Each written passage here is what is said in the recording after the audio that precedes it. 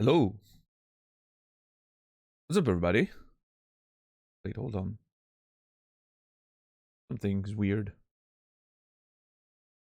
Something weird? No, it seems alright.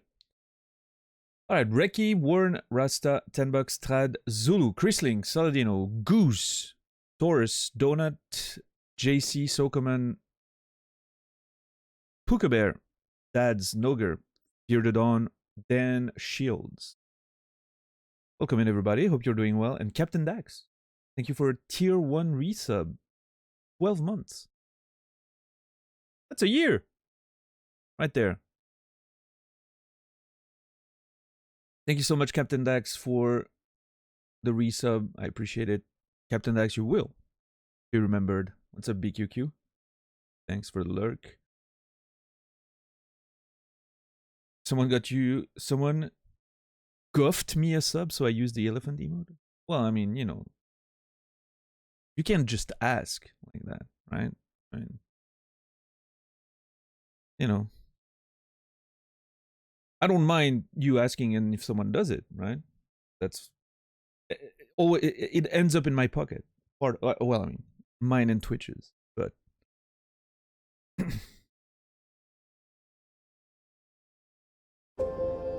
well, God damn it, Warren! I was just about to make a point. Thank you, Warren. I appreciate the gift sub. Up to 94. Thank you so much. That's a whole lot. Thank you. And Vanguard, you will be remembered. You reward bad behavior. That's awful behavior. First thing you say in a chat, someone gift me a sub, and that gets rewarded? Jesus. Is that how it works? What's up, Soro?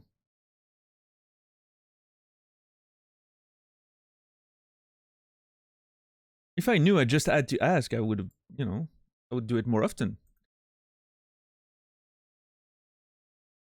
Could at least have said please. Yes. Yes. And also made an effort not to make spelling mistakes.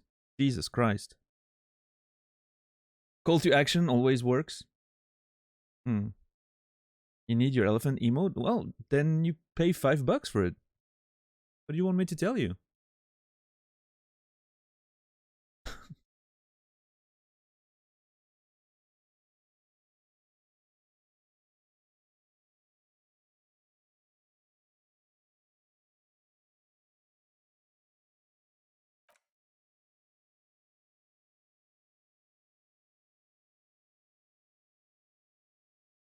I'm broke as hell? Well, then you don't get the elephant emotes. Right? It is what it is. It's like me saying, oh, I would love, I don't know. I would love Baldur's Gate 3 right now. It's on sale for 10%, which means it's still $60, right? I'm broke. I can get it. It is what it is, you know? This community's generosity is offensive, yes. I am offended by Warren's generosity. I take issues with it. I've been mentioning, right, for the past like few weeks that I was waiting for Baldur's Gate 3 to go on sale, and then it goes on sale for 10%. I felt personally insulted when I saw that it was part of the new batch of sales. But like it basically, you know, steals the price of a full game because, yay, Switzerland and, you know, higher prices. Our VAT tax just got increased earlier like a couple months ago, I think. And it was voted to increase like a couple months ago. The people literally said, yes, let's increase our tax, right? Which is insane. And I think it just kicked in like very recently.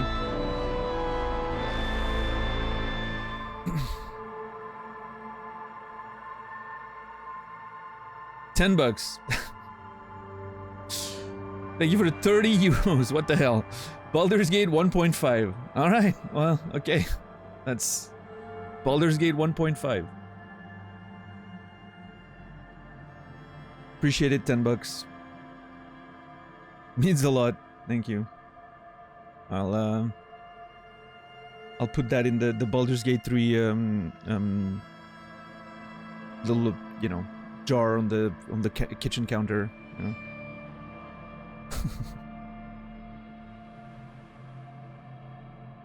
Warren give me a car on it. Oh, okay, perfect, nice. Warren's gifting a car to Sorrow. Hopefully Sorrow will, you know, come pick me up so we can travel through Switzerland with that new car. You forgot to say the model. The most expensive one will do. Oh, there you go. What's the most expensive car right now? Probably a Bugatti something, right? Warren, thank you for the other half of Baldur's Gate 3. That's 1.5 plus 1.5. Jesus. Now I feel bad, because, you know, this whole conversation... You know what, Vanguard? There you go, Vanguard. I need more assholes like Vanguard asking for subs in the channel. It leads to conversations that apparently are very profitable for me. So...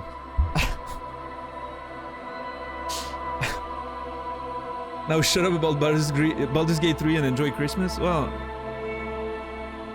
You don't tell me what to do. Fuck you. Now I'm gonna put that money to something else. Because of you. No, I don't know. Yeah, I mean... Thank you. Ward. $10 and everyone. I appreciate it. Thank you so much. Now the question remains. Is... Should I be streaming Baldur's Gate 3 eventually or not? That's another question I'm gonna have to ask myself.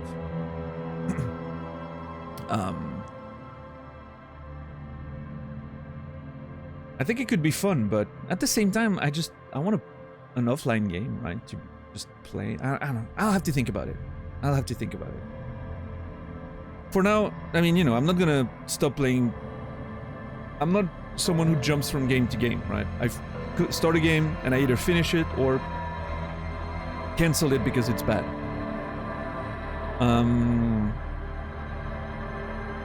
There's always the seasonal approach that we've tried. Didn't work so well for Witcher, but maybe we can make that work for something else.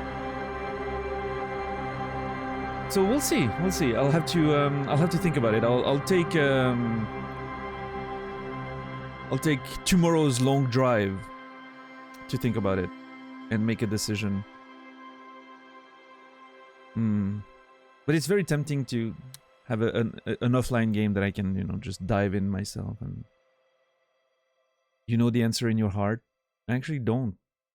No. I'm very split on the idea of streaming. Because I think streaming Baldur's Gate 3, eventually, right, next year, I think it would be fun. I think it could be really entertaining because of the many choices and the, you know... Like, playing a game like this makes me realize how those games can have sometimes really interesting moments. But at the same time, I need to keep some good games for myself. I don't know. I need a good offline... Well, I mean, there's a bunch of great games coming out that I'm definitely gonna play off stream. One of them being Final Fantasy VII Rebirth. But... Yeah, I don't know. Anyway, let me catch up on chat. From what percentage to what percentage was the increase? I don't remember exactly. Do you know, Sorrow? I think it's like... It's very minimal. It's like 7.8 to 8.9 or something, right? Well, I mean, you know, it's minimal, but it's still something, right? It adds up, obviously. VAT tax in Switzerland, Nasrallah.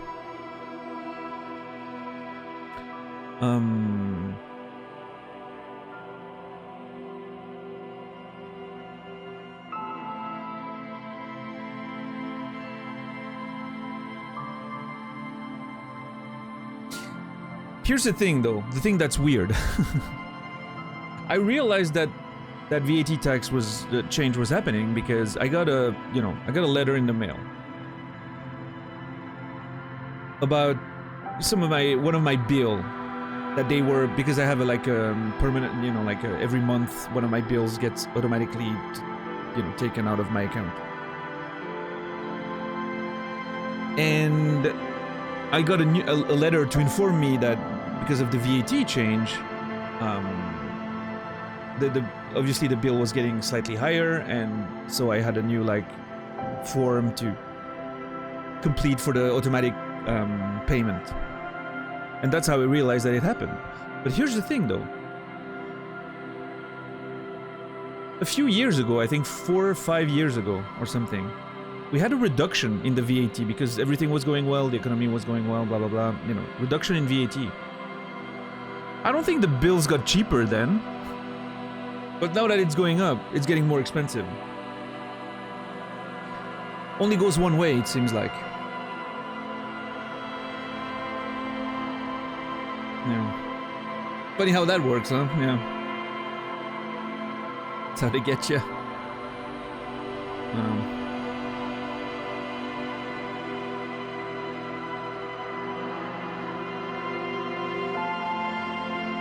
Vanguard is a certified New Age abundance guru and he fooled us? Yeah, maybe that's it, Sorrow. Maybe Vanguard is a trick that I pulled on everyone, right? He's a bot that's just supposed to create rage content for me to generate sympathy.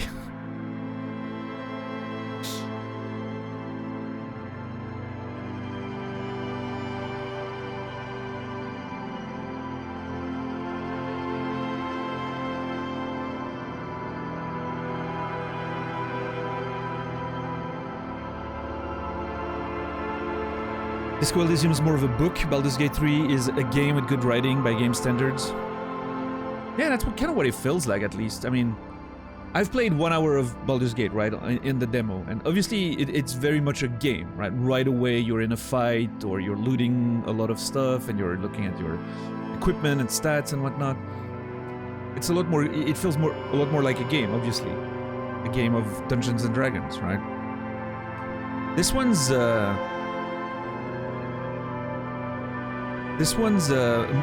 it does feel like reading a book, very much so, in terms of the experience, the overall experience, even though there's a game element to it, right? Yeah, I don't know. It's a very interesting video game, for sure. Nothing quite like it that I've known. Here we are at 19%. We used to have 24 until a few years ago. You guys eat well? Well... I mean, VAT is one of the things, right, Zulu? I mean, I'm sure, you know, I'm not saying, like, Switzerland's great for many things, and we have a strong economy and blah, blah, blah. Now, I will say, you know, not working in the normal system while being in Switzerland is not a great plan. It's not a great plan.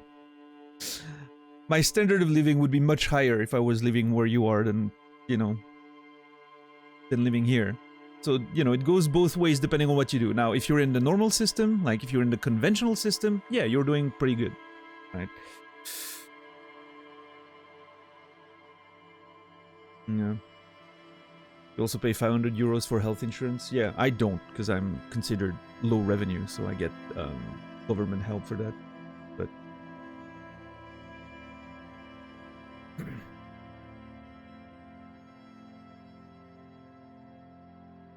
IRS owes you money, we'll get around to that. You owe the IRS money, knock knock motherfucker. Yeah, Dax, that's true. It's always more time pressure when it comes to you paying than them paying or reimbursing. It's probably because there's a law to inform you when it goes up, not when it goes down. Sure. But then, well, I mean, the fact that the bill only changes one way is more than just information, right? That's just like literally money that goes out of your pocket. I got sub, you got money, the guy is not complaining, so why cry? Who's crying? Are you crying? But yes, Salino is right. Tone matters. Yeah, tone matters. But you're good, Vanguard. We're just having fun, right? It's just random conversations. If, you know, if Warren didn't want to gift you a sub, if he hadn't, you would have probably been chewed up for a few more minutes. But it's fine, you know? Nobody's actually mad. We're just creating emergent content based on what happens in chat to pretend that life has meaning and... Too dark? Okay. Everyone's happy. We're cool. We're having fun. We're playing video games. Yay. Positivity.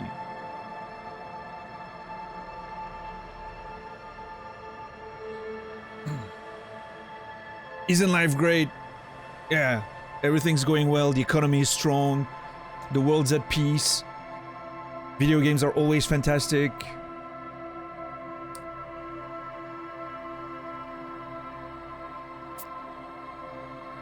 Conventional system meaning a 9-to-5 job. Well, not necessarily a 9-to-5 job, but like, you know. Yes, mostly Taurus. Yes, having like a normal job within the confines of the local economy or the government or the, you know, the corporation, or basically a normal job with a salary is what I mean, right, Taurus? Not an independent activity where your revenue comes from outside of Switzerland. Because even if you're an independent, you know, you have an independent, let's say like a, I don't know, like a woodworking shop, right? You're still in Switzerland with Swiss clients, and you put Swiss prices on things, right? Which is, you know, you're doing all right if you're somewhat successful with your woodworking shop, right? Even if you're independent. Obviously, if you have a salary from one of the companies, you know, you get paid pretty well in Switzerland. That's what it is. Same with the government. Government's positions, like even being a teacher, pays pretty well in Switzerland, honestly.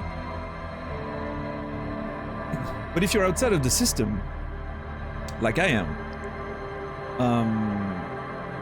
well, I don't get the advantage of my location in terms of revenue, but I do get the downsides in terms of expenses. So it's one of those things where to be on the same level as other independents, you know, other self-employed people, I would need to be able to set my sub price at a price that you know, that works for my local economy, which means my subs would probably be $6 or something, right? Because that's how much I pay for a sub on Twitch. $6. It's not 5 for me. It's 6 if I want to pay for a sub, right? So the localization should be the other way around, right?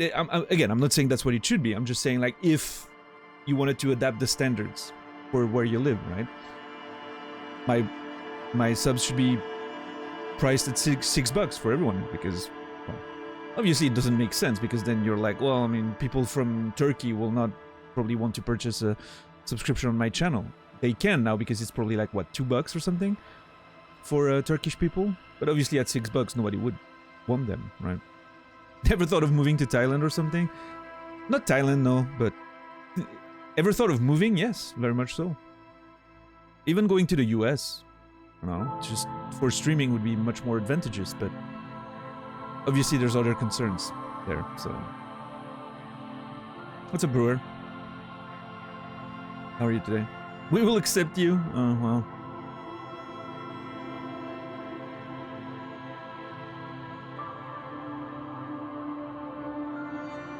A lot of streamers move to Texas. Well, no income tax, right? Yeah. We pay like $1.5. Yeah, is that from, are you from Turkey? Or, I don't know. Oh, Trad is from Turkey, right? We pay 10 liras, which is like 30 cents? Seriously? That's insane.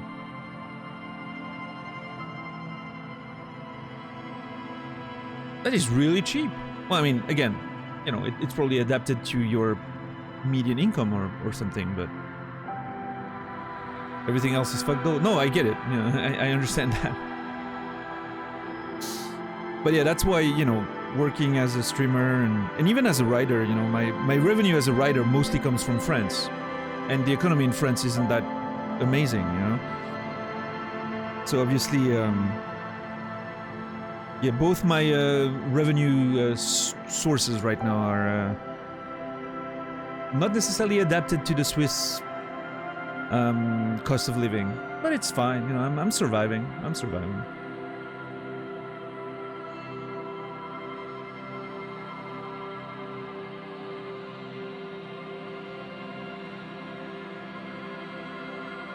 And I mean, you know, if I have health issues or something, I know I don't have to worry, so...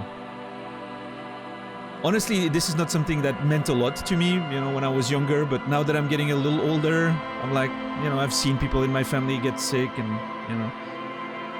I'm like, there's upsides to all of this.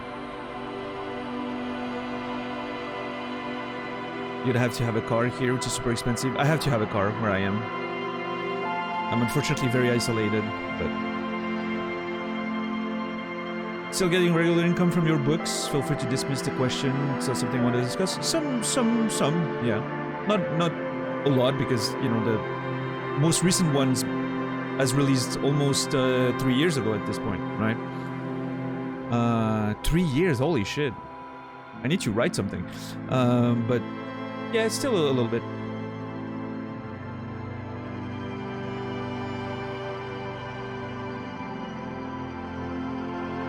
Interestingly, you don't just get revenues from sales. You also get revenues from like library. Libraries. I don't know exactly how it works. I don't know how they count that. Like people borrow your book and what. I really have no idea how it works. But every year you receive a hey, you get that much from libraries this year, and I'm like, okay. I don't know how it works. I don't know how the whole system works, but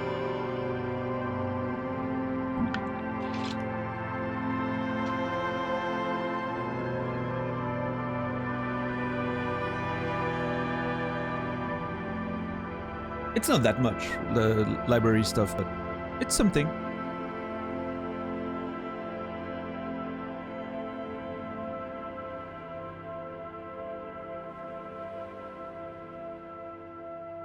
In mind, the US states have different tax rates. Oh yeah, no, I mean, if I'm moving if I were ever to move in the US, it would probably be Texas. For the same reason as everyone else. And I don't know, that's where I know, most people, I guess.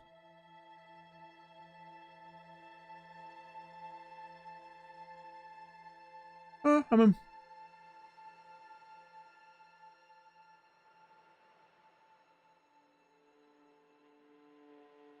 If I could go, like, if I could live in the, if I had to live in the US and I could pick where I wanted to live and money wasn't really a question, right? I would go to a secluded place in the forests of Montana, probably. But here's the thing, I don't think it would feel very different than living where I live right now in Switzerland. So what's the point, right? I think that's why I'm thinking of picking that, because it's familiar, right? It's just a big natural landscape in the middle of nowhere, right? I don't know. Oregon seems nice, although most of my experience of Oregon comes from Life is Strange video games, which I don't think are very close to reality, but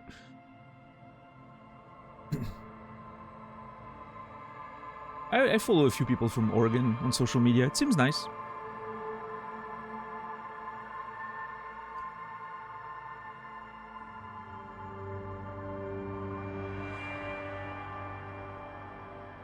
Would I find your book in big libraries or only specific niche ones? They're probably not stocked up anymore, but you can go in any library and ask for the book and they can order it. It's in the system, right? It's traditionally published, so you can find it anywhere they have books, right? And they probably don't have it in stock anymore because it's been so long, right? But I'm sure you can find it. And if you ask, they'll get one very quickly.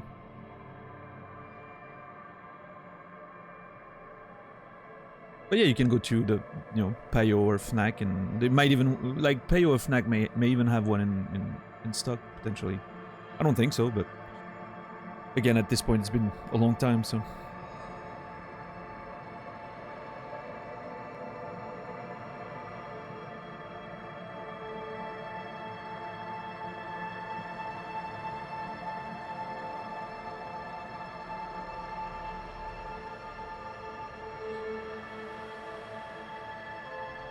But yeah, anyway. Economics, man. It's rough out there. Just in the world in general. I speak for all of us there. It's rough. I don't know. And I don't... for some reason, I do not see it getting better. Which, yeah... Eventually, it will, right? I'm sure at some point it's gonna get a little better. After, you know, like, I remember 2008, right? The whole global economical crisis and all that. It got better eventually, right? But here's the thing, though.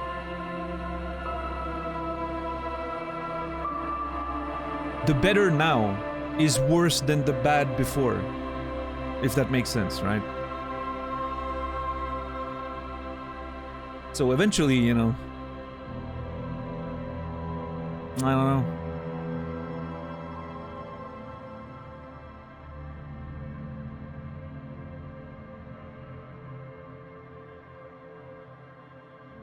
Individuals' purchasing powers are going lower and are getting lower and lower. Corporations' profits are getting higher and higher. I'm seeing a, you know, I'm seeing a correlation there. Surprising, isn't it? Revolution time? I don't know. Maybe it's time to bring back communism by clicking continue and diving in the world of Disco Elysium. I didn't internalize this thought for that yet. Yeah, no, it's something I've been... Oh. Uh-oh. Oh. Ah, that's better. I thought it was bugged for a second. Now I'm paranoid. Is everything looking like it should? Yeah, it is. The irony of that conversation before playing Disco Elysium did not escape me. Oh, I think it's... I would go as far as to say, Chrisling, that we would probably not have had that conversation if it wasn't for Disco. Disco probably generated that conversation subconsciously or something. I love the music in this place, it's insane. Wait, what happens if I... Oh man, look at that vibe.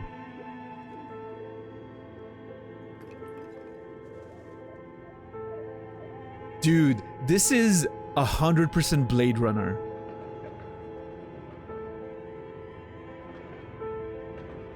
I'm getting a pure Blade Runner vibe there. With like the light coming through the, you know, the little cracks and whatnot.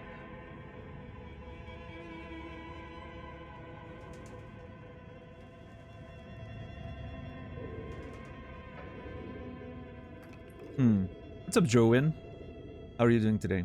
The companies have mastered the art of extracting as much money as possible from people using tech. The wealth gap grows wider and wider. It is true. Daniel did admit to being a communist yesterday. Playing a video game. But yeah, sure. I'm glad this game brings out these thoughts and feelings. Yeah, I mean, that's, you know. Wait, Kim wants to talk to me. Interesting. Alright, Chrisling. What's up, J-Bong? Yeah, the piano's amazing. The soundtrack in this place has been probably my favorite so far. This soundtrack right there, absolutely my favorite in the game so far. I think.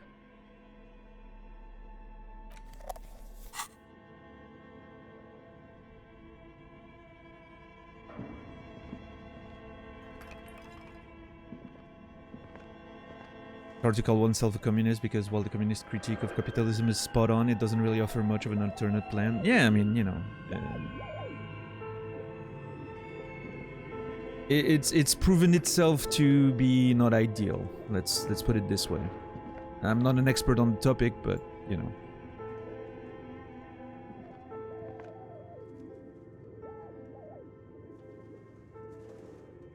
Why the fuck does that place have elk heads or whatever? Deer heads. Why would a game studio have deer heads on its walls? Inspiration? Oh. What does keep... Wait. Yes? Hold on. Wasn't there a... Did I miss on something? Are those conversations limited?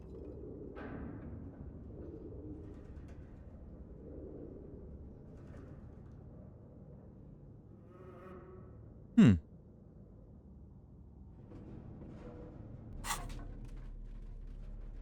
Hold on, I just noticed something too down there. There's 2 items.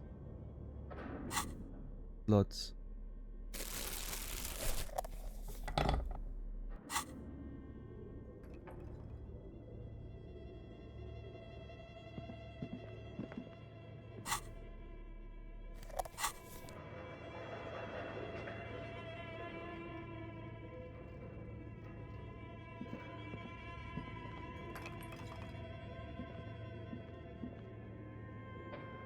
Wait, what's going on?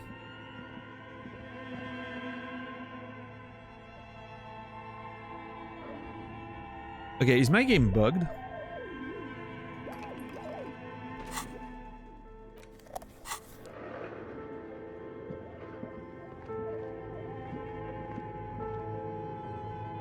Can I only walk around if I have a torchlight?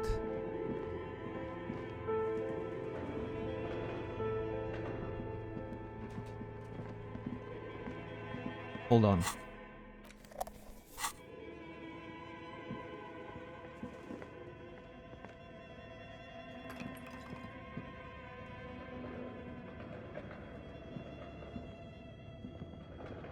It seems to work that way? This is fascinating. I can only walk in the spaces where the light is hitting. Hold on. What the hell?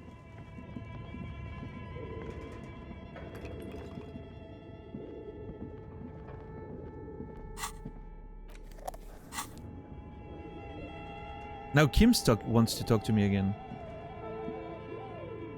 But I can't. What the...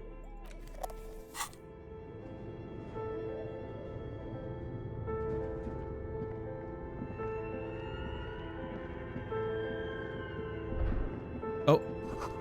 Poor animals, no rest for their bodies after death. Oh. That's a thought we haven't had before. Yo, Brendan, thank you for the raid. How are you today, man? What's up, binoclards? Okay, are we gonna start using binoclards as like a general vocabulary on this channel? Is that a thing from now on? Instead of like, is binoclard the new turbo nerd?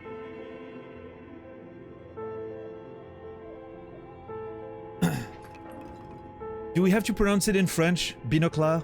Because it sounds better in French, right? Binoclar. Binoclards. Binoclards. I don't know.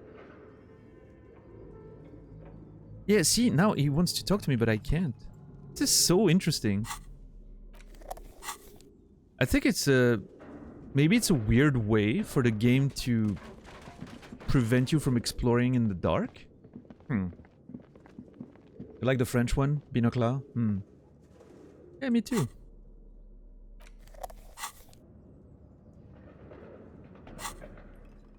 How are you, Rian King, by the way? How was the... Oh, Lurk, sorry. How was the SF6 tonight, Brandon? Did you make any good progress?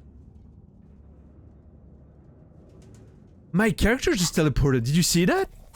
Okay, that's an interesting, weird bug.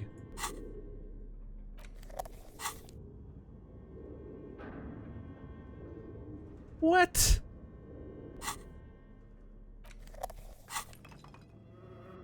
Okay, there's some weird shit happening with the light and whatever. I'm not gonna push my luck. Let's... I just noticed the shadows on the wall. It's really well done.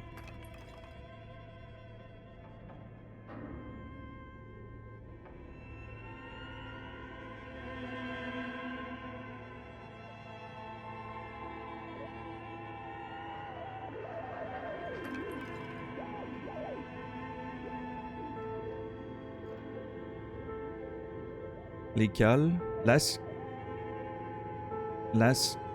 Gaulis was better. I was in French mode, so I read that as, you know, in French, but Las Calles? Spanish for the streets. Oh. Las Calles, yeah.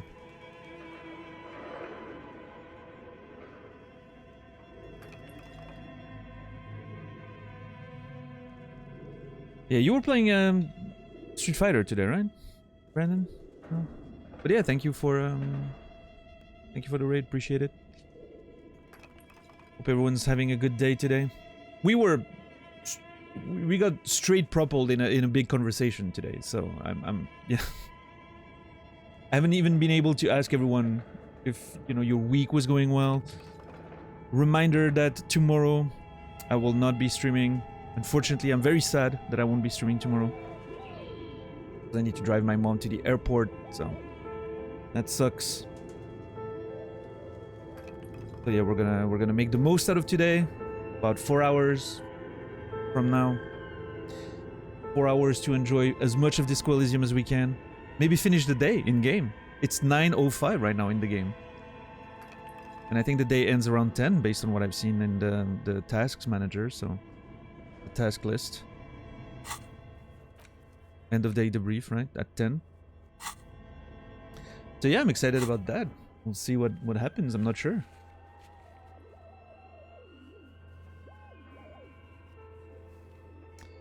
Mom taking some well-deserved vacay. Yeah. She's going away for the holidays. Somewhere near the sea. I think in Egypt or something. I'm not exactly sure where she goes, actually. I'm not actually sure where she's going, but somewhere in Egypt, I think. Near the sea. Gonna do some diving and, you know, probably enjoy her time with some friends down there.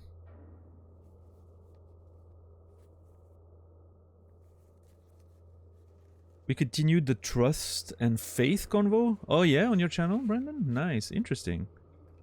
Turned into where does hope fit in? What's the difference between hope and optimism? Optimism. That's interesting.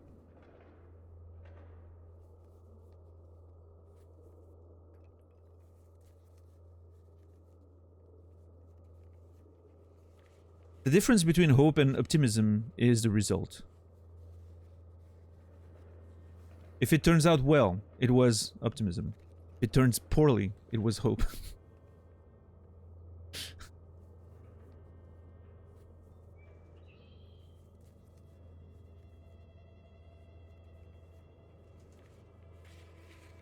I don't know. Okay, let's see. What are my stats? 1 superstar, 0 apocalypse, 8 sorry, 1 boring. Wow. 4 communist, 0 fascist, 0 ultra-liberal, 1 moralist. I have a feeling that none of these two are gonna move very much during the playthrough. I don't know why. I have a feeling it's not gonna move very much. But you never know. It's a video game, right? But...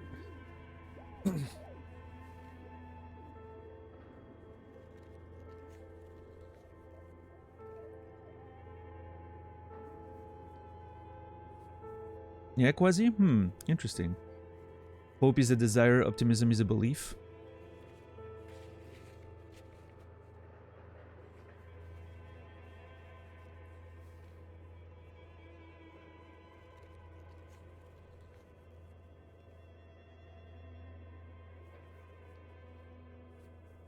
Yeah, I hope Elves is doing well. I haven't seen him in a while. I don't know.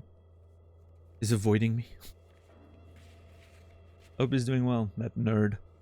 Yeah, I don't know. I think there's a way in which hope is part of being optimistic, right? Optimism is like the general larger category, and hope is a part of that, right? But I felt like Dan was looking better than usual, but no, my stream was running on 360 for some reason. I look better in 360. Everyone try that. Put me in 360 and tell me if I look better. Maybe that's the trick. I should only stream in 360p. Or just have the camera in 360p. Intentionally lower the resolution of my camera. Keep everything else clear. You look grainy. Can't see any blemishes? Oh, no.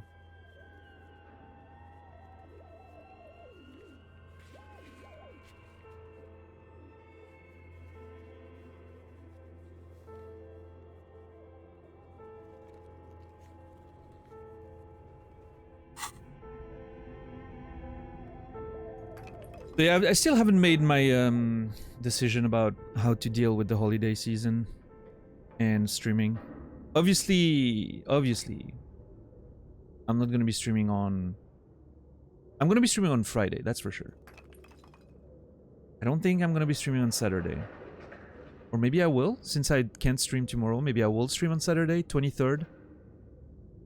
Yeah, the 23rd is fine. Maybe we'll do a special Christmas stream on Saturday, 23rd. I mean, I'm gonna play Disco, but... that should be the last, maybe... the last stream before Christmas, right? On Saturday. And then on Sunday, 24th, that's probably the day where I shouldn't be streaming, right? If I'm not gonna be streaming one day, that should be it. Because people are gonna be with their families and whatnot. And obviously I don't want people to fall too far behind when it comes to Disco. Maybe I can take 2 days off after that, 24, 25, just, you know, give time for people to be with... respect that people are going to be with their families and not, you know, move too far along in the playthrough, and then people have time. If people don't do something like on the 25th or something, they can catch up on the VODs and whatnot. Again, considering if someone really wants to stay up to date with the playthrough, right? Which probably not a big deal for many people, but... and then come back on the 26th. And then go like non-stop pretty much. Yeah, I'm not sure.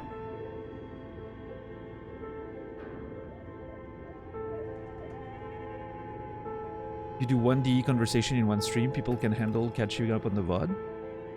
Wow, that's kind of rude. It is true, but it still hurts. Yeah.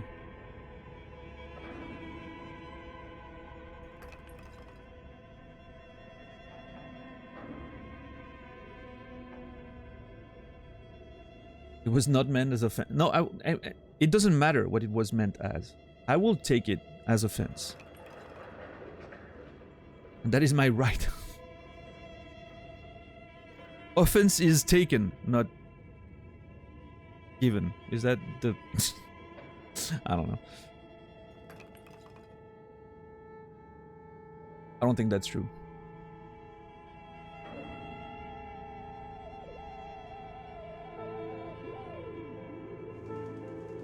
It's an excuse offensive people use to, you know, deflect responsibility.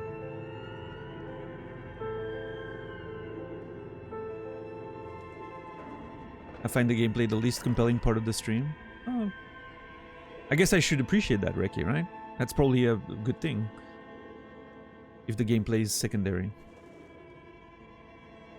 You could always do a Merry Magic the Gathering stream instead. Merry Magic the Gathering. That sort of has a ring to it, doesn't it? $10. Merry Magic the Gathering. Hmm.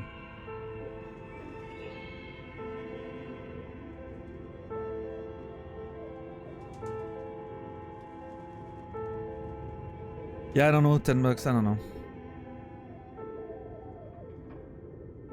We'll see. We'll see. It's fine. If I want to take a couple of days off, it's fine. There's people out there streaming literally once a week. And they're doing just fine. Thought about suggesting stream something other than Disco, but shrug. Yeah, I don't know. The issue there is confusion. Because for some reason, you know, and I don't blame people. There's so much to keep track of, but suddenly you stream something else and people are like, oh, I guess it's done with Disco. And then, you know.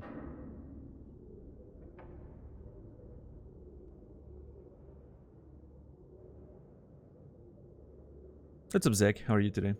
We'll see. We'll see. I mean, I could use taking a couple days off anyway, right? Probably, and then regenerate, and then come back on the 26th and pretty much go non-stop. Because I'm not gonna do anything for New Year's this year, so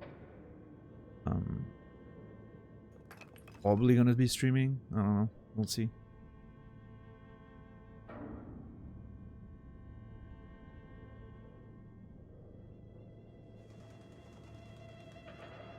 And we'll figure it out. I don't remember what I did last year. I legitimately don't remember how I dealt with all of that last year.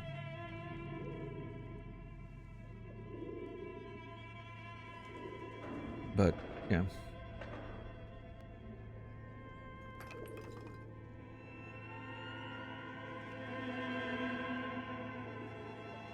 I'm sure I'll figure something out.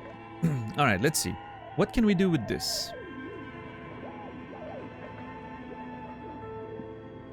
The dusty radio computer sleeps on its wired frame, forgotten and unused. Its keyboard has a rectangular on-off button. A piece of paper still hangs from the printer. Alright, turn on the machine.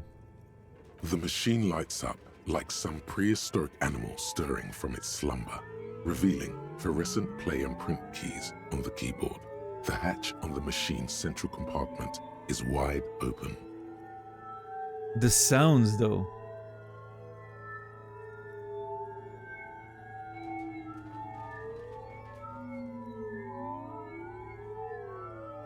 This is very pleasant. I love that.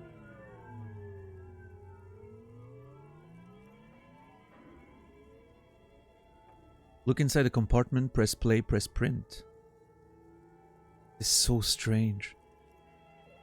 Look inside the compartment. It's empty, like a beehive without its brood. Some cables have been left dangling, disconnected. Oh boy, interfacing.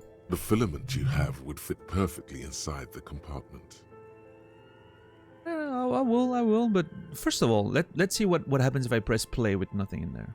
Nothing happens. If I press print. Nothing happens. If I press play again. Nothing happens. I love that there's press play again, and it just, Interesting. Nothing happens. Alright, insert the production schedule. That's $50 that I'm inserting in there. That thing is $50. You sell it. It shows in the inventory menu. I don't know if you can sell it, but that's the value of it, so. Well, curiosity has no price. Let's go. Like a smooth draw, the filament slides into place. On the keyboard, the play key starts blinking. I can remove it. Okay, press play again. A bar of fabric right above the keyboard starts producing a soft hum. The sound of static seeps through the machine's planar magnetic driver. This is so fascinating.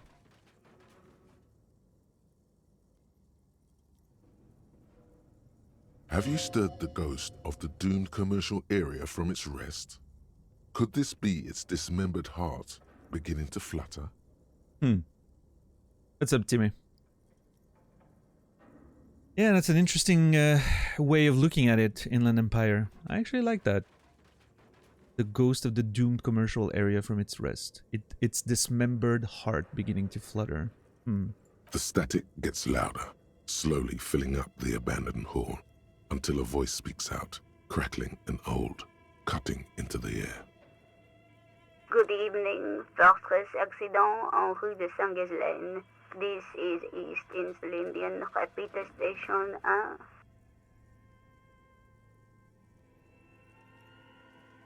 East Insulindian Repeater Station. Good evening, Fortress Accident en rue de Saint-Ghislaine. This is East Insulindian Repeater Station 1. Again, a very French accent.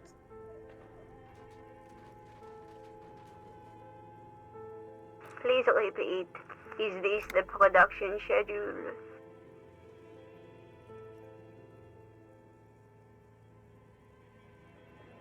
Oh my god, hold on. What is happening here?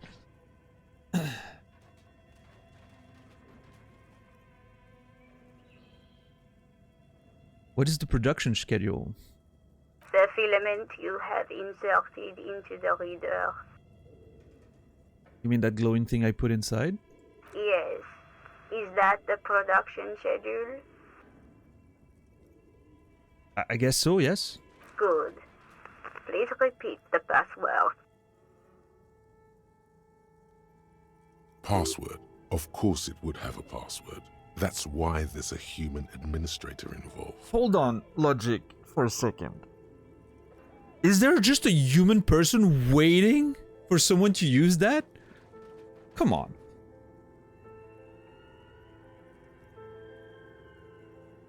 You should ask her for a hint. You should ask her for a hint. A password? I'm really bad at passwords. Can you give me a hint? Is it my birthday? This is the police. Please open this thing. I don't know the password. I'm really bad at password. Can you give me a hint? I'm gonna follow suggestions. Suggestion. No. You know what? That's fair. I don't know what I expected. A hint system is not part of the protocol for repeater stations.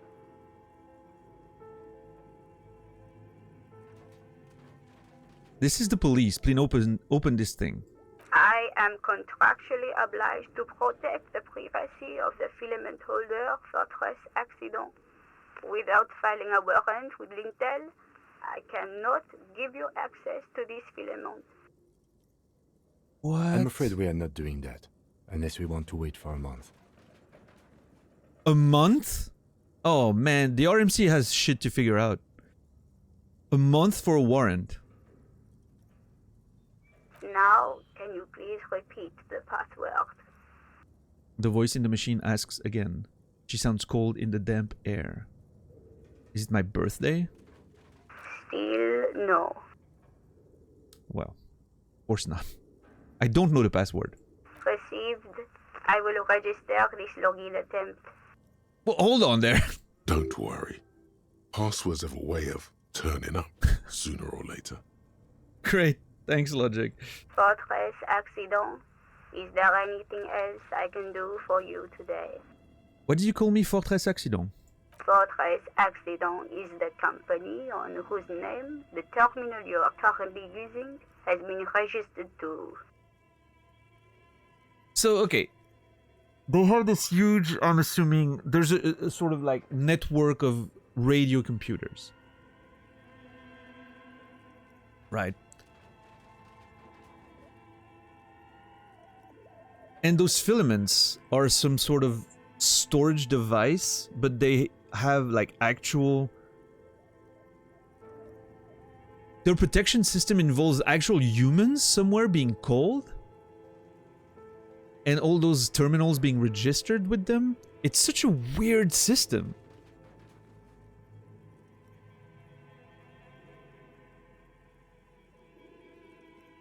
What a weird, fascinating system. Not very practical, I will say, but... What's up, Laura? Clown, welcome in.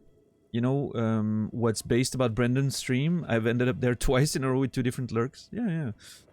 Brendan's very generous with raiding me almost every day at this point, so yeah, appreciate that for sure.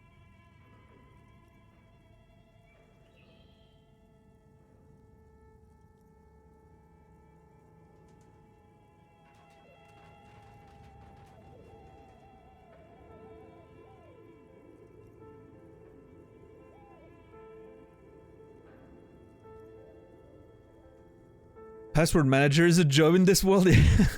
Hey, you know, gotta create jobs for people. That's fine. Do you have any information about the company? So Fortress Accident was the game dev company, I'm assuming. How do you add shapes to Scalpel? I honestly never really do that. Oh no, I use the inspector for just like changing the colors. You can only choose between 3 shapes, I think. One's like a cloud and the other one's like a bang type, you know, thing. It's all in the inspector. I don't, you know, I mostly never use those functions, but... Do you have any other information about this company? One moment. You hear her flip through a catalog before she reads out with studious care. Fortress Accident SCA produces revolutionary interactive call-in radio games. That's what the catalog says. Revolutionary interactive call-in radio games. This concept is absolutely fascinating to me.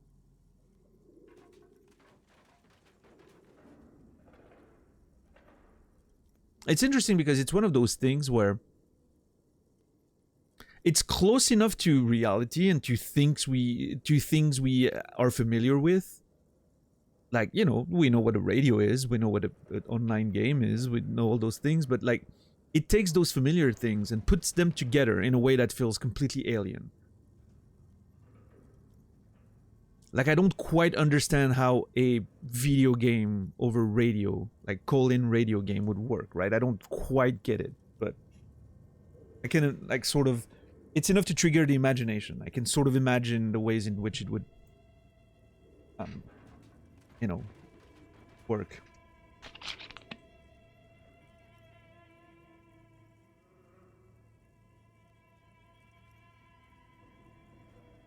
What's up, Anxious? How are you today? Probably biding his time until his dance career goes superstar. Jesus, Timmy. You had to do it, Timmy. You had to do it, right? You couldn't help yourself. Can someone give 30 seconds to Timmy, please? For that awful, awful joke. This running joke has gone long enough for people to start believing it. Hey, we only need Joe Biden to believe it, Brandon, and then you're set for life. And you can start, you know... You can start trickling down for us out there. What's up, Infamous? How are you doing today?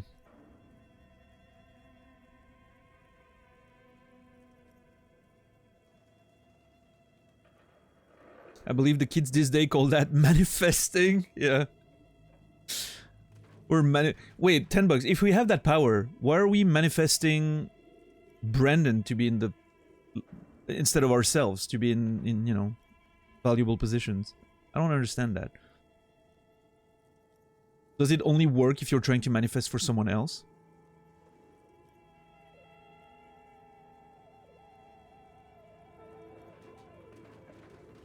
You've never heard of a diplomatic consultant? Yeah, I'm not surprised, Credo. That seems way, you know, out of your wheelhouse.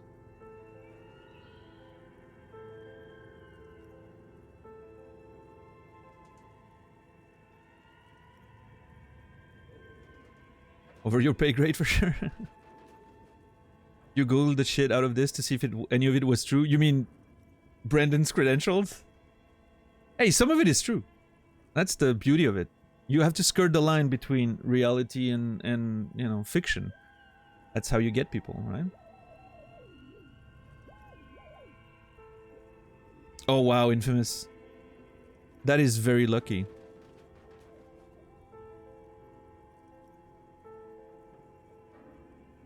Also, hold on. You cycle more than 7 kilometers to work every day? Infamous must be in shape.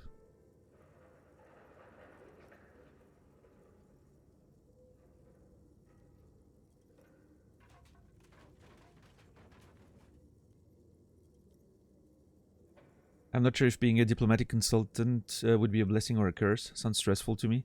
Yeah, anything involving politics honestly sounds, you know, not something I would love to be involved with. Like, it seems like a lot of stress. Yes. 13 kilometers one way? How long does it take you, though?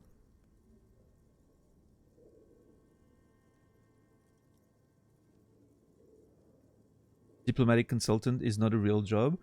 Well, Credo, it's not a real job until someone decides that it's a real job, right?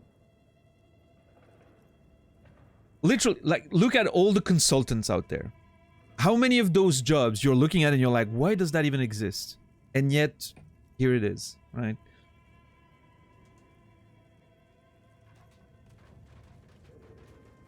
You're in good shape. That's 20 minutes. Oh yeah? Man, I'm clearly not a good biker, I guess, then. Well, I mean, to be fair, I haven't actually biked in a long time. I used to do, like, you know, when I was, you know, doing cardio and whatnot, I would go, like, on stationary bikes because I always thought that was more fun than any of the other ones when it comes to cardio. I actually have a stationary bike in the dark here. You can't see it, but it's back there somewhere. It's been carrying clothes for the better part of the last 3 years, but...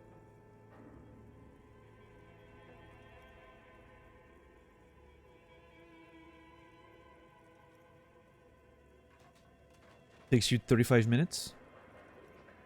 So you do an hour of biking every day. What if... Well, I mean, I don't know. People who bike are just crazy people to me. What if you... I don't know. You're at the end of your work day, and then you're like, oh man, I need to bike for half an hour to go back home now. That's insane. What if you... I don't know. Let's assume you're at work, and suddenly you twist your ankle at work for whatever reason. What, you just sleep there? Or...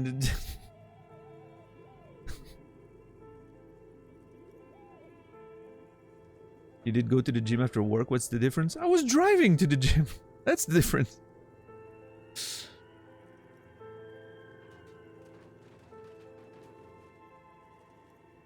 No, I guess, you know, for...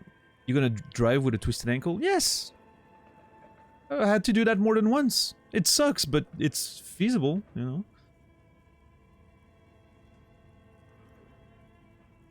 Sounds very safe. I mean, it you know, it doesn't... I'm not saying a broken ankle, I'm saying a twisted ankle. Your ankle is perfectly usable, it's just painful when you use it. What if your car has a flat tire when you get out of work? Okay, Puka Bear, don't start bringing logic in there. If you bring logic in there, it all falls apart. Alright, Puka Bear? The entire content of my channel relies on a lot of parameters. One of which is ignoring logic, okay?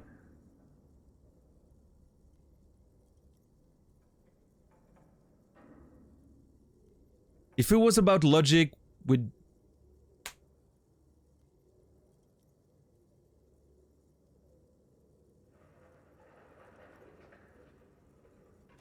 I'm gonna stop that sentence right there. And let your guys' imagination do the rest of the work, okay? I'm lazy.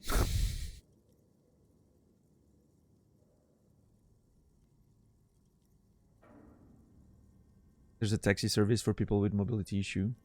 It's a van I call and bring my bike with me, but I ask them beforehand. Oh, it's cool. Yeah, no, I get that. No, actually, you know, all jokes aside, first of all, I think it's very impressive to be able to bike 1 hour every day to go to work. I think that's, you know, but yeah, I mean, if you enjoy that mode of transport, why not? But yeah, no, obviously, you know, it makes sense. I like it. Keeps you in shape. Daily exercise. You save on fuel and whatnot. It's perfect, right? Your commute becomes your daily exercise. It's amazing. Yeah.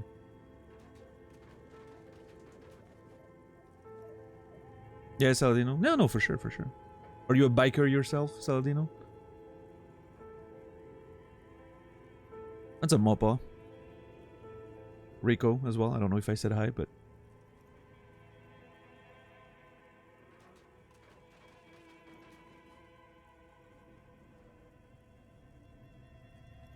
Yeah, Mopo. That's a nice little picture you painted there. I like it.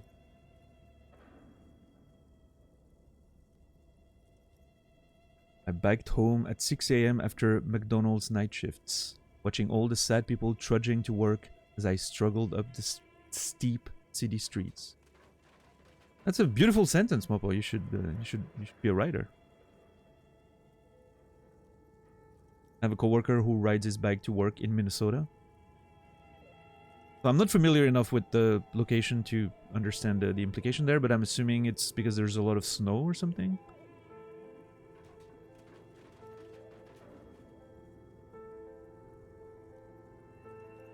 Super cold?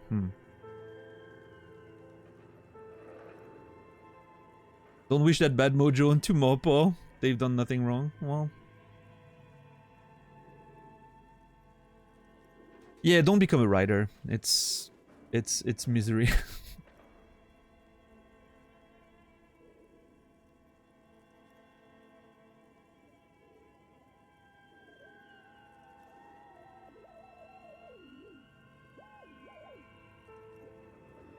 And, you know, as usual, if this is my daily affirmation that I'm looking and willing to write for different industries than the one I'm working now. You know, I want to write something else than novels. So if there's anyone, you know, who is looking for a writer for a video game or a TV show or something, I'm available. You never know who's watching, right? It's Twitch, so...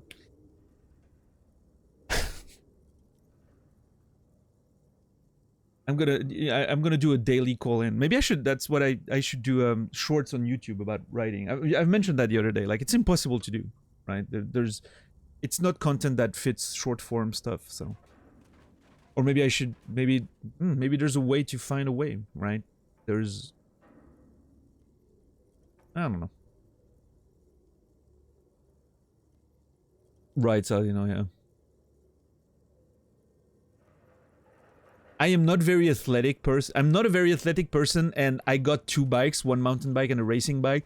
Those 2 sentences don't go together. So, you know, I'm just saying, if you have 2 bikes, you're an athletic person. Okay, let's just put that, you know, to rest once and for all.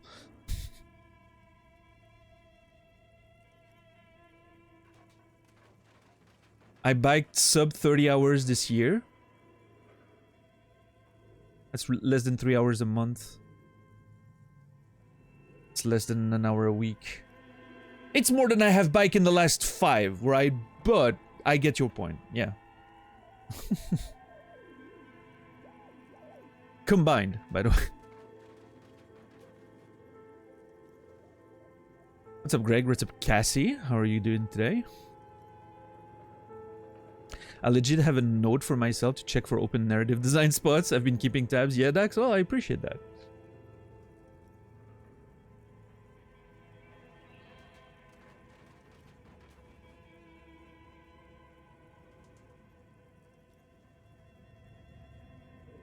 I'm sure these sort of positions are few and far between. And probably require more experience than I have. But, you know, you never know.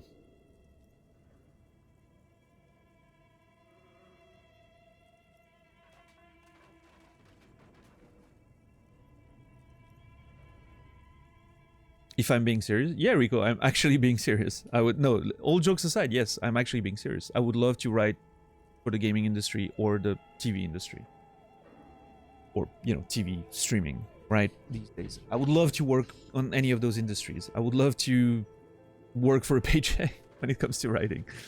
I don't know. There's something interesting to me in the idea of, after writing on my own for years, you know, like writing novels, which is obviously something you do on your own. There's not a lot of...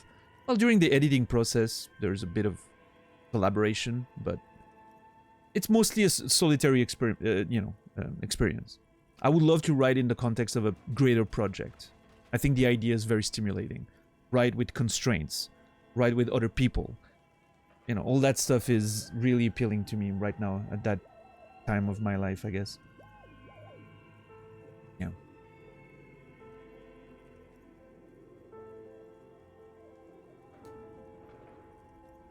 Is that true in Sorrow? Interesting. I should look into that. If that's actually true, I should look into that.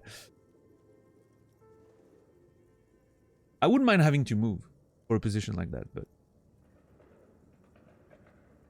obviously remote is also interesting. Does anyone have a conclusive answer as to how that company's name is supposed to be pronounced? Is it Zaum or Zom, or what's the deal?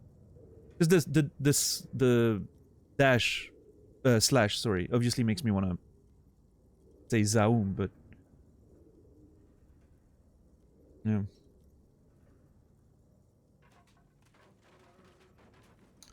Anyone have experience in Zwift, sorry, smart trainers? No idea.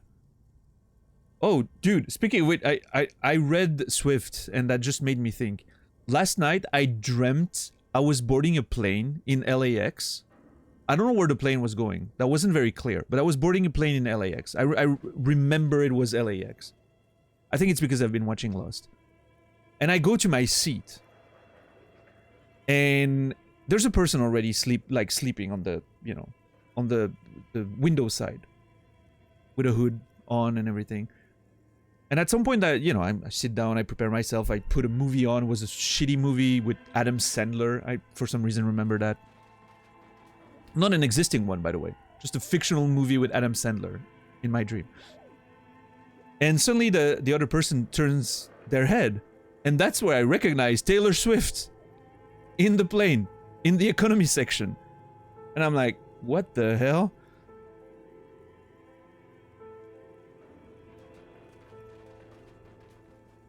And I don't know why it was Taylor Swift. I never listened to her music. I never watched her like videos or anything. I am literally the person that's the least aware of Taylor Swift in the world right now. Probably. Like, I'm hearing about stuff like, you know, she's the first musician to ever make $1 billion from her, you know, career. She has all those things. Like, I'm reading that on social media, like, I don't know, like a month ago or something. And I'm like, I had no idea that she was even touring or releasing stuff, right? So I don't know why all of that was a part of my dream yesterday. That was really, really strange. There are a lot of adverts for a film tour at the moment. Yeah, I don't know. Maybe you know, sometimes you're just like going on website and scrolling social media or something, and you see stuff, but you don't really register. But then your brain just, you know, collects that information. But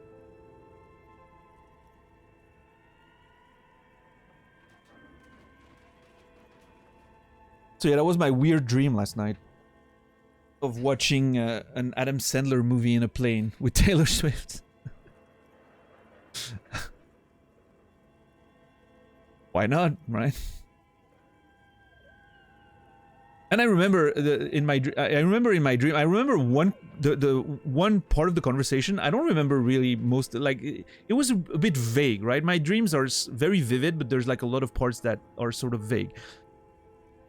That's what I was getting at, Soro. The only question I remember asking is, why are you flying economy? Those seats are terrible.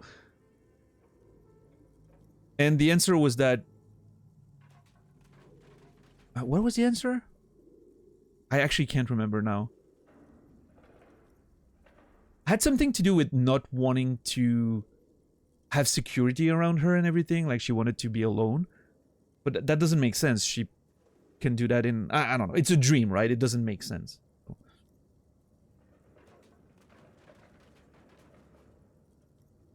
I'm sorry you had to watch an Adam Sandler movie. Oh. I don't remember what the movie was about. I just remember Adam Sandler was in it.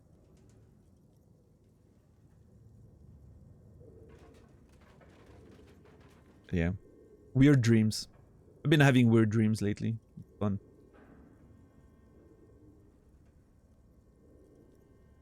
I'll get in touch with my game design friends from uni. I don't know anyone in Switzerland, but I do have contacts in Sweden. Yeah, well, I mean, hey, you know, Rico, if you have any leads, let me know. I'm actually interested and I appreciate it.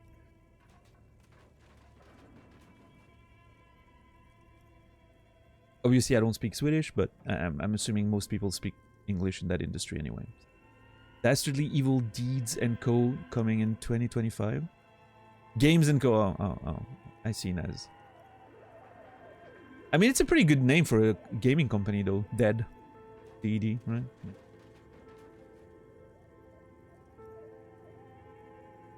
I don't know any of her song. Probably heard somewhere, but I couldn't recognize. Anxious, you know what? The only song from Taylor Swift that I actually would recognize immediately is Trouble. Because when I was hitting the gym a lot, that song would play all the time.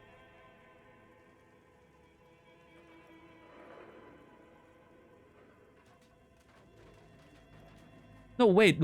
There was a no. Never mind. Trouble was much before that, I think.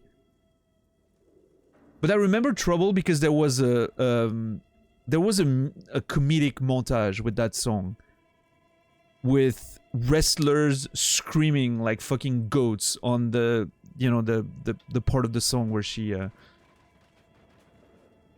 does that little yelp. Yeah. There was one with a montage with wrestlers actually screaming, so it was very funny. No, the one that was always playing when I was at the gym was oh god, it must have been in 2016, so that should tell you which song it was. She was there was a lot of other women in the video, and they were all like dressed in like superheroes or something, like special agent type stuff, right? And they were fighting or whatever. I remember the music video because I was at the gym and it was literally playing 5 times an hour, and so I was just like, seeing that video all the time. But I can't remember the name of the song, but I remember the sort of the melody and everything.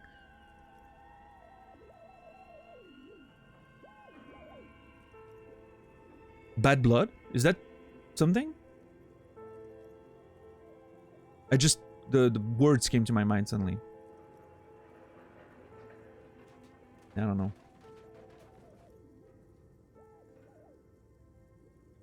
I dreamed I missed my train, couldn't work out how to get a new one, was so frustrating, made no sense, was so annoyed when I woke up. Yeah, dreams do be like that sometimes, for sure. Oh. Bad Blood was one of her songs, then that's the one I remember, yeah. Wait, let me,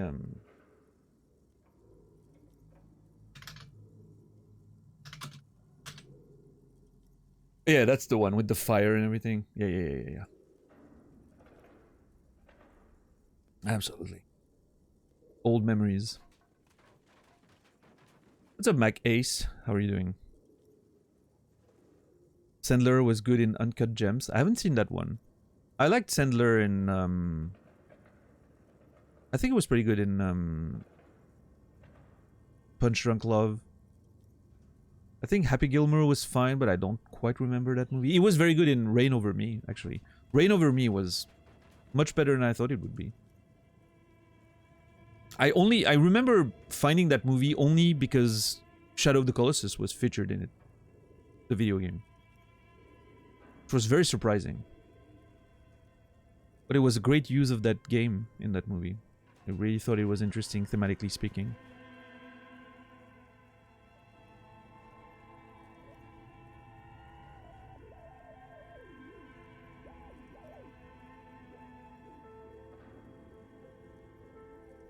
I actually wish Adam Sandler made more movies like that instead of doing what he usually does. But, oh well. And also Click was fine. Click was fine. I like watching Click from time to time. It's a dumb, stupid movie, but I don't know. It's I don't know, it hits some right notes when it comes to like the emotional tension, stakes of the movie. It's still very dumb, but I don't know. Christopher Walken's amazing. He's fun to watch.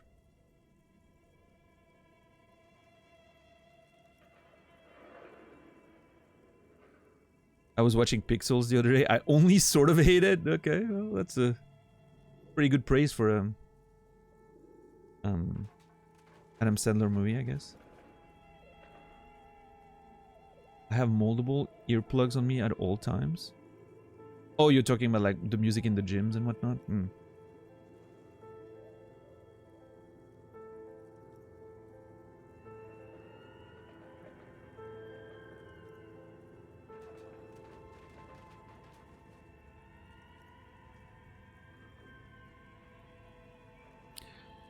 I used to ask of if Aquaman was good when it came out. Typically women would say yes, and I'd follow up with, okay, I wasn't sure because sequels usually suck, and I really liked Waterboy.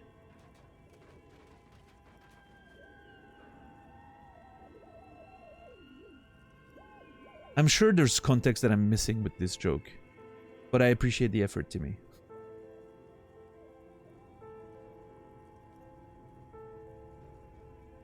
Waterboy, Aquaman. No, I get that, but it feels like there's something missing to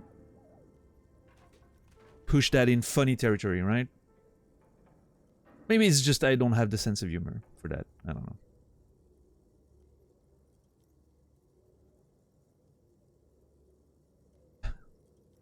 I'm shooting hard on Timmy right now. I'm sorry, Timmy. I appreciate the jokes. Thank you. I'd be worried if you thought any of it was funny. Oh, well.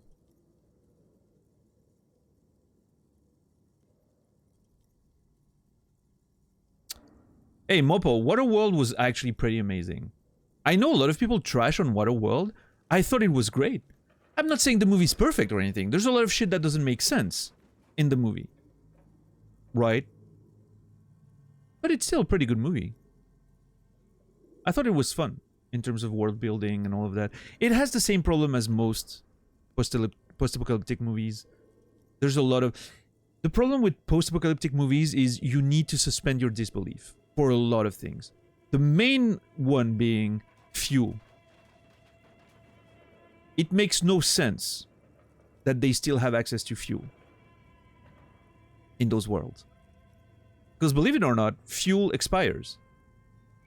Pretty fast, in fact. I'm talking like within a year. So yeah, you know, if there's no more refineries and everything, you're not gonna find fuel. In a, you know, Fallout, Waterworld, whatever type world, Mad Max, and so on.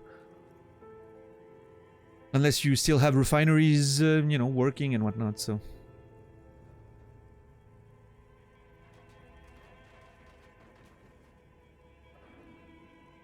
Fuel does break down, but it can still be somewhat effective up to a certain point. Interesting. I remember reading that if you had like fuel in your... If you leave fuel in your car, for instance, and your car gets stored for a year, there's a pretty good chance it's not going to start. And the fuel will have to be drained and replaced. Maybe it depends on the type of fuel, right? I don't know. But...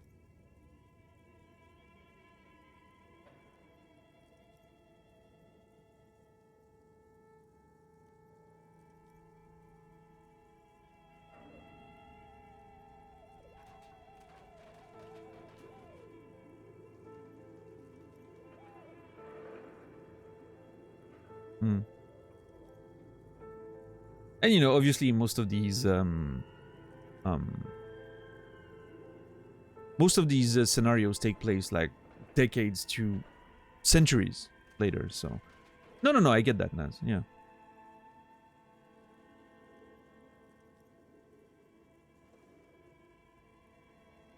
Six months to a year without significant degradation. Yeah. Probably usable for a few years at least. Alright.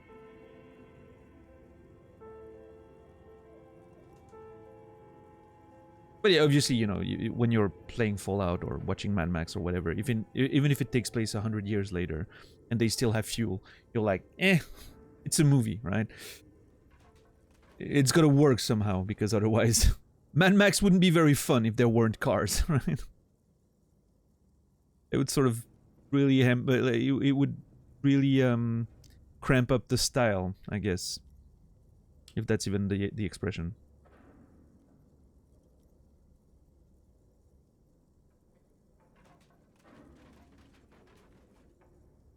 I like Waterworld. My brain shuts down watching movies. Disbelief suspended at max is my setting. I have never solved the crime before they do it in a show.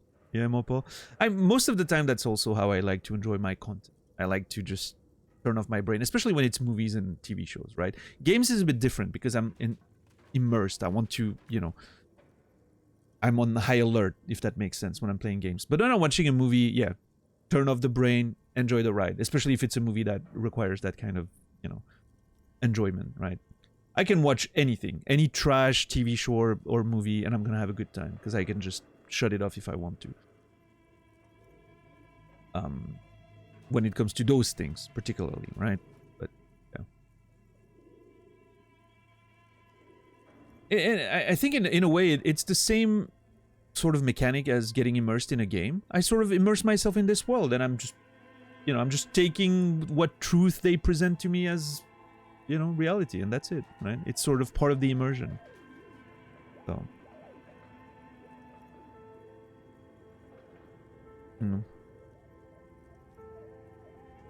Mad Max, but with horses?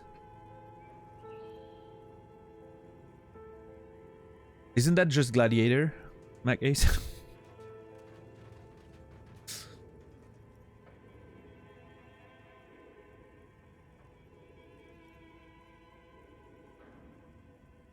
Easier said than done? Oh, yeah, I mean, for sure. Yeah. I'm just, for me, it kind of works by itself, so that's good. Anyway, that whole conversation started because of the Fortress accident stuff. I really want to know more about this. I'm very intrigued. I've been thinking about it, like, not kidding. I've been thinking about it since yesterday, about using this computer and the cube. I've been very excited about finding out what that whole thing is about. Alright. Call-in radio games. That's what the catalog says. That's not bad. And what's that? This interactive call-in radio game? Any other questions?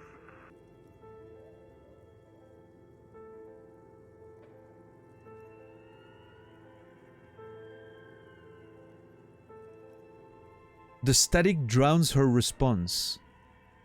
That's why I wish those bits and pieces were also voiced, because I was very confused there for a second. The static drowns her response. Any other questions you hear? You hear her ask when the connection finally improves. Huh. Hold on. Fortress accident is the camp. One moment. Fortress accident. That's not bad. I'm gonna go through that thing again. I want to try the other option. So conceptual.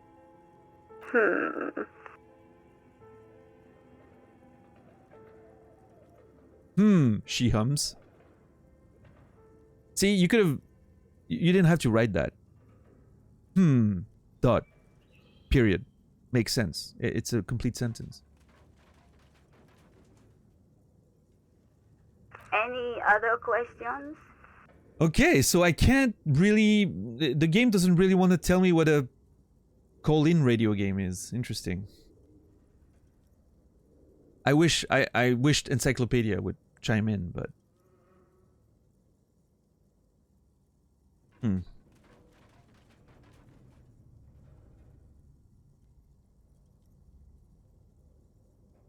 No one cares about fuel breakdown when there's a guy with a guitar that fires flames. Yeah, Rico, that's what we call the rule of cool, right? Which can be important sometimes. You have to know when to use the rule of cool, because it can definitely add to whatever you're creating, right?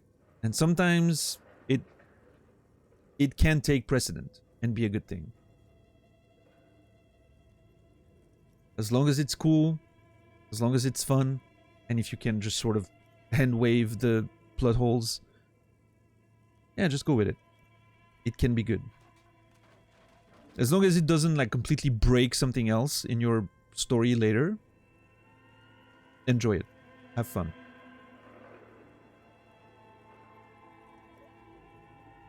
What are you, a machine? Or are you alive? Yes, I am alive. I am 74 years old and my name is Yvonne. Yvonne! Oh my god! Little Grandma Yvonne. 74 years old. Second favorite character in the game, instantly. She repeats passwords. Programming people are all paranoid. Oh. Game devs in chat, is that true?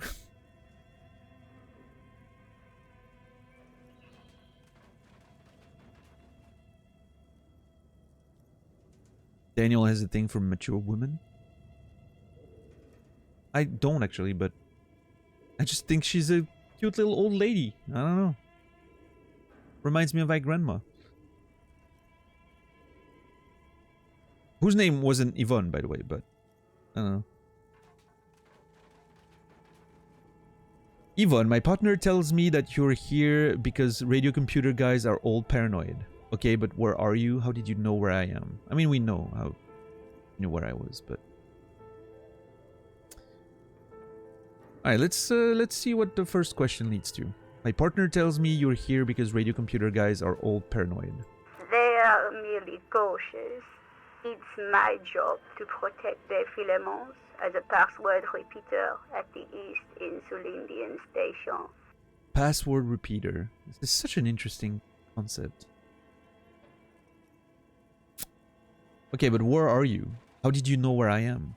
I work as a repeater at the East Insulindian repeater station. It's my job to know where you are, Fortress Accident. As for me, well, I am sitting in my cubicle, surrounded by a wall of radios.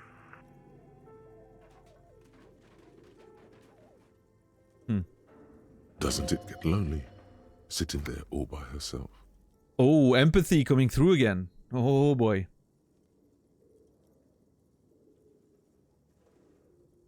Let's see how this goes. Doesn't it get lonely doing this job? Lonely? Why would it get lonely? I get to talk to people all day. Well,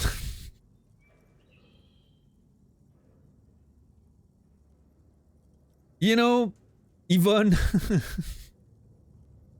that doesn't mean it doesn't get lonely. At least for me, it doesn't.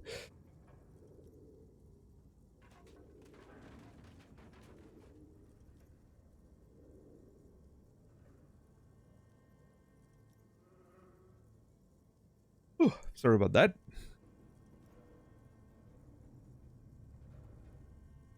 Yvonne is a Twitch streamer. That's why she does this. That's why she does this. Okay. Now, please tell me if there's anything else I can do, Fortress Accident.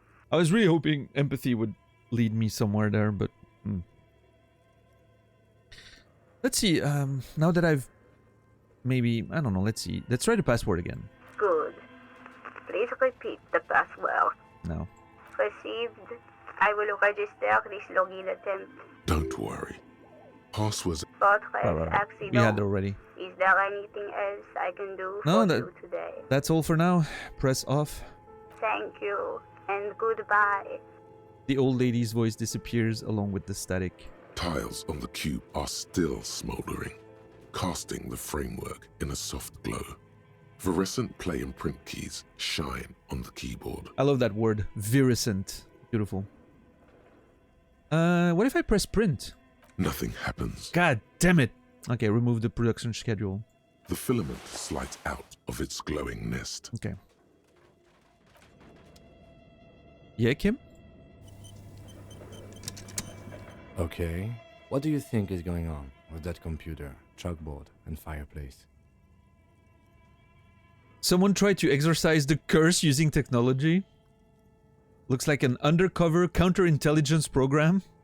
It's just a failed business. The only question is, what the hell were they making?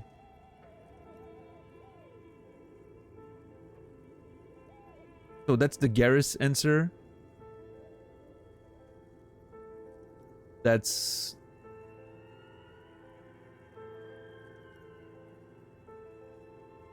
the brainy answer, I guess. Why, I don't know why brainy strikes me as someone who would make an answer like that.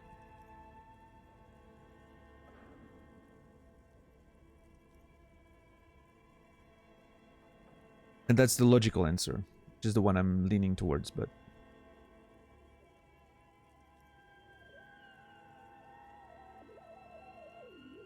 This game's so good at making every interaction intriguing. There are very few dull scenarios you find yourself in. That's true, yeah. You wouldn't think a game with mostly reading would be so constantly interesting and intriguing, and every little bit of conversation, even with a fucking bookshelf, is full of interesting little bits and pieces and some sort of, you know, narrative tension. Pretty amazing. Yeah.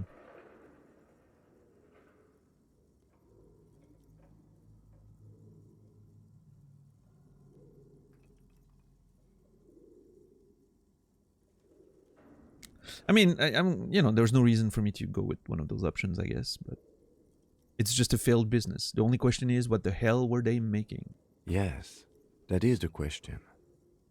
The lieutenant takes a step back. steepling his hands. It looks like one of those popular pen and paper role-playing games. Only these people were trying to automate it, make it work on radio computers.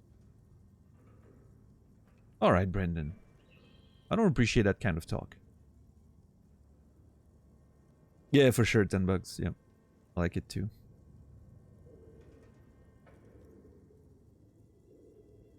One of those popular pen and paper role-playing games. Only these people were trying to automate it, make it work on radio computers.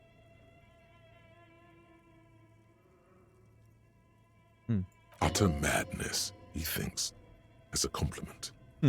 Nice.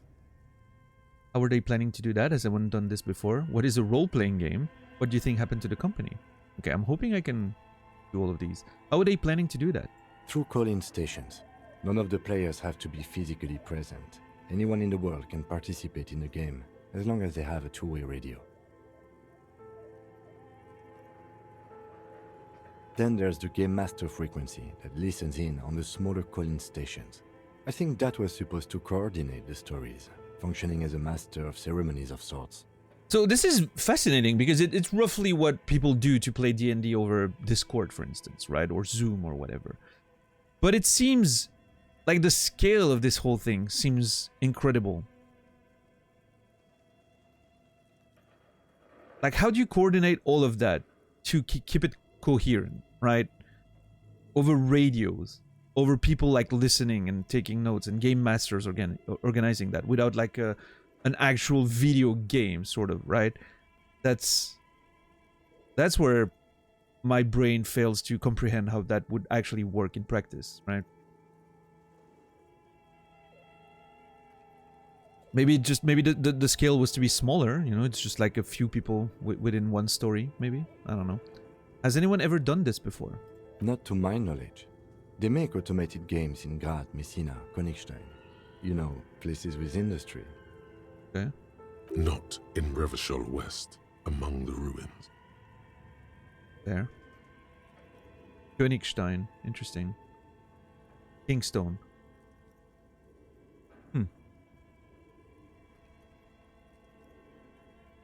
But I don't think anyone has attempted to create an inter-isolary game before. We just don't have the technology. We don't have the technology. Yeah.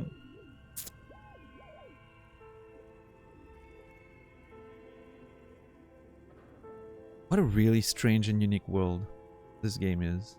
I love it. And this was a role-playing game. Indeed, those Welkins are a dead giveaway. Role-playing people love that stuff. The world looks like a modified version of the WeWorld board game, with hit death thrown in. Super cool. Someone should give them millions of real immediately. This game is too good to be left unfinished. The company, the devs trying to send a message there to the industry.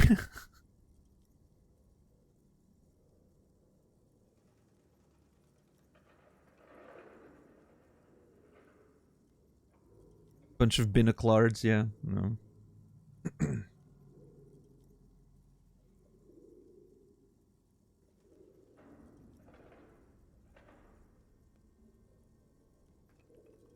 Yeah, role-playing people. Bunch of binoclards. But the whole lot of them.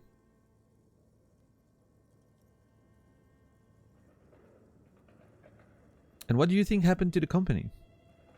Turbinoclards. Oh my god. Turbinoclards. That's a good word.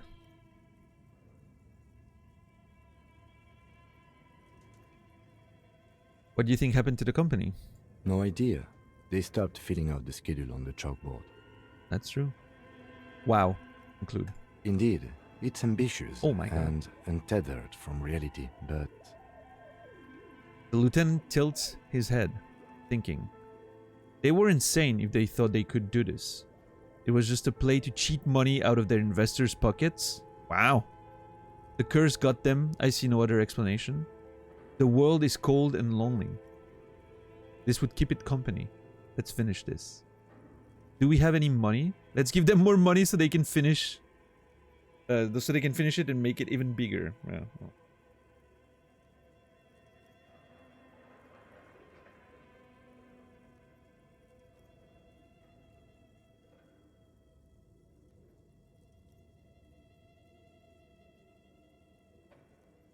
I like the idea that, you know, the world is cold and lonely. Let's finish the game. Why not? Yeah. I feel like Star Citizen can be inserted as the product here. I mean, Star Citizen is taking ages, but it's, you know, it is a game that people can play, right? There's more and more stuff getting added to it.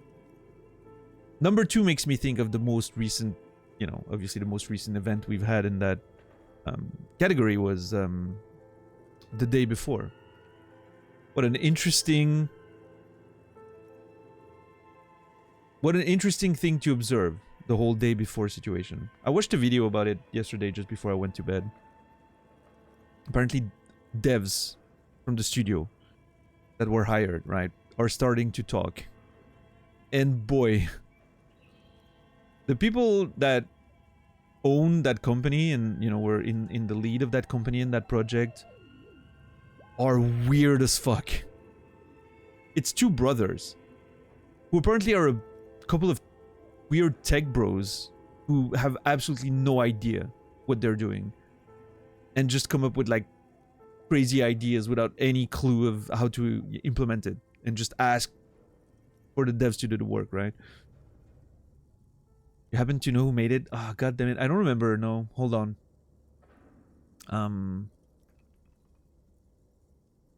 Let me, it's probably still very recent in my history. Let me look at that.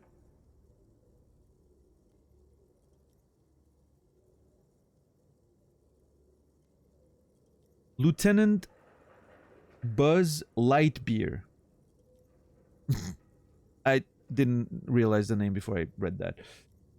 LT Buzz Lightbeer. L-I-T-E.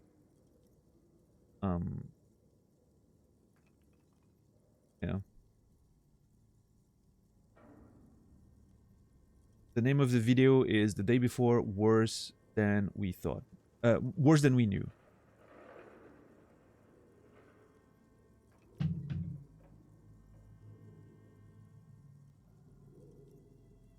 Whoops, almost click on something I shouldn't have there. Turns out games are more than a pile of neat ideas. Wait, Captain Dax, are you saying that games take more than good ideas? That it takes more than good ideas to make a video game? That I can't just say, oh, it would be better if it was like that and just make it magically happen? Yeah, Dax is about to just pretend that it takes skill to make a video games, you know, and that all critical binoculars that we are wouldn't be able to do better, right? Preposterous.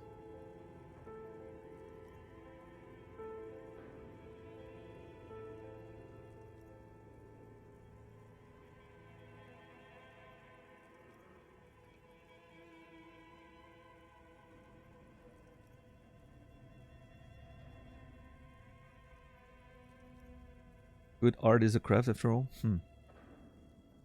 Just make the trees fall north and south, Dax. Yeah. Sam, you hear that if you're around?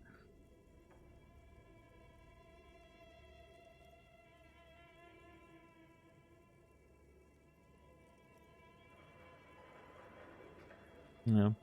I mean, I don't have a lot of experience in, obviously in, I don't have any experience in video game making, right? But if writing is any indication, ideas is the easy part, right? It's actually implementing it and actually turning that into a finished product. That's the hard part. That's where it starts being complicated. At least for me, that's how it is. I have too many ideas when it comes to writing, right? It just keeps overflowing, and even when I write on a project, like, ideas keep, you know, coming in. It's just finding the ideas that are gonna fit and how to make them fit in, and then actually doing the work, right? That's the hard part. But yeah.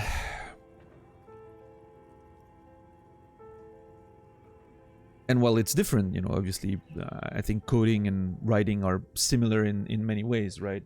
If you think about it from the perspective of you have to make it work cohesively with the rest, right? Even if it's different forms of writing, it's still sort of the same basic mechanic, right?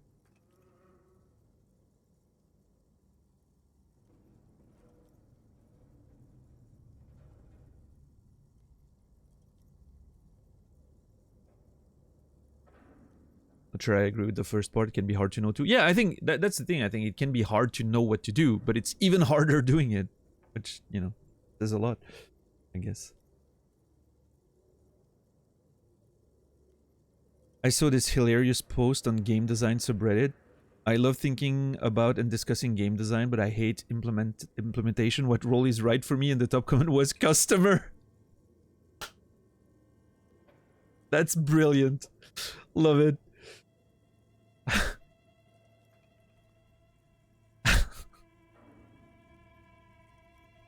Yeah, that's awesome. It is what it is, right?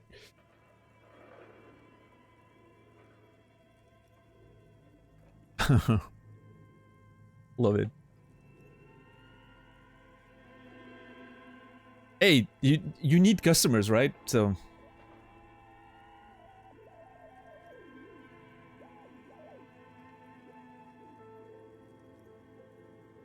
alright, I'm not sure which would be ideal. The world is cold and lonely. This would keep it company. Let's finish it.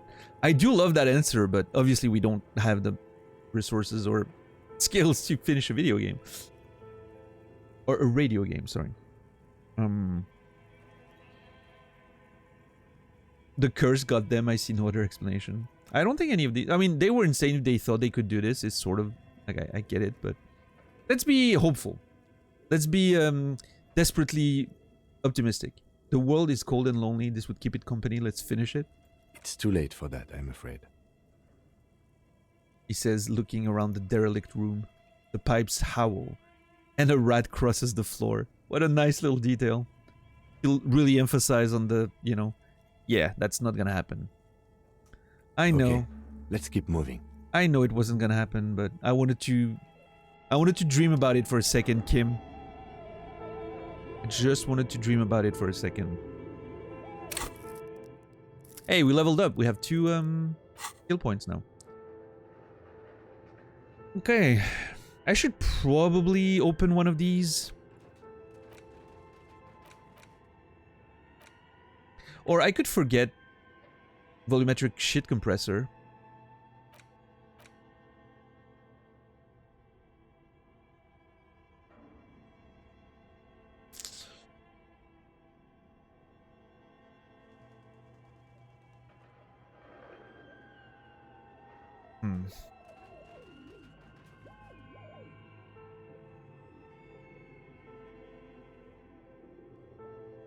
Faces of Daniel? Did I make a face? I didn't realize if I did.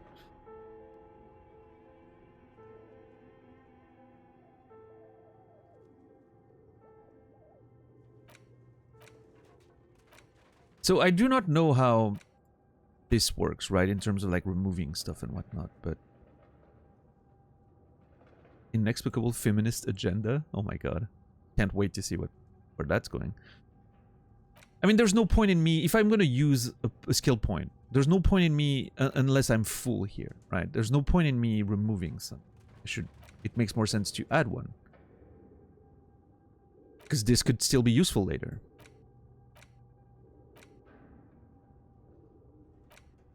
I have a folder I keep for perfect Daniel face moments. I will put this new one on Discord. Oh boy. I feel like I should be able to disagree to that. But I guess I'm consenting by virtue of streaming, right?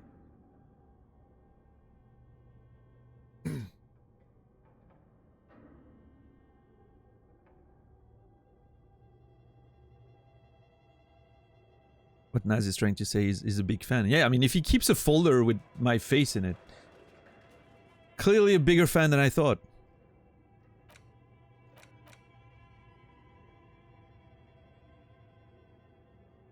So yeah, there's... The white morning stuff is really interesting.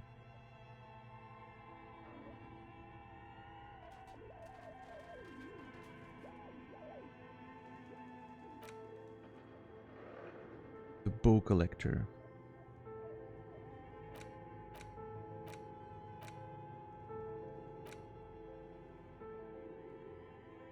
Fair use covers it. Daniel is broadcasting himself. Well, you know, I'm not very protective of my image anyway, so whatever.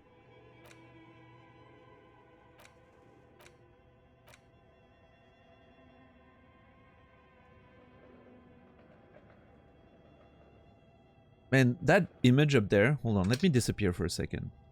That drawing up there is incredible.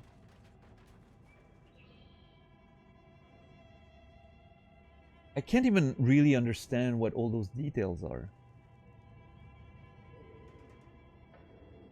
It's so weird.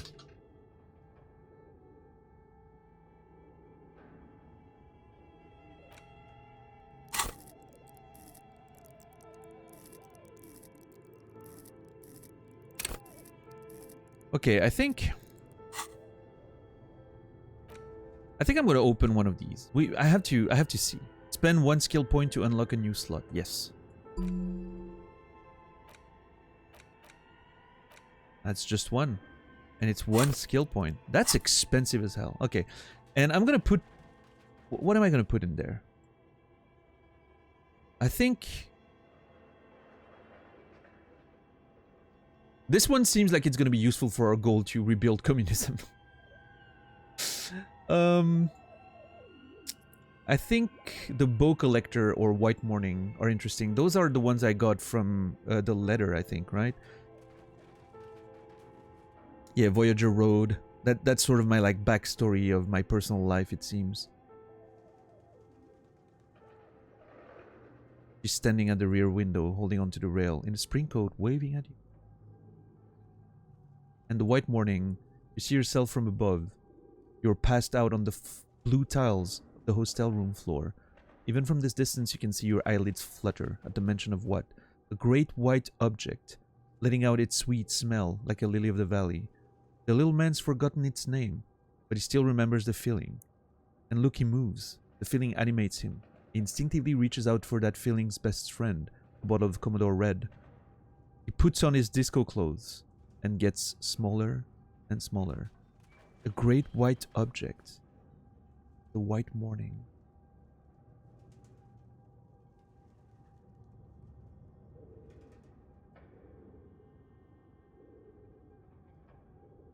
Guillaume Le Million stuff is also very interesting to me.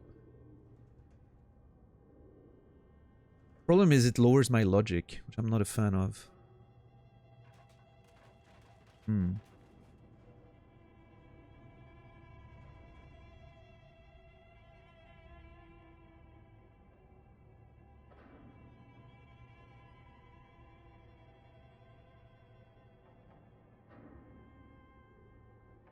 But I'm gonna have to do it at some point. I'm thinking maybe I should do that during the night. I don't know if when I'm sleeping, if those things still advance or whatnot, but yeah, I'll have to see. I think I'm gonna go with the bow collector. I want to know more about my past. Sparks fall like snow from the bow collector of streetcar number 42. Sorry about that. Hold on a second.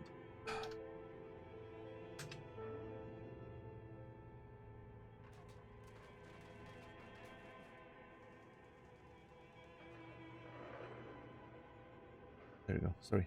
Apologize for that.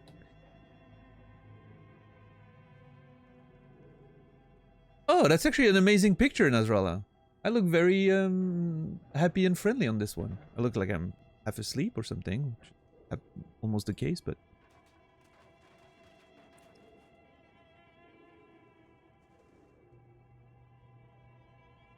for some reason I was expecting a, you know, a terrible face where I look, you know, like an idiot, but... There you go, see? I guess it says more about me than it does about you, right?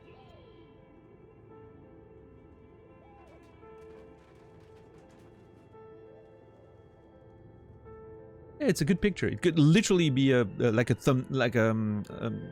profile picture, right?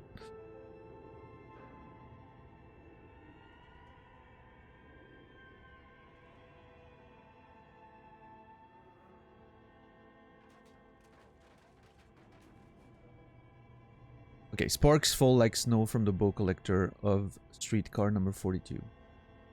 Slowly down the slope from Voyager Road, then east on the B206 across the river to where there are no closed factories or ruins. You study at the academy. Electrical cables run overhead, and the bow collector draws across them like a musical instrument. A flash. She's standing at the rear window, holding onto the rail, spring coat waving at you. Very intrigued by this whole thing. Also, the mention of sparks fall like snow from the bow collector makes me think of actual, like, I don't know if you've ever seen that in your life. Because of where you live, you may have never seen it. Some of you, but I love in the winter when it's been snowing all night. And then the first train arrives in the morning. The first train arrives in the morning. And the electrical, bow collector slides on those cables that are covered with snow. And you can see blue sparks flying away from it in the distance. And you can hear like all the electricity and, all the phenomenon that's happening there. I don't know if you've ever seen that. I find it fascinating. I used to look at it when I was a kid, when I was waking up in the mornings and whatnot. I used to, if it was snowing during the night, I wanted to see that in the morning. I would make sure to be up when the first train would come. And you could see, like, in the distance, in the village, I could see over the hills, the blue sparks and light flying and just on the clouds and everything around, right? And you could see those blue sparks, and then suddenly you see the train, like, popping up out behind the hills. And it was always such an interesting phenomenon, I thought. If you've never seen it, I'm sure you can find videos on YouTube of that, that phenomenon of a train after the snow. I even remember the sound of it, even though I haven't seen that in years at this point, but such a vivid memory of an 8-year-old me living in the countryside. Yeah, likewise. Like, it's all memories from childhood and seeing this.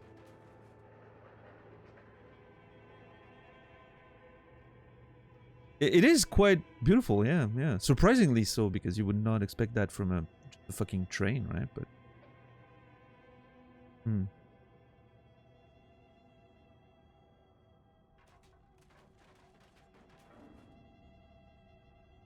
yeah.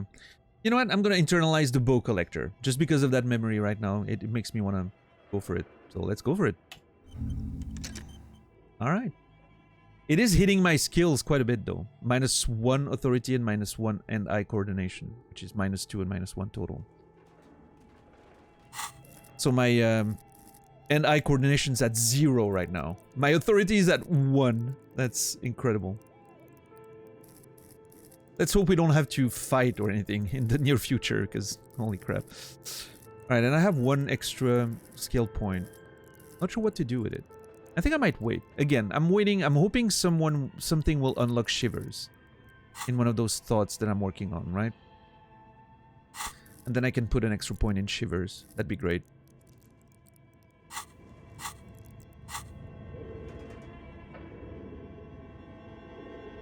Am I still intelligent enough to feed myself? What do you mean? I'm still very intelligent. My intellect didn't lower. My authority lowered. My hand-eye coordination lowered. I'm just, I'll miss my mouse a couple times. It's fine. Eventually the food will get in there.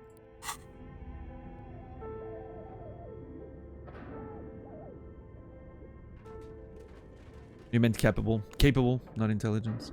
There, that's alright. Let's keep investigating this place.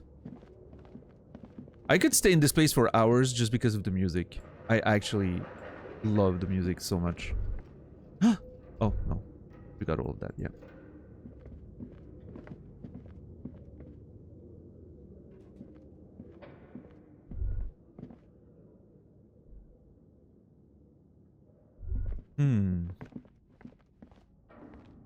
I really love the flashlight mechanics, by the way. I think it's just... What an interesting system. Shoes in a puddle of melting snow. Someone's been there recently if there's shoes and snow. I mean, again, we know, like, the Plaisance mentioned that someone was in here, a woman. And I'm thinking there's a chance it's a homeless person. I haven't checked the area downstairs with the bag. There may be some stuff to collect if I have the bag in hand.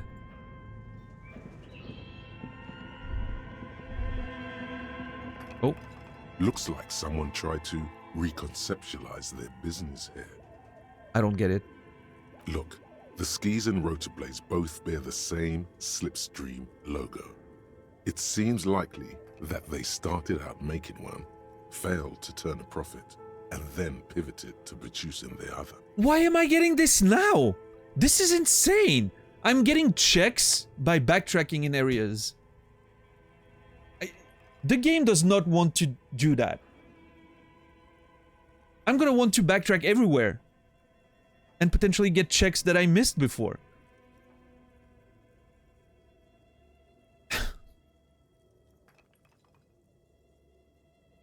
Might need to try and convince the food to enter your mouth on its own accord. Yeah, word.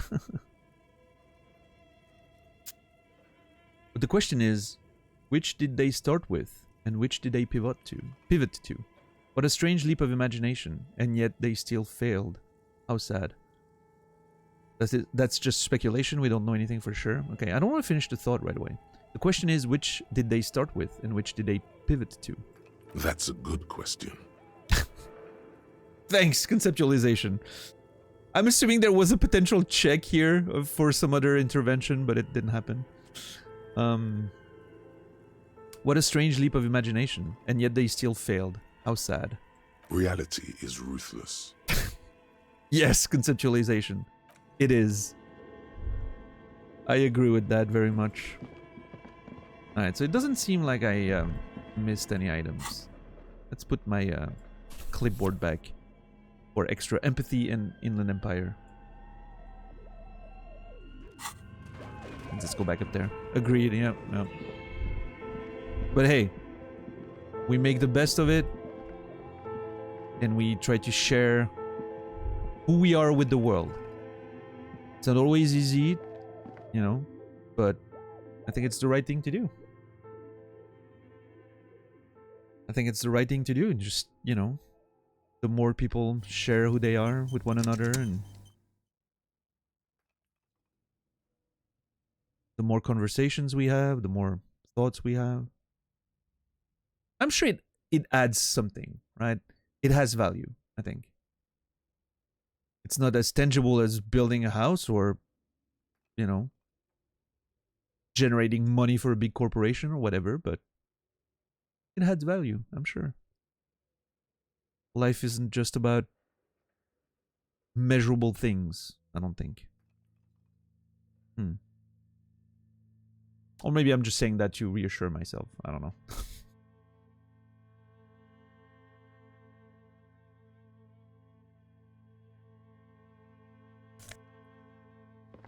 Postcard La Delta 51. Ooh. I wonder what that is. Yeah, Puka Bear. Yeah, it's a pretty good line. I can say so myself. Pretty happy with it.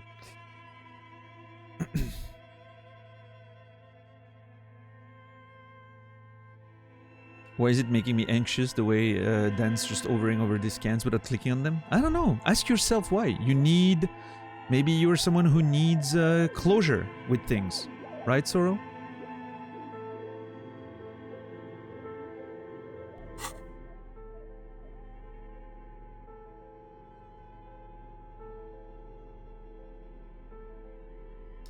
On a day in, day out basis, it's hard to feel like what we're doing has any real value sometimes. Sure. Yeah. And I also, you know, not just streaming, but I feel like that about the writing too sometimes, right? I'm like, what does it really do? It's just a book.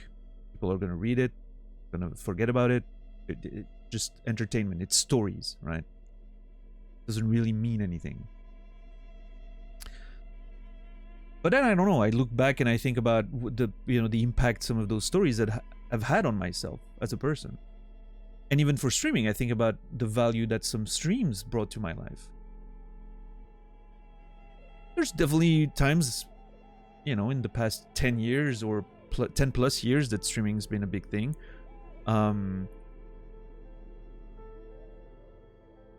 That I'm sure I would have had much worse of a time if streaming wasn't a thing. Not me as a streamer, but as a viewer, right? Streams have carried me through some very, very bad times, and they've added some value to my life one way or another, right? So yeah, I try to remind myself for that, right?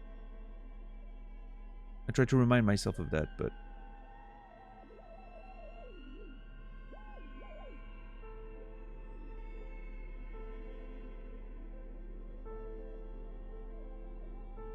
because I'm sure if it did that for me at some point, maybe it does that for other people when I'm doing it myself.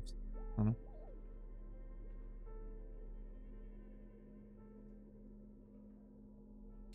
I have this entire week off of work and I am feeling some anxiety that I haven't done much with my time off, and that's dumb. It's okay to do nothing.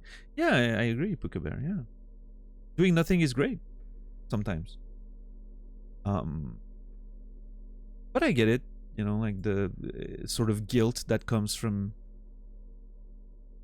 not doing what you think you're supposed to do, right? I get that on days that I'm not streaming. Like if I have those, you know, those days where I'm supposed to stream but I'm not because of migraines or just being exhausted or going back to sleep or whatever, I feel horrible. Like I can feel my mindset, my mental health is just like plummeting as soon as that happens.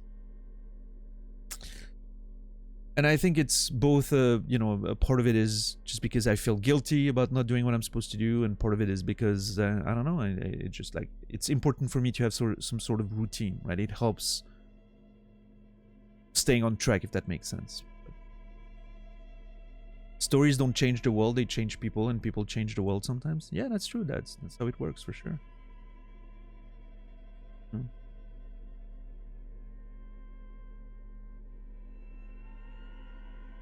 The value of your actions isn't determined solely by you. That is true. No?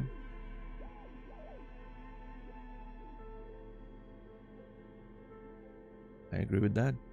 Man, this music is so good. I'm hoping this music appears in other places in the game. Don't tell me, I don't want to know, but I hope it appears in other places. Otherwise, I'm gonna have to come here again just to enjoy the music sometimes. I mean, we're gonna have to come back anyway because of the password, so we'll at least have another session in this area for sure. The sunlight has made this postcard almost completely sepia toned. Midtown traffic passes overhead. The ghosts of skyscrapers disappear into a beige midday mist, vapor rising from the delta on which the district was built. The postcard is prepaid. Okay, I can't interact with it or anything. I could potentially sell it, but I'm worried about selling those items because they seem to have uses. Now, it's interesting because this one tells you do not sell it. This one tells you that you can do something with it. This one doesn't tell you you can do something with it, but we did earlier. It had an interaction with the journal, I think, the ledger. Yeah, I'm gonna keep those items. I don't think I need to sell, or I don't think I should sell them. We found our new white. Yeah, Brandon. Seems like it. And I don't know, there's a vibe in this place. I really, really love it. An iron safety curtain curves before your eyes, folded like a bellows. It covers half the room, blocking the way into a colossal industrial chimney. The chimney. That's where Plaisance said the ghost was, or the spirit or whatever, right? This must be where the entity lives. The entity. Thank you, Inland Empire, for keeping track of things better than I do.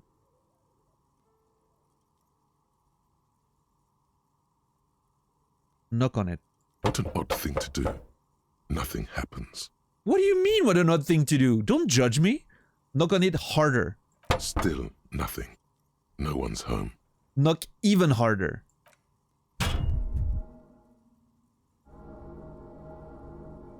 Those curtains prove to be surprisingly sturdy. Your fist hurts now.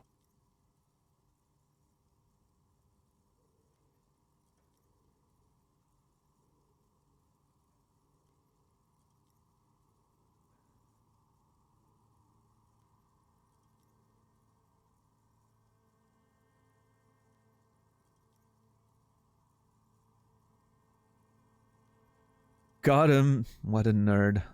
God.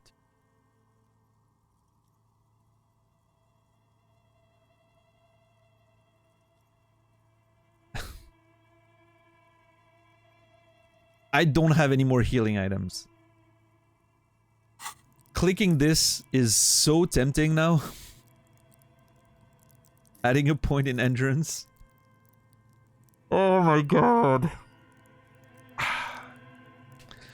I'm gonna have to go buy some Nosafed. It's gonna cost me, I don't know, 90 cents or something. Fuck.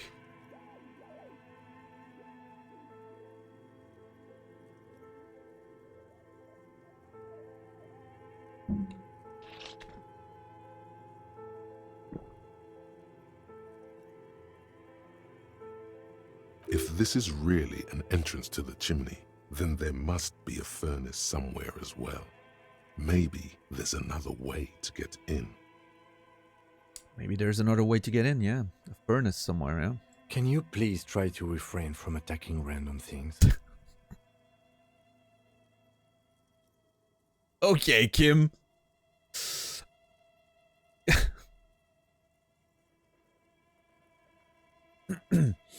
I need to find the malignant entity, Kim. This is the chimney. This is not random. This is significant. I want to see what's on the other side. I can try. Blow gently on your bruised knuckles.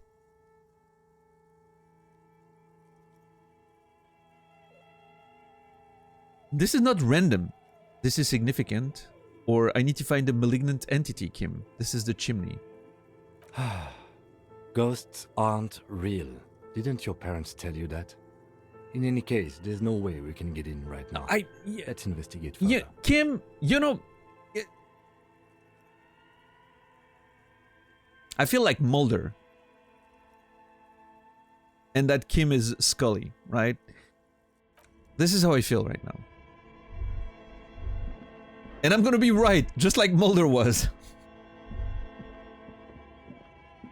I don't know, I'm a skeptic, okay? I'm keeping my mind open. I'm a skeptic, but I'm also open-minded. You never know.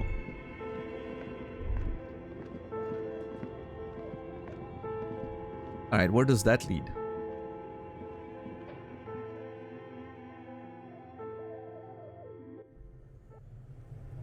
Oh boy.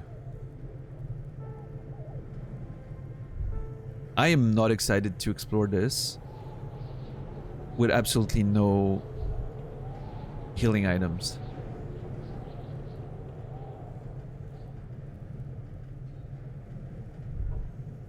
Oh no, I didn't miss it. Don't worry, I was just very organized. One thing at a time. Okay, what is this? Ooh, money! Magnesium. I would have preferred Nosafed, but I'll take it. We're making bank down there. Okay, I'm gonna use one of these. Just, you know, just to make sure my morale... I don't know how much you can get damaged at once, but... The wind howls from the coal chute above. Okay, so this used to be the furnace, I'm thinking. Yeah, we're getting paid out there. Which is, you know, again, I mentioned that yesterday, but... In the context of this being an RPG, right? This sort of feels like a dungeon, if that makes sense, right? You get like the overworld with the characters and everything, and now we're in a dungeon. We're exploring. We're dungeon crawling.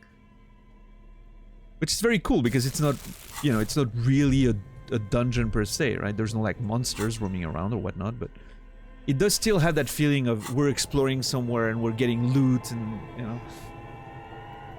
It's really cool. Sort of a alternative take on the concept of a dungeon crawling.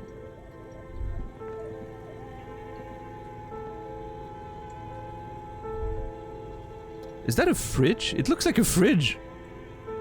And with the polar bear thing, and it sounds like a fridge too. And that's the furnace. Yeah, okay. Let's look at the items first. The stuff first. The wall collapsed. It's inaccessible now. That curtain mob seemed pretty tough. Yeah, one of the toughest boss we've seen so far. An ice cream maker. Defrosted and unplugged. Oh man, I could go for a sundae right now. A nice little McDonald's sundae.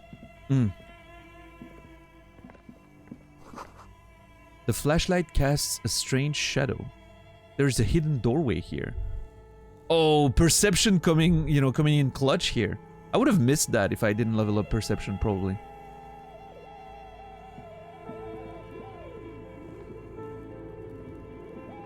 Oh. There we go.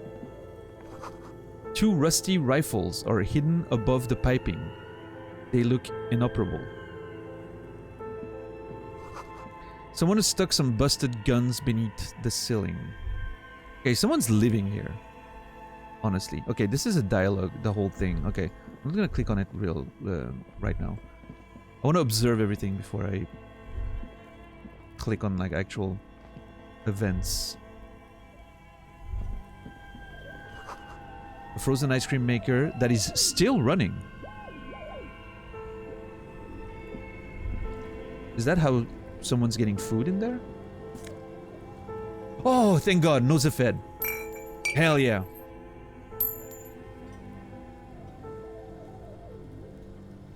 Oh, love it. I had a rare MacD craving while heading back from work. Yeah, I get those sometimes. Especially if I'm watching like videos on YouTube of people eating food. I often get the craving of wanting some myself. I would love a Big Tasty right now, actually. Hey, maybe tomorrow when I come back from the airport driving my mom, I'll grab some McDonald's on the way home. That's a good idea. Intercom wires running into the breaker box. Oh.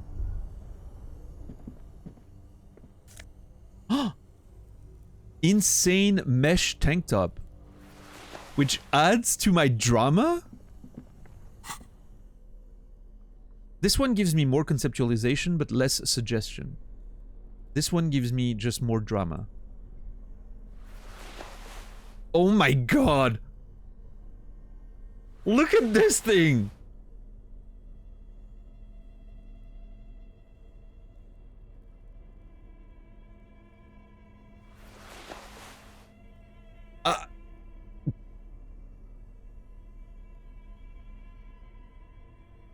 Halogen watermarks. Oh no, wait, hold on. Clinically insane. Where do you even get that one? No, really, who put that in that drawer? No further comments. Wear it at your own risk.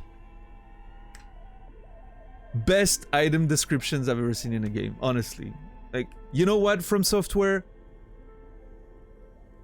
You can move along, From Software. This game, now officially, has the best item descriptions I've ever seen in a video game.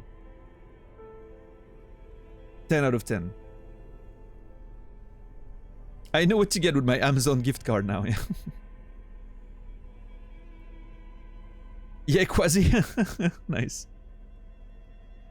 In Jamaica, they call that a bullet hole shirt. Oh, do they, actually? There's a Mac at the airport in Geneva. Yeah, but I don't want to eat in the car before driving home. I'm gonna be, it's gonna make me tired. I don't want to risk, falling asleep at the wheel or something. I'll just drive home. There's a McDonald's on the way back from the Autobahn, the highway.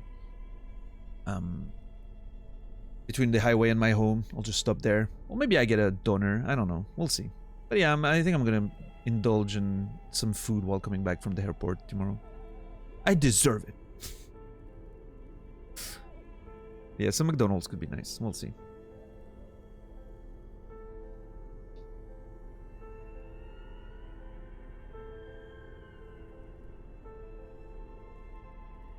I'll probably be in traffic jams for a long time because Geneva to where I am is just insane, but it is what it is. Using McDonald's over Doner? McDonald's pretty good in Switzerland, actually. I mean, Doner's amazing, but yeah. Making your burger is so easy, way better than McDonald's. Yeah, but then that's the point. I want to be lazy, right? I want specifically McDonald's. And again, you'd be surprised, I think, if you were eating McDonald's in Switzerland. You'd be surprised. It's actually pretty good. Especially if you don't like take the standard stuff like a Big Mac or something, but you go into the more specific sandwiches that we have in Switzerland. They're pretty good.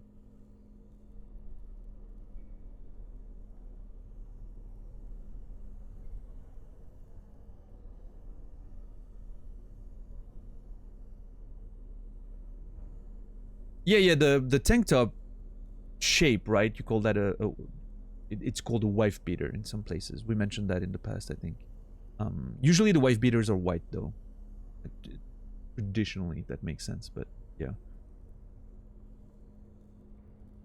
Yeah, Soro, and you don't want to, like, I don't want to, I know it's easy, right? I make plenty of burgers. I love making, you know, smash burgers with onions and cheese and whatnot, but sometimes you just don't want to spend any time cooking and cleaning. You just want to come home with a little bag and eat some disgusting food and then collapse on your bed and be happy, you know? Watch some YouTube videos and whatnot. Okay, I don't know. -1 suggestion is not great, so maybe I should roll with this one a bit. But +1 conceptualization is pretty good, I will say.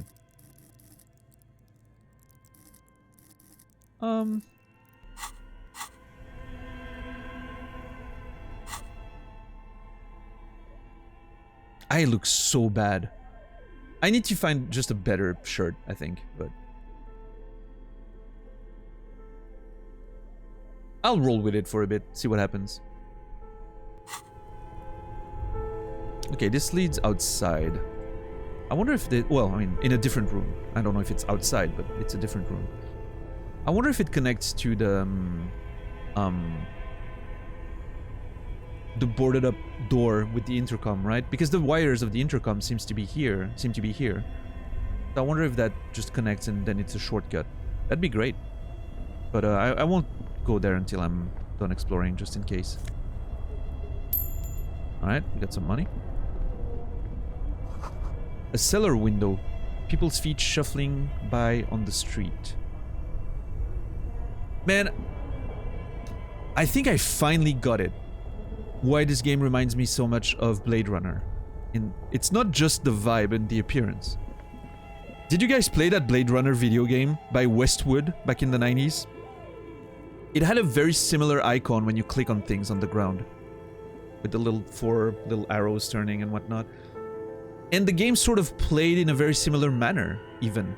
You were investigating, questioning people, you know, making decisions. It reminds me a lot of that, in many ways. It didn't have the beautiful writing and everything, but...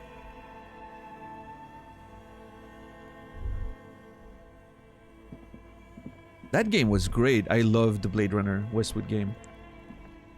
If any of you older people in here have played it, you'll know what I'm talking about.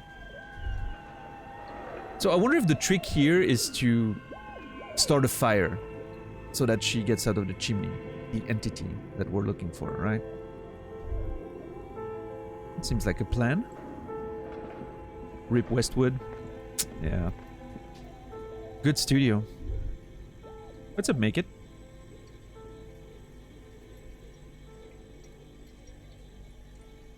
And I'm gonna try this first. You see a terrifying ice bear with a strange compartment in its belly. The door is covered in frost, and the bear's eyes are glowing red. Nice. This part is for Nasrallah. Nice, beautiful bear. Still holds up great today, in my opinion. There was a decent remaster, if I remember correctly. I have trouble believing that, because even back in the day, the graphics looked like they were gonna age very fast. With the pixelated, but... I mean, yeah, sure, outside of the graphics, right? The game probably holds up. And if they remastered it, you know, looks a bit better. I still remember Warren. I don't know if you've played it yourself, but I still remember the sounds of this game. There was two sounds that I particularly remember. One of them was the chicken shop with the Jamaican dude. The Jamaican woman, sorry. There was a chicken shop. And you could hear the sizzling of the chicken that was, roasting in the shop. And you could see, like, the digitalized chicken or whatever. It looked so appetizing and sounded so great. I still remember that. Always made me hungry whenever I played that game. And then there's another one where you are in the sewers or something. And there's like a greenish sludge coming out of a pipe. And like bubbling down there. And I remember those sounds being like so well done. But yeah, that Blade Runner game was insane. Like I still remember how complex the choices were. And how many different paths it could lead to. You could like shoot people or not shoot people. There was so many choices.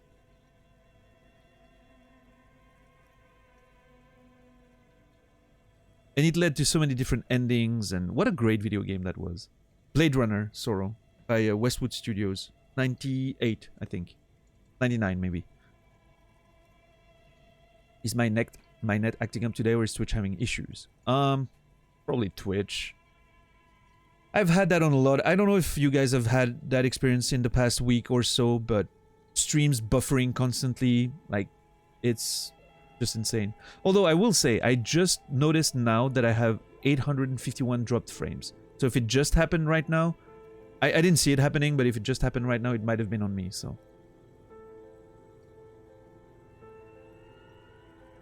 But I mean, 800 frames is not too much. So it may have been just very shortly. It's not happening now, for instance.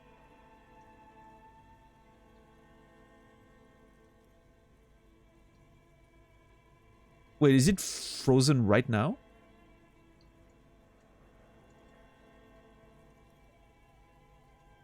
No?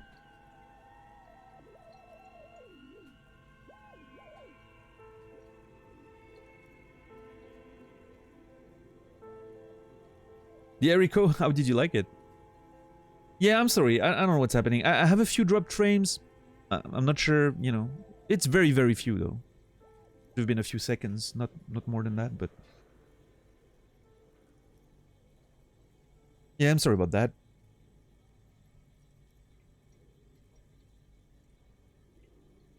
Hopefully it will behave. Dropped just now for you? Okay. Nothing on my end right now, so...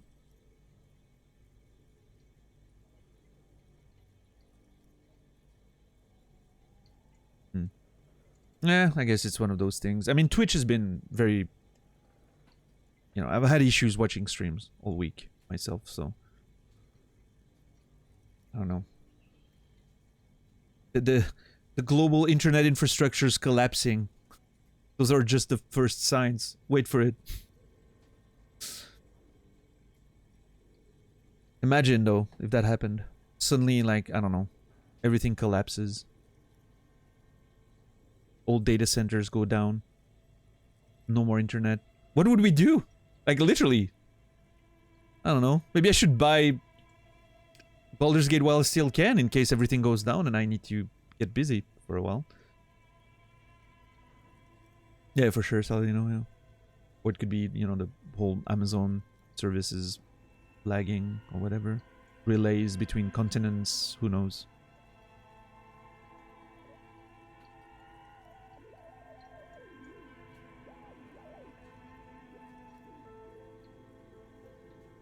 Yeah, $10. Damn, I can imagine. I have books, thankfully. I have plenty of books, so if... I will, you know, it will suck if everything goes down. Power and whatnot. But at least I'll be able to catch up on my reading, which is not bad. Oh, you started Stormlight? Nice. How are you enjoying it, Saladino? I haven't read it yet. I'm hoping to get to it at some point soon. Anyway, the door's covered in frost and the bear's eyes are glowing red. I'm assuming whoever's living down there is using that to store food, maybe? The bear looks oddly realistic. Is it taxidermy? Oh man, is that an actual real bear that they turned into a fridge? That would be weird.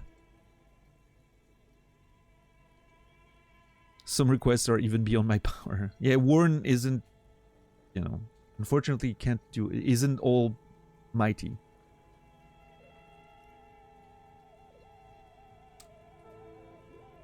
What is this thing? It looks like a giant ice bear. The lieutenant doesn't answer. His eyes are glued to the animal. A sharp slice of light shines out from its mysterious belly door. Why is Kim so fascinated by this thing? You wish you had a real bear fridge? I don't. First of all, it takes a lot of space. Look at this thing.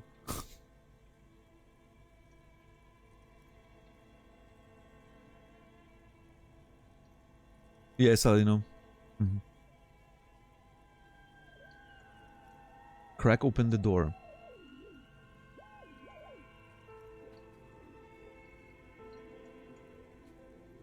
So, hold on. Before I do that, the book conversation is making me think of that. I know this game. I know the writer of this game has a novel. The main writer of this game has written a novel. So I have two questions. The first is has that novel been translated in English or whatever? Like, could I potentially find it? And second of all, is the novel, for those of you who may have read it, if it, you know, if it's been translated, would it spoil content from the game? Is it something I should read like after the game or something? Absolutely, it spoils. Okay, I don't need to know more. Thank you.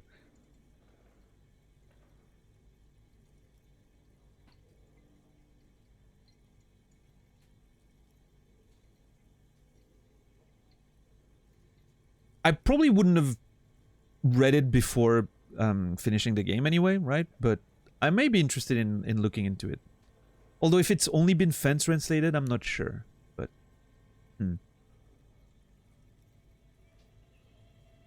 I mean, I guess, you know, fan translations can be good, right? But yeah.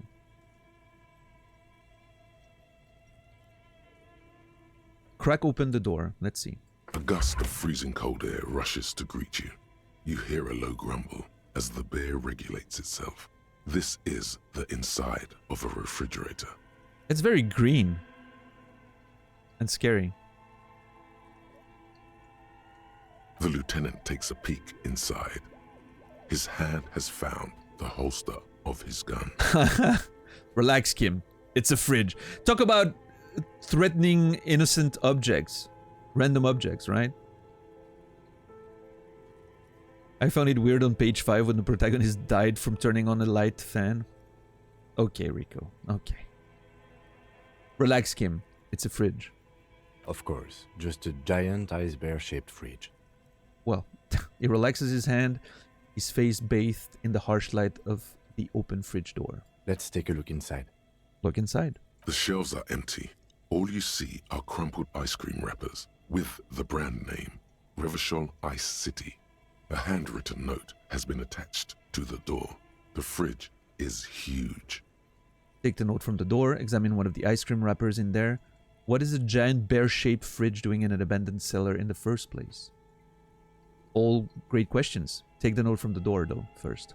You pocket the note and the little fridge magnets keeping it on the door. I want to read it. That's one thing I wish we could do. Read items while, you know, we're in conversations. But I get it. It's a different conversation, probably. Maybe the notes is interactable, right? Examine one of the ice cream wrappers in there. A friendly cartoon bear smiles back at you from a glossy cellophane wrapper. It looks nothing like the fridge. I was gonna ask. Thank you for making that clear. What is a giant bear-shaped fridge doing in an abandoned cellar in the first place? Good question. It looks like an ice cream fridge. The lieutenant reaches for one of the wrappers. Studies it in the light. So they tried to sell ice cream from this hyper carnivore? I know. What an unfortunate marketing choice. I mean, polar bears and ice creams, I don't know, it's not I can see it. What is even worse, the bear is still costing them money to this day. The lieutenant points at the red, snaky cable running from the fridge. Well, yes, someone has to be paying for this, but... Or maybe someone's hacking into someone else's electricity. That's possible too. The fridge buzzes with energy. The electricity bill on this thing must be catastrophic. Close the door and leave. Okay. I somehow expected more. I mean, we got a note. Hold on. A handwritten note you found from the giant ice bear fridge. Still bears. Some marks from the fruit-shaped kitchen magnets that were used to secure it to the refrigerator door.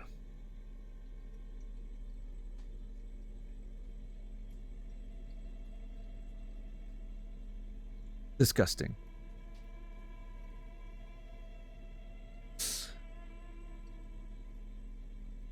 The note is written with a blue pencil on a piece of lined office paper. The kitchen magnets have left spots on its surface. There's a chance the lined office paper comes from above, right? If someone took a note from that. Someone's been living in that abandoned space for a long time. They go grab paper in the offices of... what's it called again? Fortress Accident? No? Video games are bad. Nah, it's fine. It's fine. Does it say anything interesting? The lieutenant leans closer to read the crumpled note over your shoulder. This is tangential at best, but the lieutenant's detective instinct is still active. I mean, we're on an investigation. Obviously it is. Read the note. Someone has scribbled, S. I can't believe the off-site copy is still here.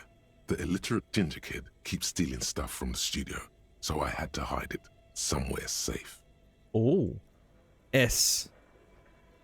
I can't believe the off-site copy is still here. The illiterate ginger kid, that's Kuno, keeps stealing stuff from the studio, so I had to hide it somewhere safe. I'm assuming that's the secret room we found, maybe. S. Do we know many characters with the name S yet? Sylvie was one.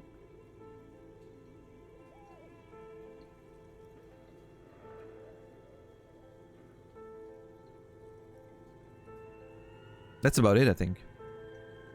So far. You find the filament memory with the off-site copy in the frozen ice cream maker. Please take it home, ASAP. It's important. I'd do it myself if I lived in a civilized place with a freezer. Take care, Suliswaf. Sulislav. Okay, so that's a character I don't know about. You'll find the filament memory with the off-site copy in the frozen ice cream maker. Take it home ASAP, it's important. I'll do it myself if I lived in a civilized place with a freezer. Who's the illiterate ginger kid? Well, we know that. I wonder who wrote that note. Looks like someone from that radio game company upstairs. I'm a little surprised they just left their property lying here. Maybe they had to leave in a hurry. Maybe it's because of the entity. I guess we'll never know. Maybe they had to leave in a hurry. That's a plausible hypothesis. Remind me again, what's a filament memory? I know, but I just... It belongs inside a radio computer, storing its memory. It's like a tape. You listen to disco tapes, right? It's like one of your disco tapes, only for a computer.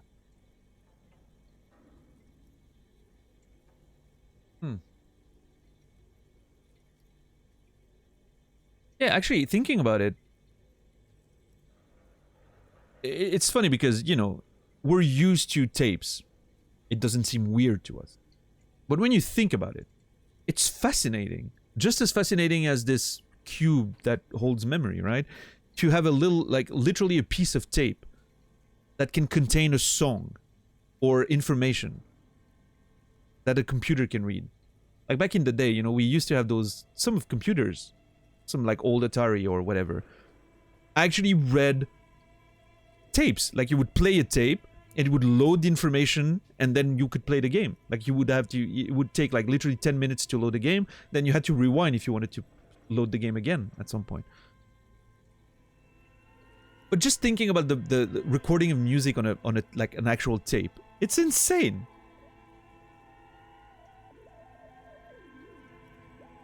There's like I get it, you know, it's magnetic stuff and but like how does it work? It blows my mind, Naz. I can't like the fact that it translates from a tape, a piece of like plastic material tape, and you get pictures on a video screen or music. That sounds so beautiful. It same with like vinyls, you know, vinyls. Having a little needle scratching on a vinyl translates to like the amazing subtlety of like a symphony or something. It's fucking insane.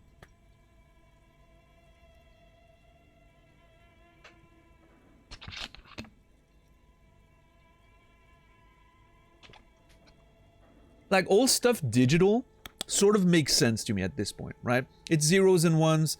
It's being translated into dots on a screen or, you know, sound frequencies in my ears. That sort of makes sense. Digital sort of makes sense in a way.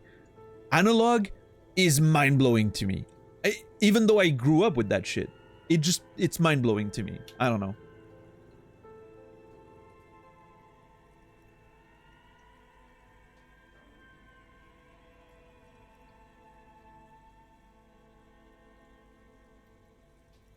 Quite a lot of punch cards, tape programming back in the day. Weird to think about.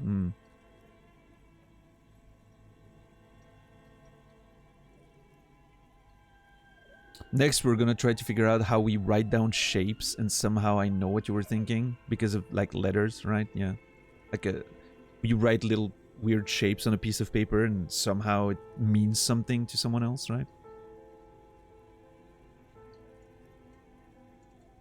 But that sort of makes sense to me. We just agreed on what those things meant, right? We have like a consensus.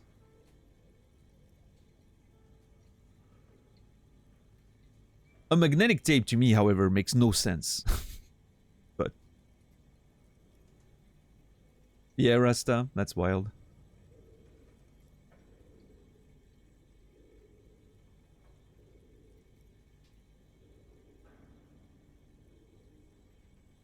Textile industry shaped computing.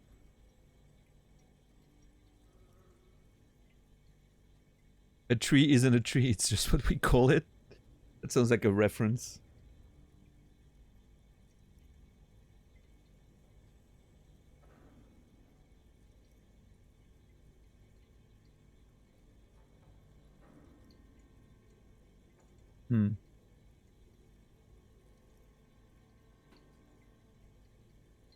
Yeah, Rico. Yeah, the old days of not having a literal access to everything and the rest of the world in the palm of your hand. The whole punch card paradigm comes from how weaving machines were controlled. Interesting. I didn't know that.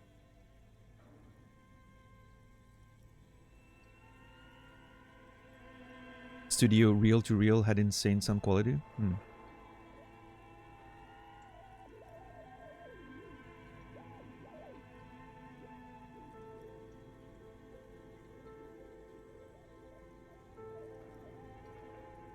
Yeah, I don't know. It's fascinating to me. Like the thought again. Like my mind is stuck right now on the concept of vinyls. You get an orchestra playing a piece with so many instruments, so many subtleties, so many nuances. Somehow that gets recorded into a mold that then gets printed on a piece of plastic that is then gonna get scratched by a needle, and you're gonna be able to hear those things again that were played once in a room with hundreds of instruments and little nuances of frequencies and notes and I don't understand.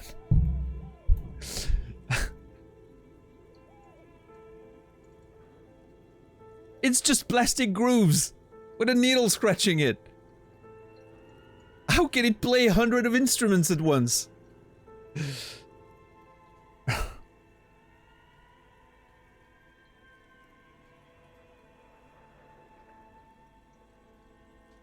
Like, whoever came up with that shit, seriously though.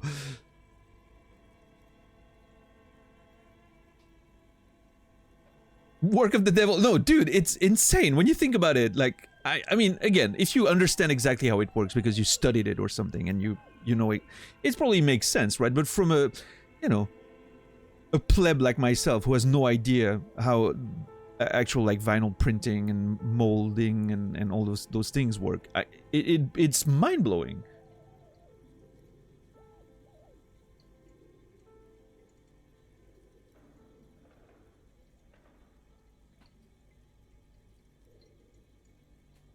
What's up, Minmataro?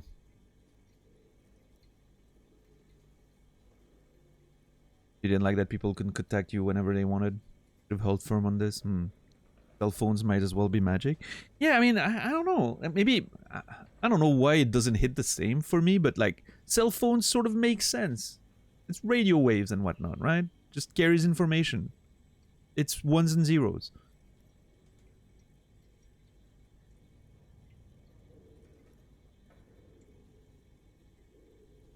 But vinyls, though, I don't know.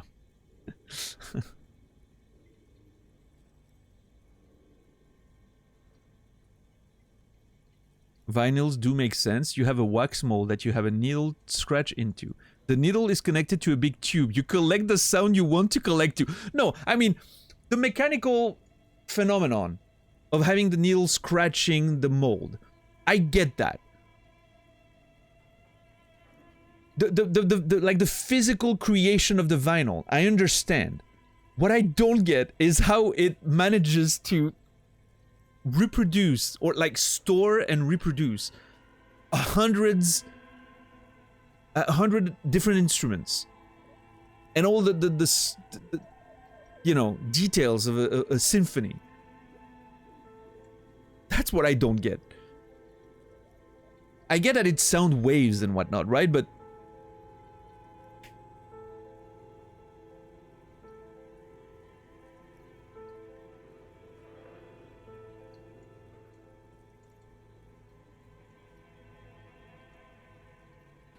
radio waves just carry all the information to you in the world at the same time, and then you can talk to someone and your voice travels to each other at almost instant speed from anywhere in the world. You know, when you put it like that, you know, it kind of sounds impressive as well, but the mystery is sound waves, how our brains are able to decode them. Yeah, I guess that's the point at the end of it, right?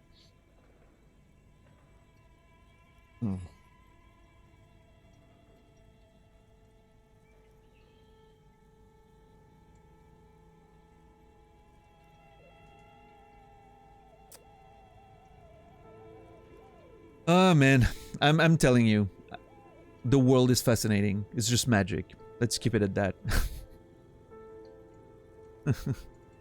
It's easy to wrap your head around it capturing a single tone. Yeah, one frequency, right? It's just one frequency. I get that. I understand that. One sound, right?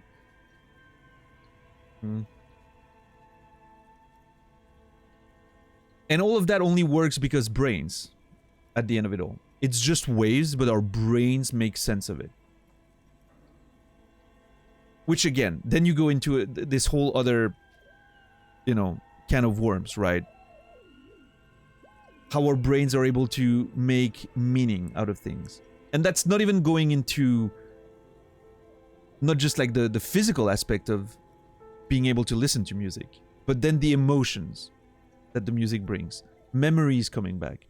The meaning we attach to the sounds and the tones and the... Brains are a crazy thing. They're actually fucking insane when you think about it.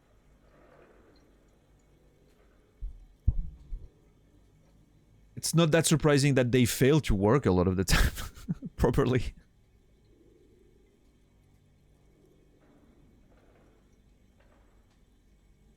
If we ever meet aliens, I think sound will be one of the most strange things to them. Potentially, yeah. Who knows? Yeah.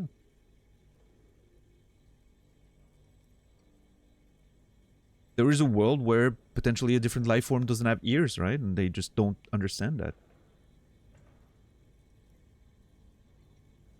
Humans are known to take pleasure in experiencing air being jiggled in highly complex arrangements. Yeah, that's one way to put it. Sounds like something Douglas Adams would have written.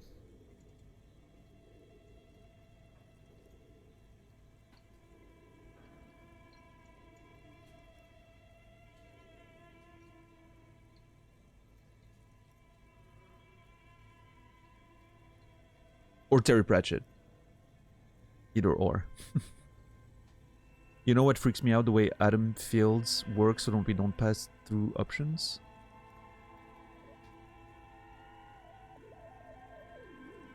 Wait, what? The way Adam Fields works so that we don't pass through options. Oh, objects. Okay, that makes more sense. Yeah. Like the idea that my fingers aren't actually touching, right? There's still a separation between them, but they can't go through one another.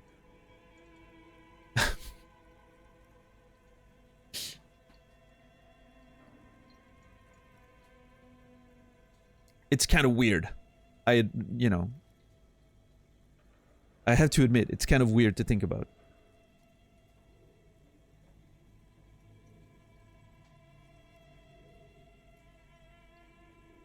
Who's the illiterate ginger kid? I mean, it's Kuno. Really? You don't have a single guess? He looks at you, the corner of his mouth curved into a smug grin. You mean Kuno? Oh, I'm sure that child would love to get his hands on a filament memory. Even if he doesn't know what to do with it, he'd probably try to pawn it for speed, based on our encounter. You know what, Kim? You're correct. We just pressed our fingers together, didn't we? Yeah. How many people just... Okay, be honest, chat. How many people, when I mentioned that, did the same thing? Like pressing your fingers together and being like, oh my god, my fingers aren't really touching. That's a beep boop. No, I'm sure not everyone's gonna do it. I just ask, who did it? Come on.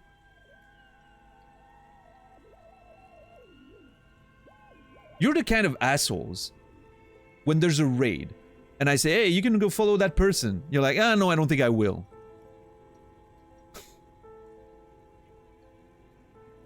That's the kind of people you are.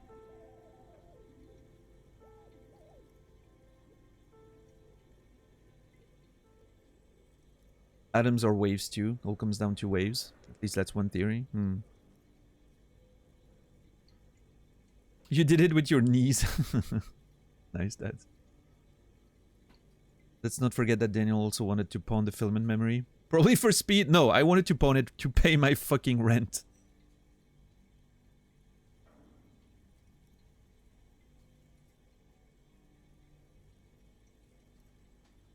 Following someone on Twitch is serious emotional commitment? It can be, yeah. Actually. Yeah, Quasi. Yeah. Do you have any idea where the frozen ice cream maker could be? I don't know. I assume it's somewhere close to the ice bear fridge. Didn't you see one right next to the breaker box? I love that the game just remembers those things. It's so fucking great. Put the note away. Yeah, I've seen a couple. Let's see.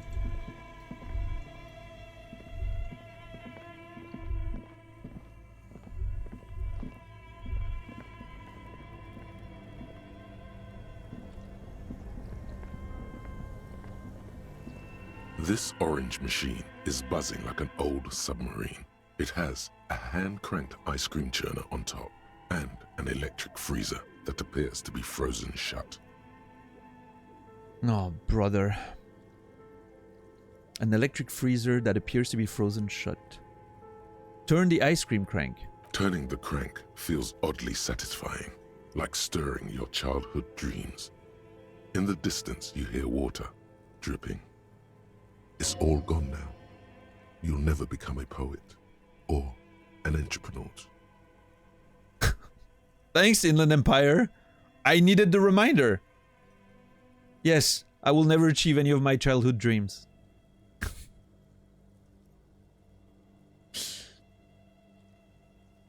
Actually, I've always, when I was a kid, I already wanted to be a writer. I wanted to write novels. I never thought I'd get there though. Guess I did that, so that's good. I don't know what an anthroponaut is. Anthropology.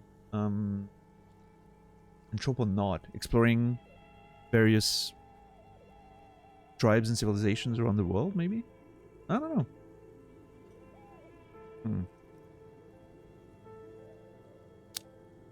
Try to crack open the lid.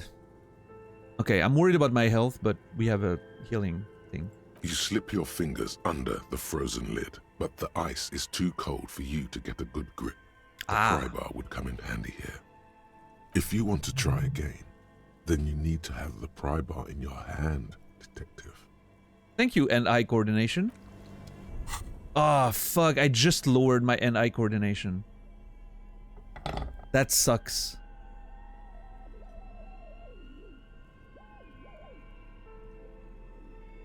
Because of my thoughts. -1. Oh, brother, I'm not excited about this. This machine is buzzing like an old submarine. It has a hand-cranked ice cream churner on top and an electric freezer that appears to be frozen shut.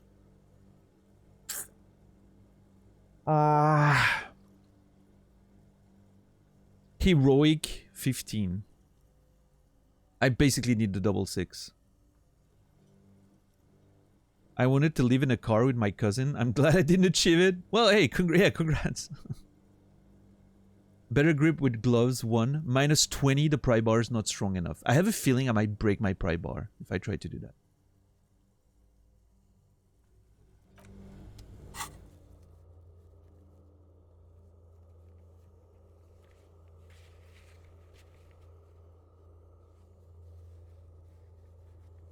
That's a pain threshold. Check. The warded door. Interesting.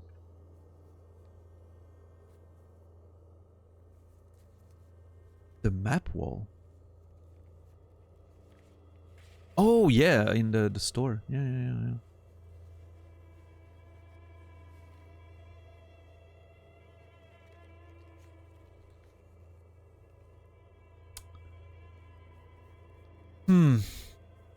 Yeah, I kind of don't want to risk my pry bar.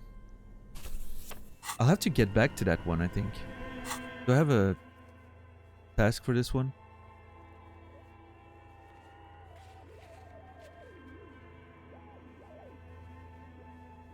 It doesn't look like it.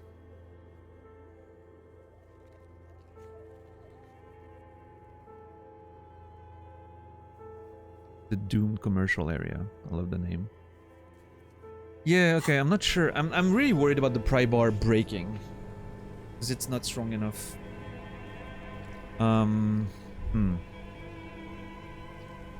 This orange machine is yeah, I don't know. I'll have to we need a stronger tool to open this.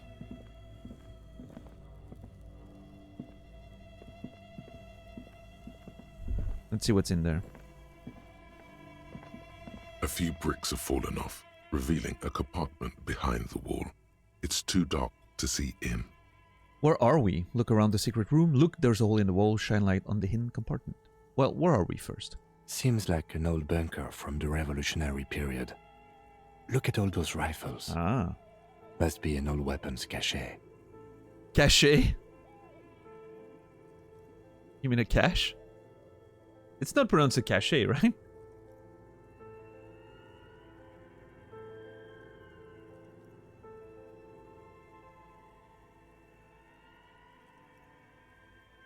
I guess Kim's voice actor wanted to make it sound a bit more, you know,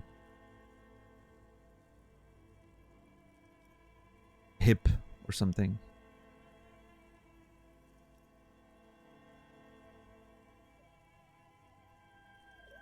Alright, let's shine a light on the hidden compartment. There is, yes.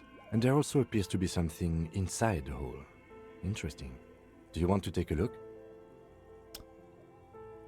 Okay, I do look inside, or no, you do the honors.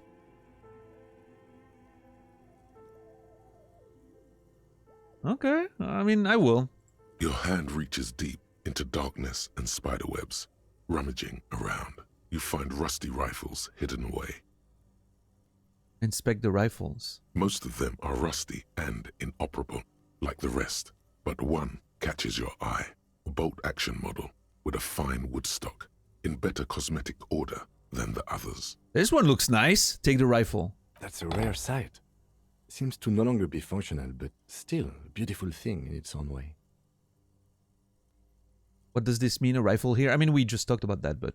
It means there are firearms, albeit inoperable, still lying around in Martinez.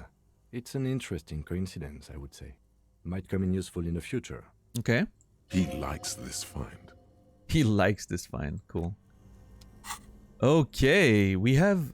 Oh my god. Look at this rifle, though. Look at the design of that thing. So cool. Antique Belle Margrave rifle.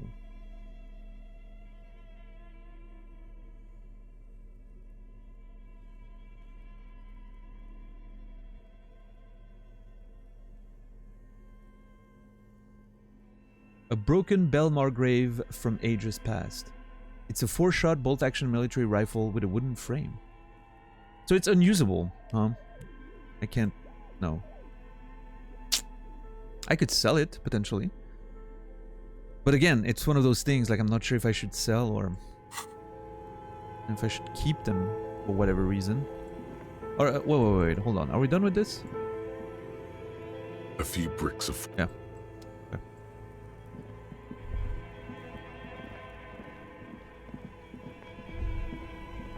What about that? 2 cables are plugged into the breaker box. The red one leads to the ice bear fridge, and the black one to the ice cream maker nearby. Ooh, shit.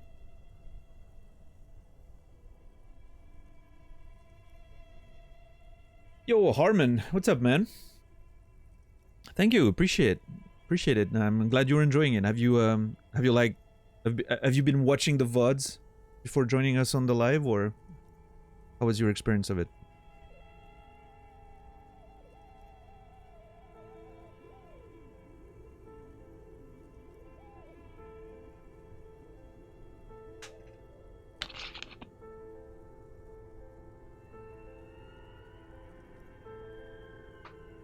Yeah, I don't know, Rico. I'm not an expert either, but I mean, I guess it, you know, gets nested in your shoulder, and the barrel seems pretty elevated, so you can probably still see down the sides, right? It's just hollow in where you would... I don't know. I've shot a few guns in my, you know, in my life, but I'm not really an expert with it. Been lurking the last few days. Yeah, I'm glad. Thank you. Appreciate the lurks, man. Glad you're enjoying it. It's man, it's been pretty amazing for me, I will say. It's probably, as of now, it's probably ranking somewhere in the top 3 of my streaming experiences, along with Outer Wilds and Hollow Knight, probably.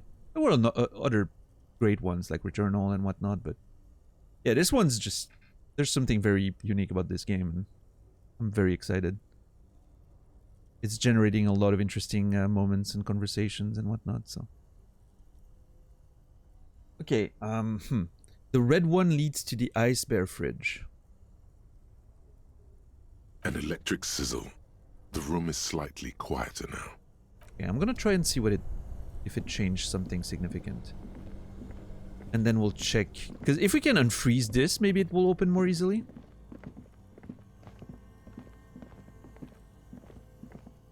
The bear's eyes are dead and empty. Ice inside the fridge slowly melting. The power has been cut off. Huh. I mean, they didn't do anything special outside of that. I'm saving electricity for whoever's paying for this. Only the black cable is plugged into the breaker box, while the red one lies neglected on the floor. It's mind-blowing to me that they've made separate lines for each of these situations and voiced them. Like, incredible amount of work. Let's unplug the black cable. Although, if that thing has been... Oh, man. It's been kept in the fridge. The ice maker. I don't know if it's just for hiding it, or if it needs the coal to be sort of maintained, right? I guess not. We found a cube outside of, you know, and just sitting on a bench, on a desk, so...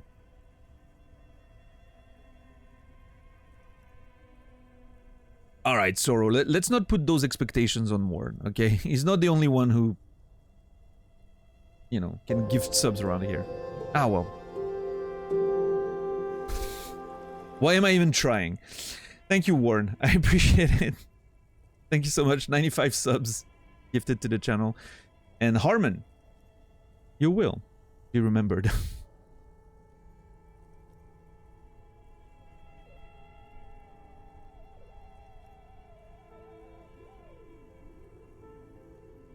Let's, I'm gonna try. Let's unplug the black cable and see what happens.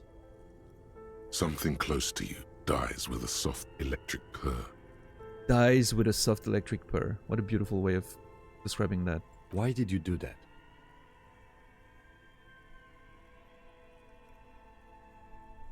It's black. It's not like it's the red one. Because it's black, the color of immeasurable cosmos. I don't know why I unplugged it. I do things without any reason. I know I unplugged it. I'm trying to unfreeze the thing so I can potentially open it.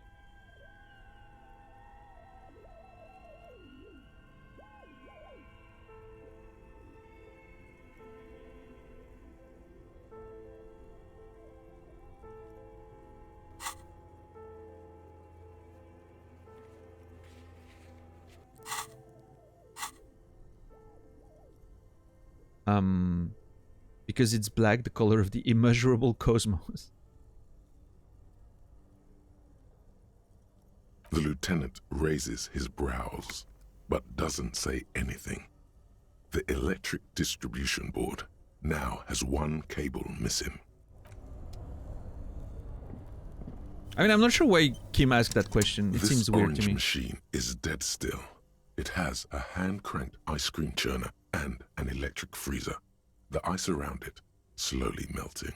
Try to crack open the lid. You slip your fingers under the frozen lid, but the ice is too cold for you to get a good grip. A pry bar would come in handy here. If you want to try again, then you need to have the pry bar in your hand. So maybe, hold on, is there... Maybe I have a bonus now that I turned it off? Let's see.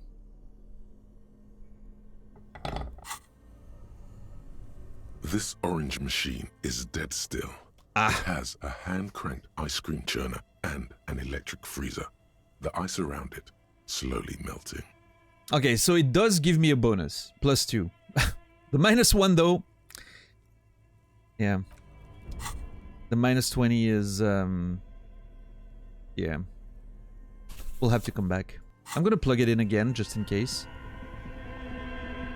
Both cables are unplugged. Somewhere, a machine hums along with the current, happy and contented. You know what? I'll plug the bear again. There's a reason why it was plugged.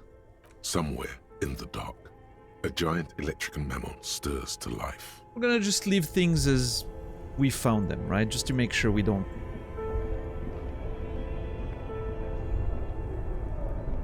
Alright, let's,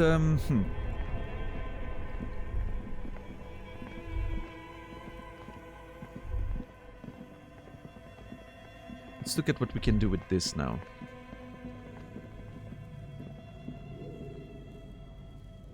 A thick layer of coal dust covers the furnace, coloring it pitch black. Looks like this furnace has a face, and it's a face of agony.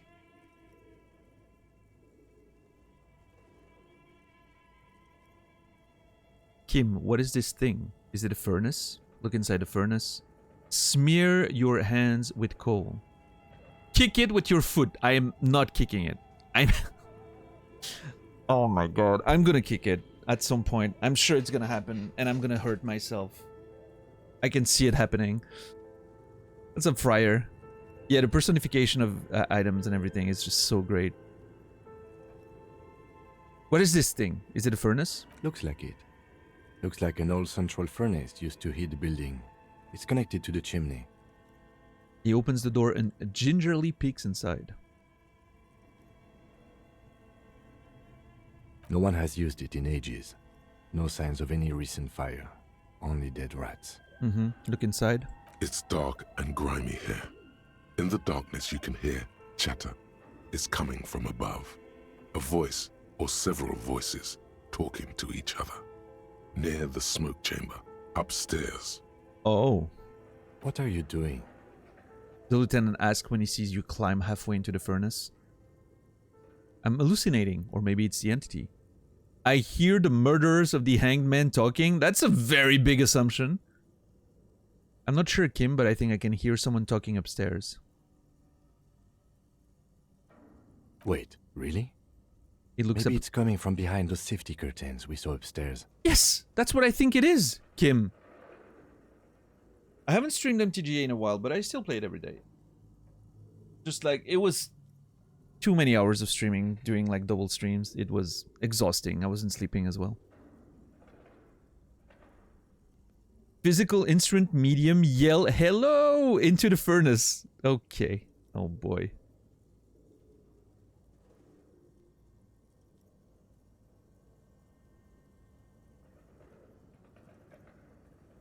My physical instrument's on 1 right now.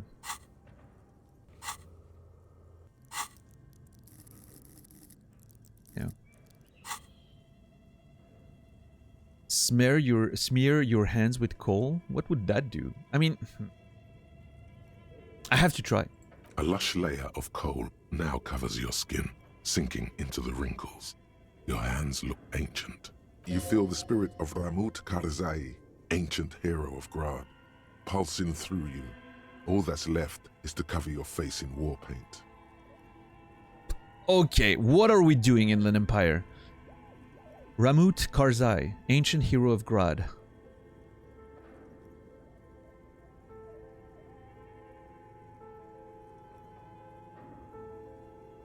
Hadramut Karzai, smear your cheeks black with coal. Or no, let's not express ourselves, let's just wipe our hands clean on our pants. Oh, brother.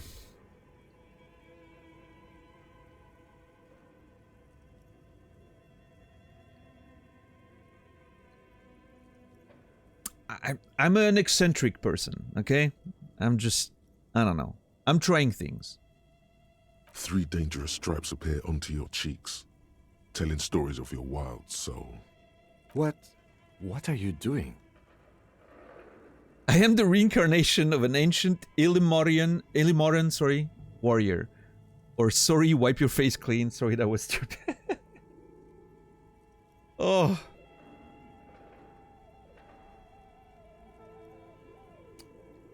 I mean, I would totally be the kind of person to just do something silly like that. And then regret it.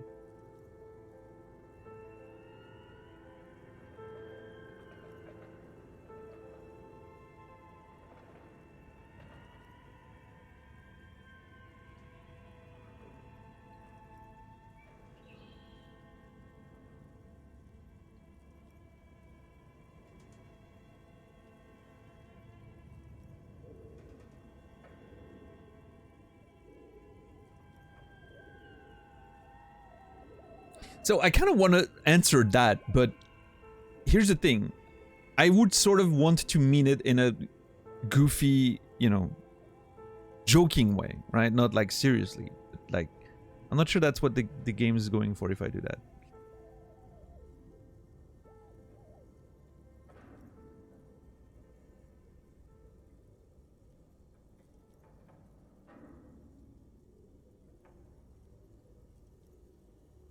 Inland Empire is just what a mess.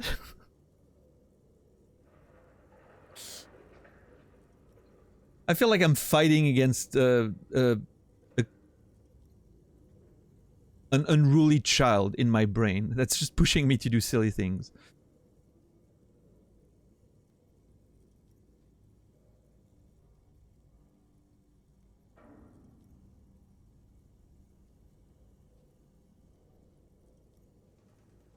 I'm gonna try. I am the reincarnation of an ancient Ilmarin warrior. Please wipe your face clean, officer. No, you're a proud warrior. Keep it. Kim trusts you. Oh, hey. Kim trusts me. That feels good. Still 28% because my authority is driven into the ground right now by my stats and thoughts. Wipe it clean. Thank you. So, where were we? I just got talked down by Kim. Kim's just like my dad right now. He's just like, come on, dude. Keep it under control, man. We have a job to do.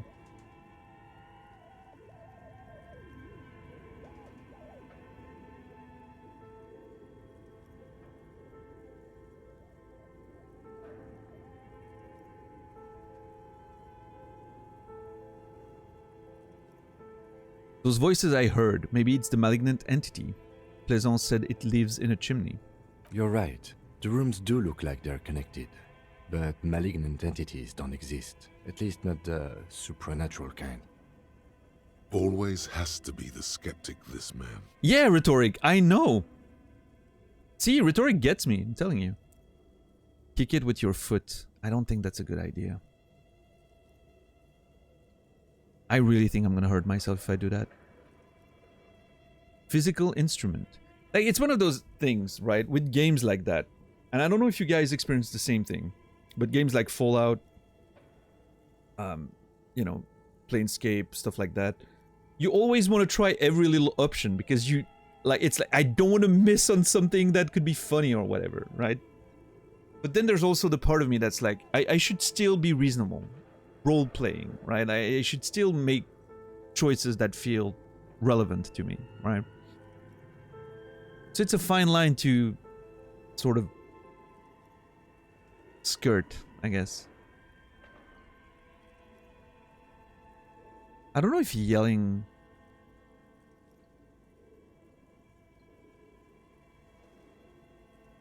I'll try. Let's see what happens. I mean, we don't have... I was like, maybe we can start a fire, which then allows us to, you know, smoke them out of the room, basically. But when the writing is this good, it's hard to say no to silly. Yeah, for sure. If I ever wake up drunk, I hope Kim turns up for me. Yeah, I wouldn't count on that in real life, but let's try. I'm gonna try and see what happens. You muster all your strength and yell.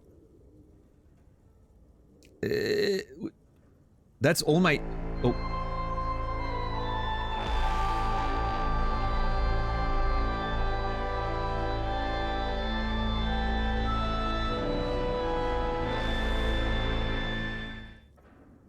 Well, Saladino right here celebrating my failures. Thank you so much for 10 gifted subs, Saladino. 376. I appreciate it so very much. Means a lot, thank you. That's a lot of subs over the past couple of years.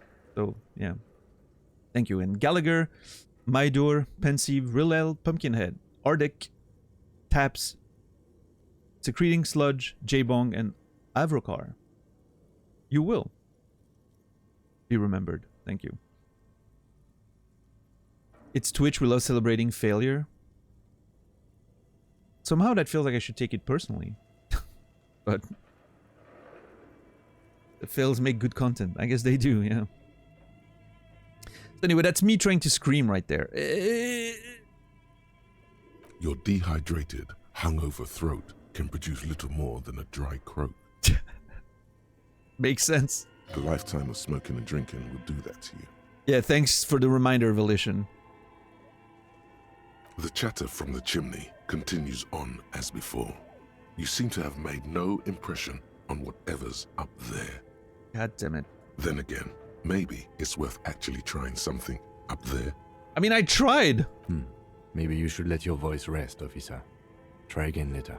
No, I guess so. I'm not gonna kick it.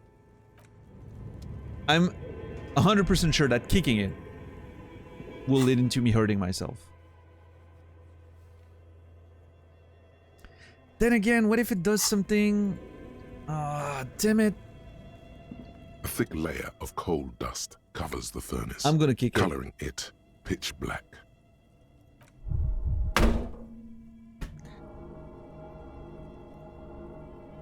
A hollow ring echoes through the furnace.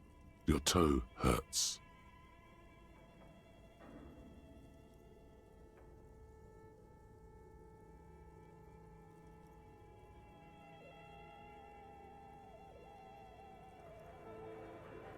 I was about to say too. It's strange because it only like went down half the thing. I don't know if it's a like it only went down half and then it stopped. But I only have 1 HP, so I'm not sure what's going on here.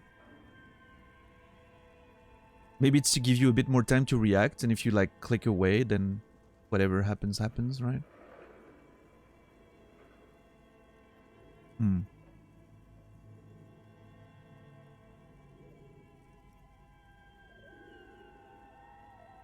I don't know. But it's strange that it shows like half the thing.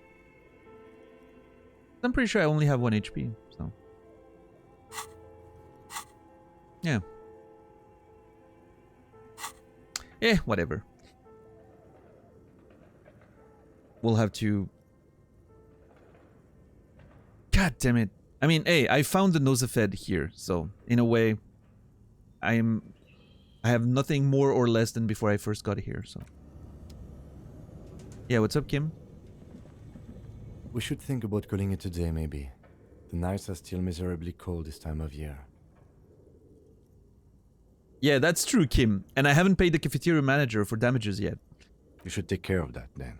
But I don't have the money. Let's talk to him anyway. An officer of the RCM shouldn't be sleeping in the street. We'll figure something out. Oh, yeah? Continue. Though he finds this situation frustrating, he is doing his best to not make you feel any worse than you already do. Well, thanks, Kim. Hold on. Sorry, I have a notification popping up from Untapped GG. Is Untapped GG down right now? Because my the notification's popping up and going crazy. It wants to update, but it can't. I'll have to fix that later, I guess.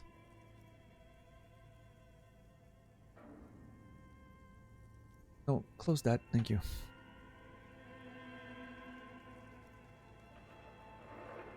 So he finds the situation frustrating. So do I, Kim. You're not the one sleeping in the streets tonight. End. Alright, well, I mean... try negotiating, yeah. So join Kim on the RCM balcony after 10. Okay, so it's after 10. Let's make our way home. Excellent timing there, by the way. Like, we're just done investigating and it's time to, you know, call it a day. I'm hoping this door leads to, you know, the front door we've inspected earlier. Let's see.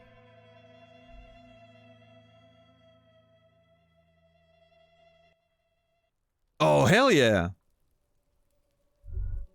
Nice. That is great. That's actually really cool. An old call box with a matrix of push buttons lists all the companies in the East Delta Commerce Center. East Delta Commerce Center? This must be the name of the doomed commercial area. Fortress Accident. We tried calling that at the beginning of the game, but it wouldn't answer. 24-hour window, I don't think. Main hall, someone answered. I think main hall building A might have been Plaisance. That's the boxing gym. Uh-huh.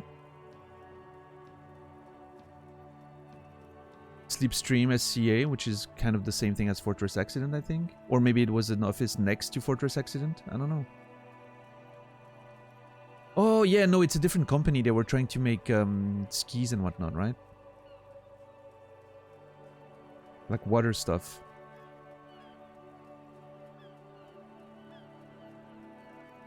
We'll have to investigate that later again.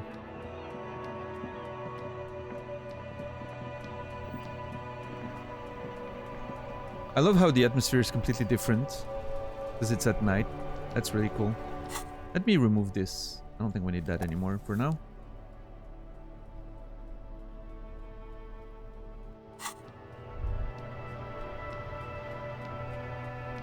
Let's go in.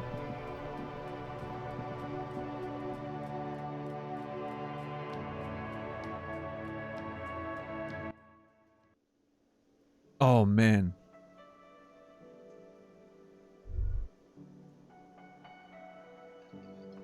Dude's still sleeping. Slept all day at the bar.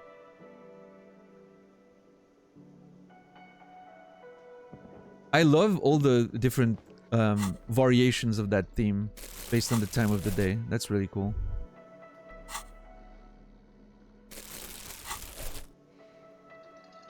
Okay, I cannot talk to all these people. Some of them are just like background characters, it seems. Is someone singing? Oh, they were looking at the stage, which is why I was those two. Is that the dude that was working in the kitchen earlier? I didn't talk to the person working in the kitchen, did I? No, I don't think I did. There's a door here too. Can I get that money here? Oh yeah. I don't know where the money was, but I got it. So I'm very happy.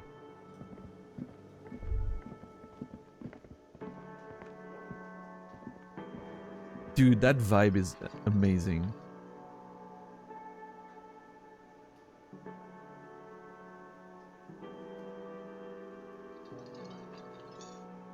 Alright, let's try to talk to guard. See what we can do here.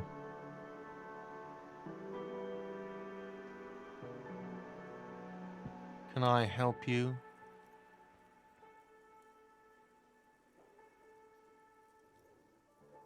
I mean, I have no new options.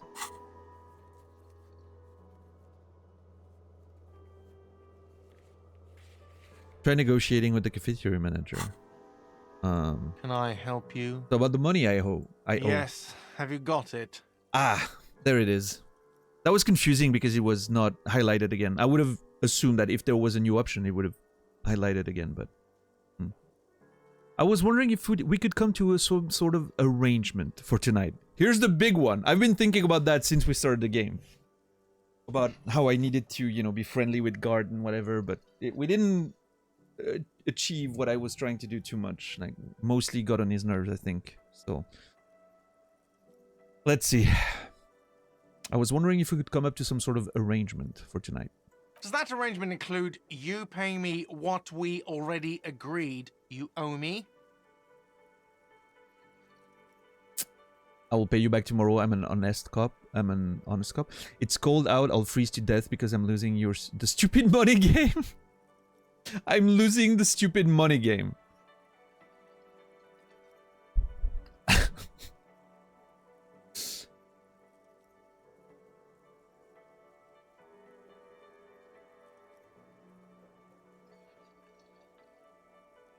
See, who was that earlier? Vanguard. You're not losing the... You're not broke, Vanguard. You're losing the money game. That's just it. Come on, man. After everything I've been through... I mean, most of it is my own fault, so... Kim is about to say something. Let him. Oh! Yes! Kim, please, save me. For once, you know what? I'll shut up and let Kim talk. I understand your predicament as the manager. However, he adjusts his glasses.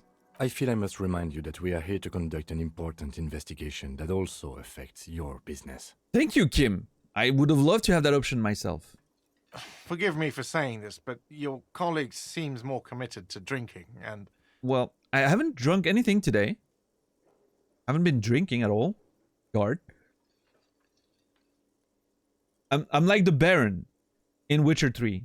I'm turning my life around. I haven't been drinking for a whole day. Clean and sober. What's up, lady? How are you? I mean, I'm probably still fucking drunk from last night, but...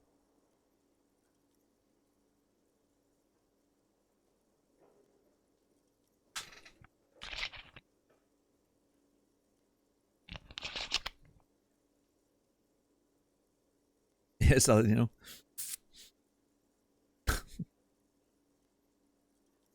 I mean no offense. It's really nothing personal.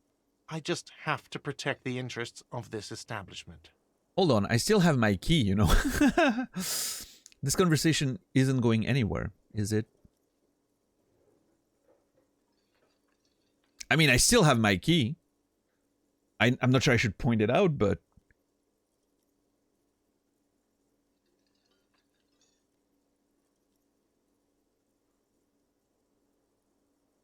God damn it, I don't know which one to pick. This one seems a bit more confrontational. This one seems defeated. I'm not sure. Kim, anything? Want to chime in again? No? Nah.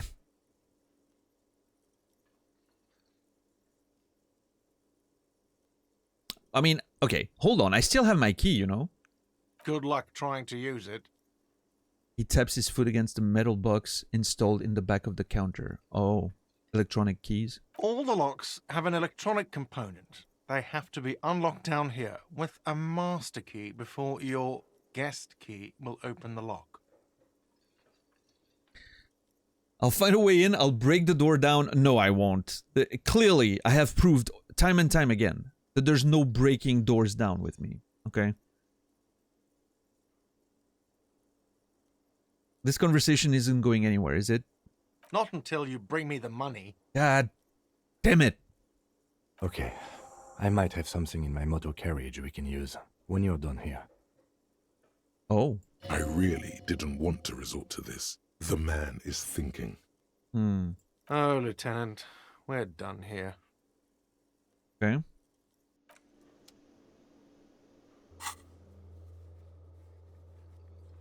Go to the motor carriage. I should probably quickly go buy some Nosafed too. You never know.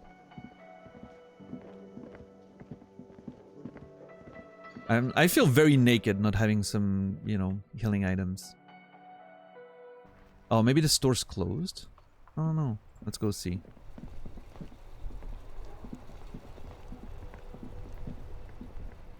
Plus, it gives me an opportunity to see a bit of the town during the night. Is this area? The racist dude's gone.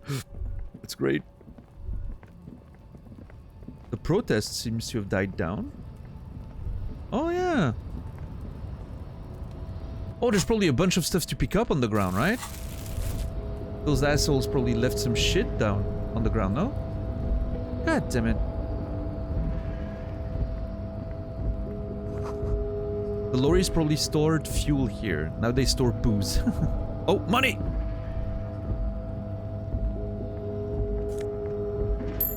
Yeah, I'm not gonna explore too much of this right now. I'm a little worried about, you know, straying too far. It's interesting how this game sort of keeps me on track more than, you know, some other games.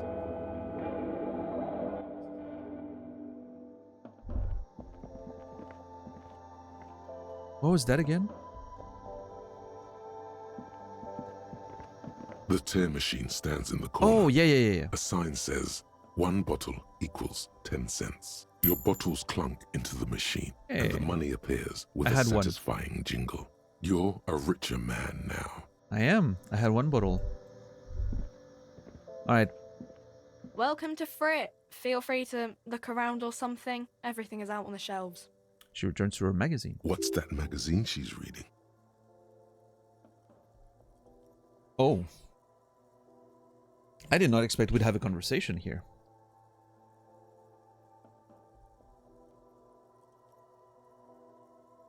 What magazine are you reading? You mean this? She looks at the cover, boasting a colorful photo of 2 girls kissing. This is Pop Stars. It's got, like, famous people in it. It's not for sale. Stupid famous people.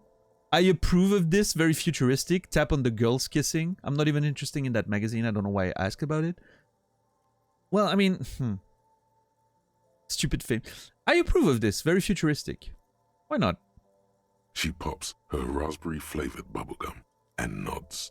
The lieutenant frowns at you before turning to the clerk with an apologetic half-smile. What? Kim, it's people kissing. They're in love. It's great.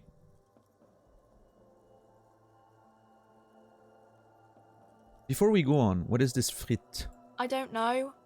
Frit? Why is it written with 3 T's? And what is frit? I think they think that the extra T makes it funkier. It doesn't. It shows on her gum with disgust. The story goes that normal fritta with 2 T's, a men's workwear shop in Vredefort, was already taken. So when Fritta Retail Inc. grew into a multinational corporation, they had to add an extra letter to avoid trademark infringement. All right.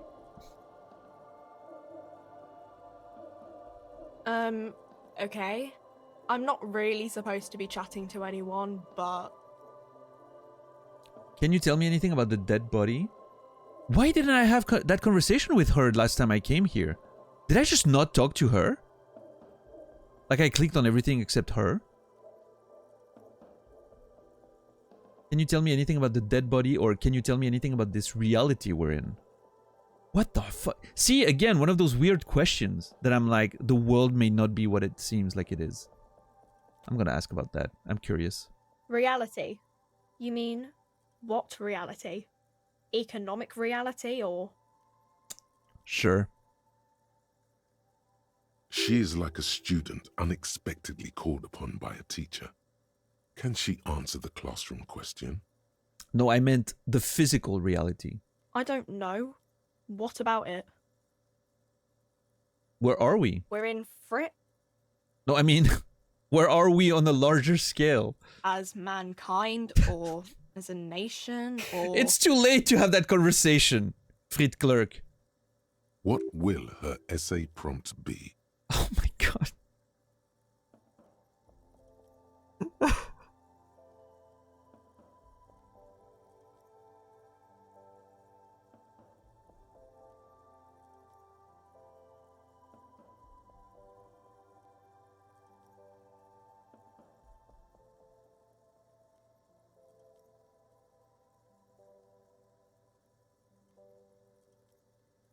As a mankind. in a good place. Question mark. She rubs her face thinking. I mean, science is doing great, and this radio computer thing seems to be kinda big. I don't know. She shrugs, then folds her magazine back. What time is it? I don't know. Look at the clock. It's right behind you on the wall. She's not very helpful, is she? The clock shows the time at 10:09. The hands seem to be still. It's apparent the clock doesn't work. Well, it would have been correct 5 minutes ago. What is the revolution? When ordinary people take over the government and demand democracy. What about the one we had here in Revachol? Yeah, it happened like 50 years ago or so. Sorry, I'm not very good at this. At history, I mean. That's fine. What about the coalition? Someone told me there's one. Our government? All right. Or do you mean something else? Sorry, I really need to finish this article. She taps the magazine on the counter. I won't bother you with this nonsense anymore. Cool. She seems happy to return to her reading. I love that the person we're trying to have that deep, meaningful conversation about history and the state of mankind is the Frit clerk, instead of all the other people we've met. The Frit clerk. The one that clearly couldn't give any less of a shit about any of this. And that's the person we chose to have those questions and conversations.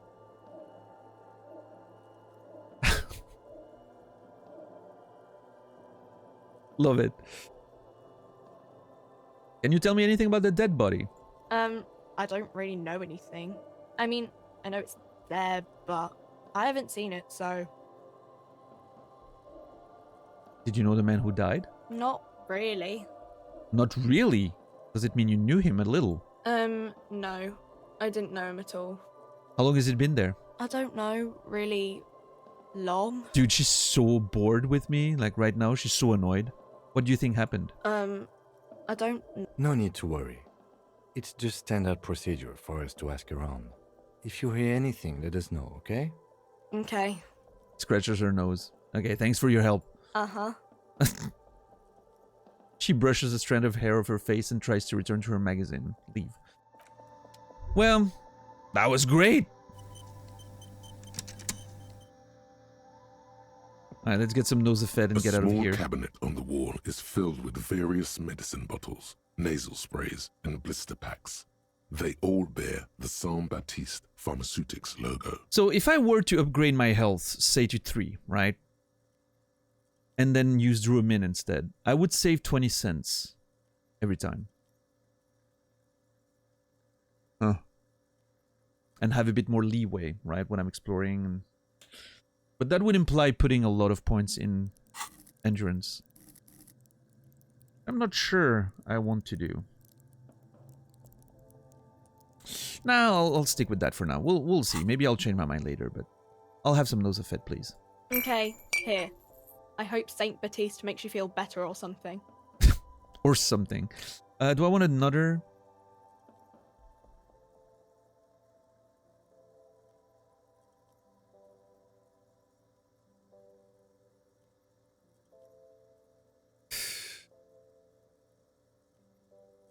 Nah, one will be fine.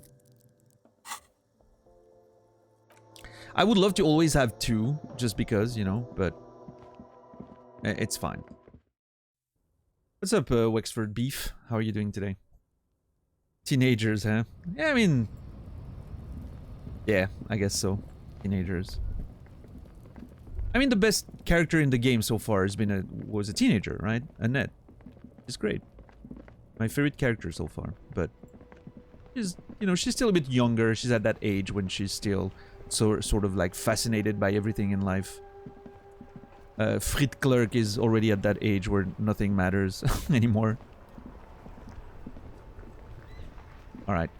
Inside, you see a set of steering levers, a radio microphone, a pull-out toolbox, and the soft glow of the fuel preheater gauge. You don't like Kuno? Well, I mean... he's a very interesting character in terms of being a character of a video game. When I say Annette is my favorite, I mean like as a, you know, as an individual in that world. Annette is a character that I really, you know, like I think I've had the most fascinating and interesting conversation with, and it was just fun, right?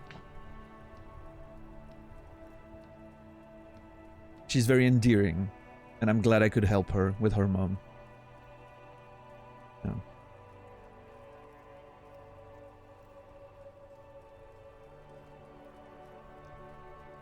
Good, thanks. How are you? I'm good, yeah. My neck's a bit better. I've been sleeping alright.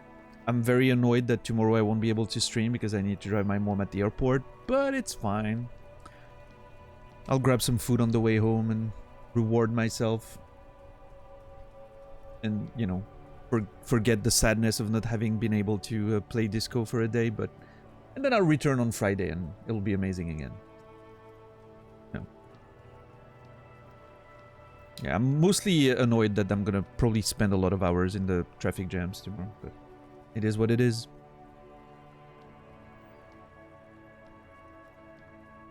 I have something here we could sell. Look in the back, in the suspect transport enclosure. Look in the suspect transport enclosure. The cage at the back of the motor carriage looks rather uncomfortable. 4 shiny hubcaps are stacked against the seat. Their silver edges sparkle in the dark. I confiscated these 4 a little while back. We can take them to the pawn shop down by the Martinez Canal. Ah, damn. What are those things? What do you mean confiscated them? You said something about a pawn shop. Thanks, I appreciate your help. Take the spinners. Sorry, I can't take them. It wouldn't be right. Don't take the spinners. Oh, man. I mean...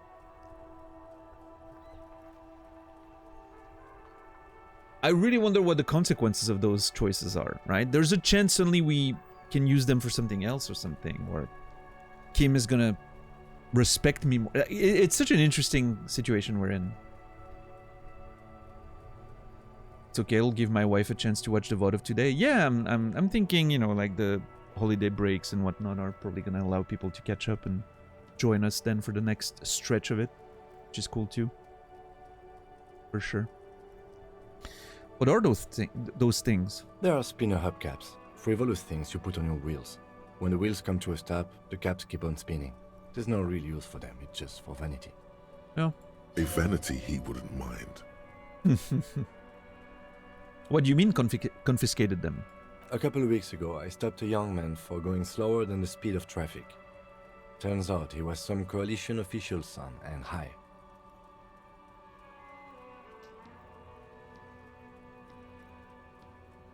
Isn't that corruption? Wait, why? Well, I mean... So you took his spinners? Mm-hmm. I took them and arrested him for driving under the influence. Yeah, but why did you take the spinners, though? I mean, I'm not gonna... You know what? I'm not gonna question Kim. I do a lot of weird stuff, too. I get it. I would have confiscated them, too. They're mesmerizing. That they are. I was going to take them into evidence, but they weren't necessary for conviction. He never asked for them back. Did you want to put these spinners on your machine? Point at the kinema? No, that would be silly. I don't know why I kept them. It doesn't matter. I couldn't put them on this MC anyway. A cop with spinners. That would be outrageous. Yes! Outrageously cool! Yes, too wacky, or just nod.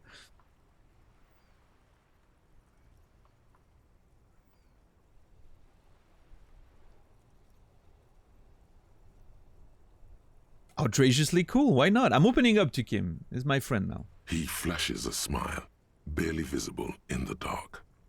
Oh man, now I don't want to sell them.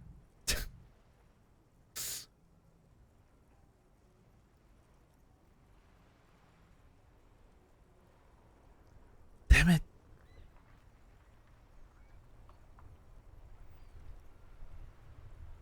I feel like Kim is giving me that vibe of someone who wants to break out of his shell a little, but is so used to being, you know, following the rules and being very strict. It doesn't crack very often. There was that one incident with the racist dude, right? Where he cracked and sort of showed his more human side. I feel like we're gonna see a bit more of that throughout the game. We'll see.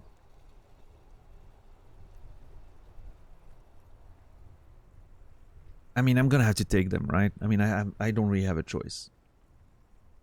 It sucks, but...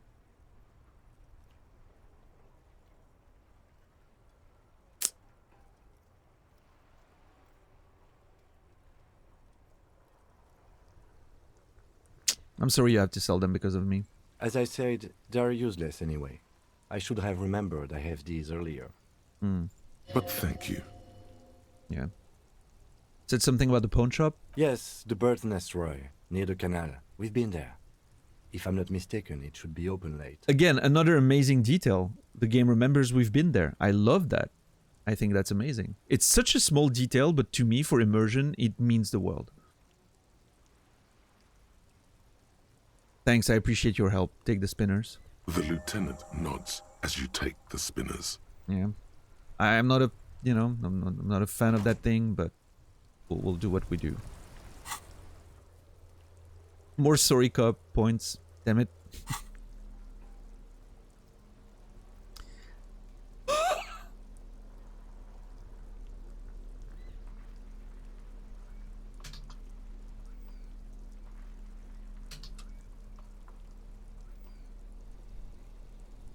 Oh baby, we're rich. What's up, Edsta, Lonigan? The magnificent hubcap spinners that Lieutenant Kitsuragi has donated to you so that you can pay for your room at the Whirling. They are slate blue and shimmer haughtily in the light.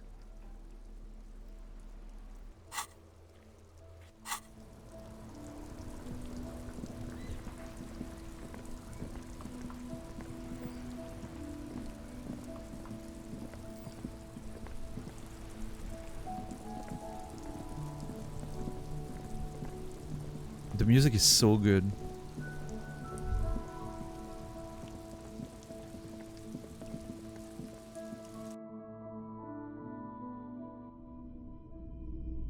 Oh, we're back here again.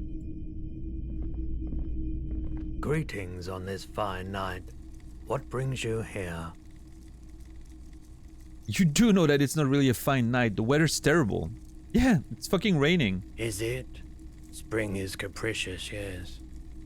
Turns his head to the right and then to the left, as if looking for non-existent windows. How come you're still open? How come you're still open?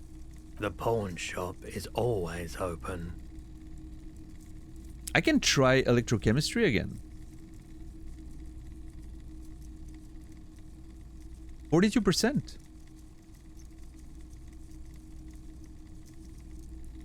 Let's see. Feeling warm and enthralled by the movement of light. Let's go! While the mind continues to race forward. Lucky bastard. He's probably on Pyrrolidon. It's tough to come by on the street. Feeling warm and enthralled by the movement of the light. Oh, I totally nailed that one. 4 and 6 for a total of 10. Feeling warm and enthralled by the movement of light while the mind continues to race forward. Lucky bastard is probably on Pyrrolidon. It's tough to come by on the streets. Pyrrolidon, what is that? A drug developed by the military to treat and prevent radiation sickness.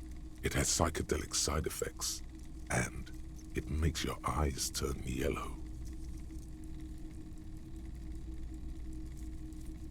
Is it just me or is it really warm in here? Look around. Step closer. Sir, could you take off your sunglasses? I'd like to check your eyes. Or get straight to the point, so where does a man get Pyrrolidon these days? I mean, I don't want any, right? But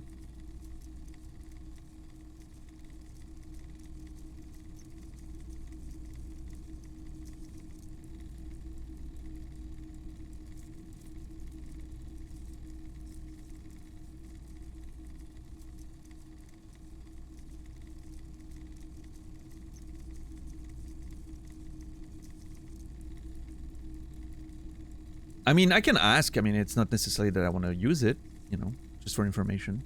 How would I know? Huh. He takes a step back, studying you. There's a note of indignation in his voice. Interesting. Oh.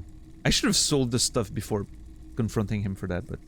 Those triangle patches on his vest, you have a feeling they mean something. Like they're similar to the halogen rectangle on your jacket. Point at his clothes. Say, what's with the triangles on your vest? It's pretty obvious that you're under the influence, sir. No judgment. Just curious. I probably did loads of Pyrrolidon before I lost my memory. Chill out, man. I'm a chill cop who just wants some of what you're having. Wink. Alright, let's follow Esprit de Corps. Let's see where it goes. I was with the emergency relief brigade. You know, after the People's Pile disaster. Coughs. As if to mark his words. The People's Pile disaster. I need to take note of that. That goes in events. People's Pile disaster. What was it? Question mark. And the emergency relief brigade involved in helping after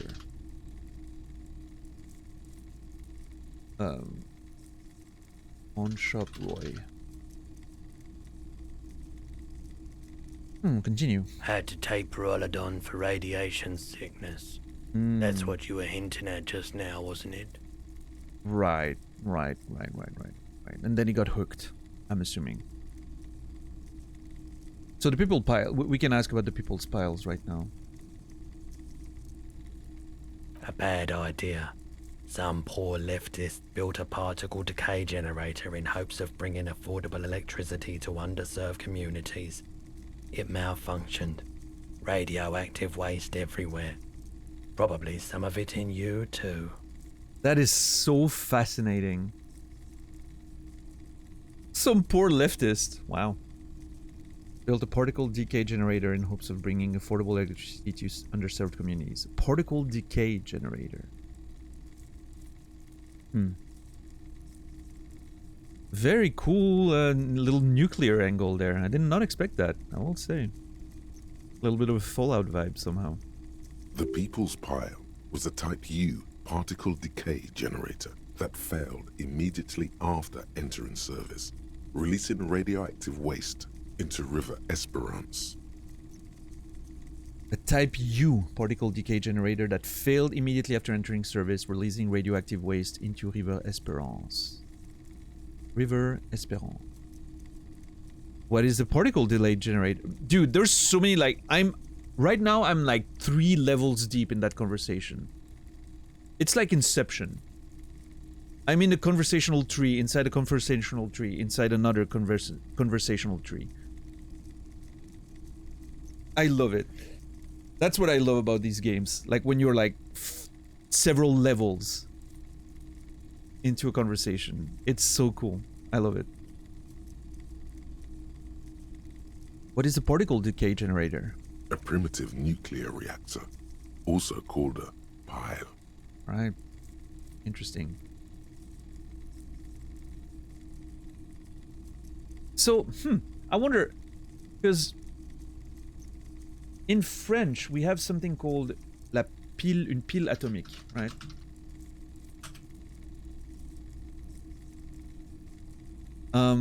Which is, I believe, what they're referring to.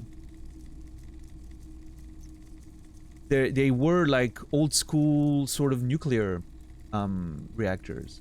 Yeah, pile atomique. Yeah.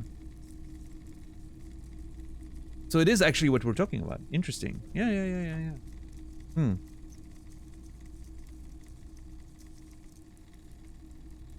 I first heard about that, interestingly, in reading a children's book back in the early 90s.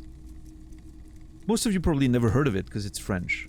But there was a series of books called Les Six Compagnons, which is like a sort of Six Companions, which is a series of books with children basically being involved in sort of like investigations, right? And I loved reading those books when I was a kid. And one of the books is called The Six Companions and the Atomic Pile, which is, you know, they go on vacation near an old nuclear, decommissioned nuclear plant, I think. And they investigate some kind of... I don't actually remember what the story was about. It's been, 30 years, but... I remember really liking that book. I should read it again, actually. I probably have it somewhere in my boxes. My book boxes somewhere. Or I could get it on e-reader. Probably.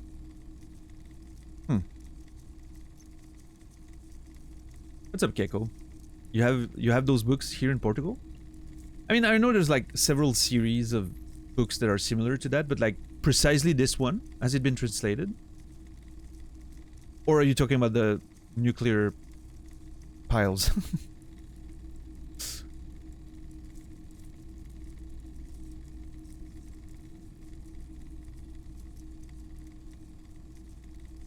What's up, Radical? How are you doing? How is it going with building communism? Slowly, but surely. We're getting there. Any day now. Why is it called the People's Pile? Well, because it was supposed to be given to the people. Construction began during the Commune of Revachol. The people continued work on it after the Commune fell. They wanted a cheap source of energy for Revachol West. The Commune of Revachol, yeah. Well, maybe we'll bring it back to its glory, the Commune. I mean, not the pile. The series of books? Interesting, Keiko. I didn't know it was translated, actually. That's cool. Needless to say, things didn't work out. I got that. Thank you, Encyclopedia. Why did it fail? Conclude. An emergency valve defect resulted in steam pressure blowing the turbine, taking the fuel containment vessel up in the explosion. Both the faulty design and lack of finances contributed to the catastrophe. Wow, that sucks. And then it got into the water and everything? Alright, we're one level higher now. Time is running though. Like, it's always 22:30. Tell me more about this emergency relief brigade you were part of. We were an all-volunteer force, self-organized. Tried to help the fire brigades contain the spill. I lived by the river since I was a small boy. The Esperance. Didn't have the art to let it all go to shit without trying to do something to help out.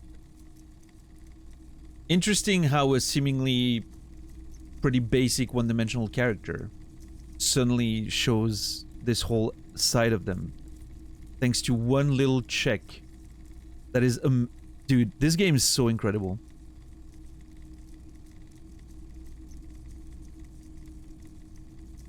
This one single character has more depth and better writing than the entirety of David Cage's catalog. There, I had to take a dig at David Cage. I haven't done that in almost a week. So I had to, you know.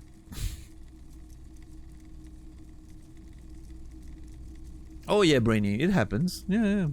It sure happens. Or happened, should I say, right? Hmm.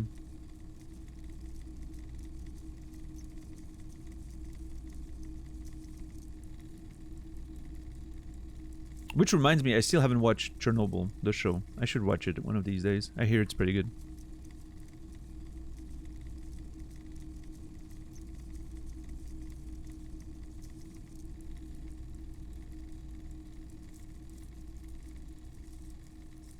Cage is a hack, I'll say it. Anyone that takes writing seriously should know. I've been saying that for, yeah, that's one of the main thing I think that's probably the thing I've said the most on this channel, that David Cage is a hack.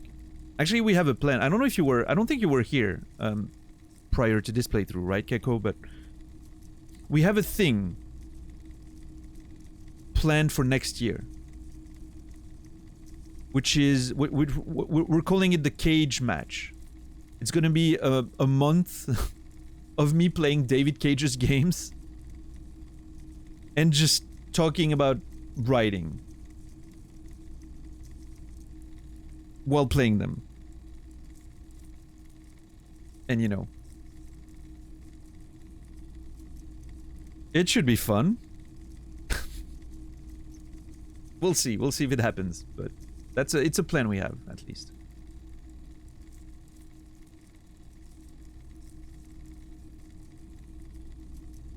I enjoyed it. We'll say no more. You should. It's amazing. Pretty good. Not bad, not terrible, as they say.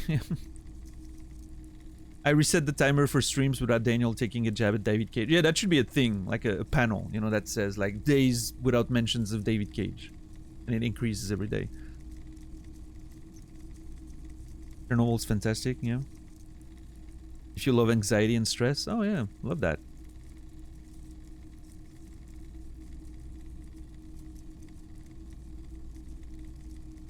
Like the idea of that? Yeah, I mean, I'm excited about doing it because I think they're fun games to play on stream too, outside of the whole writing thing, right? So I think it would be fun potentially. And then my idea was, once we're done with that, we've seen the lowest of the low. We play The Last of Us 1 and 2 to see some good writing in video game.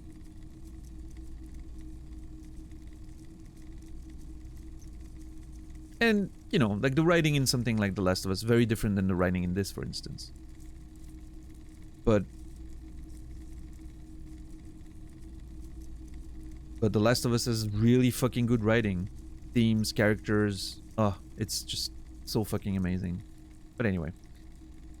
We'll talk about that when the time comes, I'm sure.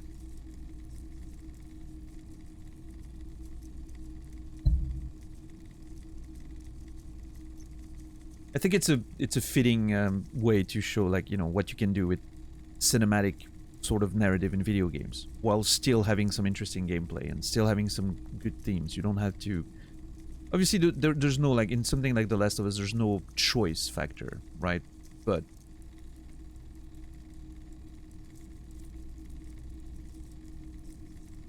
choices don't mean that the writing needs to be bad. Exhibit A. I wonder what game has the best writing to date. I mean, I'm sure the problem is there's a lot of subjectivity in that question, right? And there's a lot of different genres of games that require different styles of writing. I think for a single player cinematic adventure experience, linear, in my opinion, I think The Last of Us is the best example I've seen of video game writing and performance and all of that, right? Now, when it comes to RPGs, for instance, this one ranks very high from what I've seen so far, right? I mean, I think it's pretty damn amazing what I'm seeing in terms of writing there. But obviously, it's a very different requirement, right? It's a very different style of game, a very different style of writing. So, I don't think you can compare them, right? This kind of writing wouldn't work in a video game that is not Disco Elysium. It requires that sort of frame to work, right?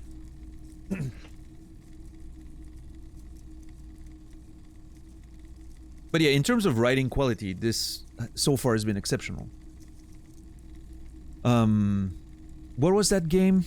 Sunless Sea. Sunless Sea has amazing writing as well, if you're interested in sort of roguelikes and whatnot.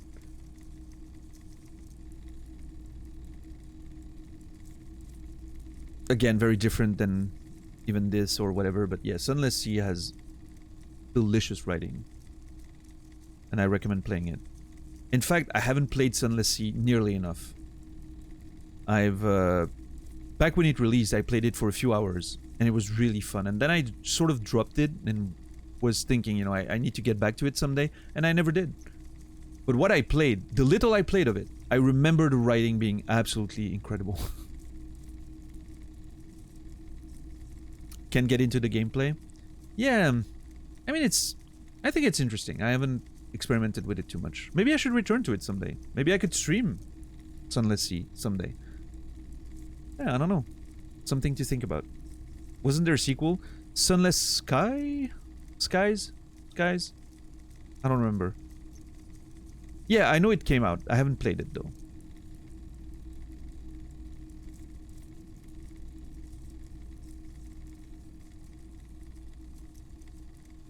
But yeah, back to... Anyway, before I went on that... Another tangent. Yet another tangent. Suddenly this guy, shows his side, like... I've lived by the river since I was a small boy. So I had to do something about the river. I had to join the, emergency relief brigade. And I'm thinking... I'm sure we'll talk about it in a second, but I'm thinking he got hooked on that anti-rad stuff. And that's why he's still using this to this day, Prequel Fallen London. I think Fallen London came out first. It was like a website game, right? Browser game. Would it be fair to compare older games writing to newer generation of games? It's an interesting question, Brainy. I think one we'll have to address when we have a bit more time than now. But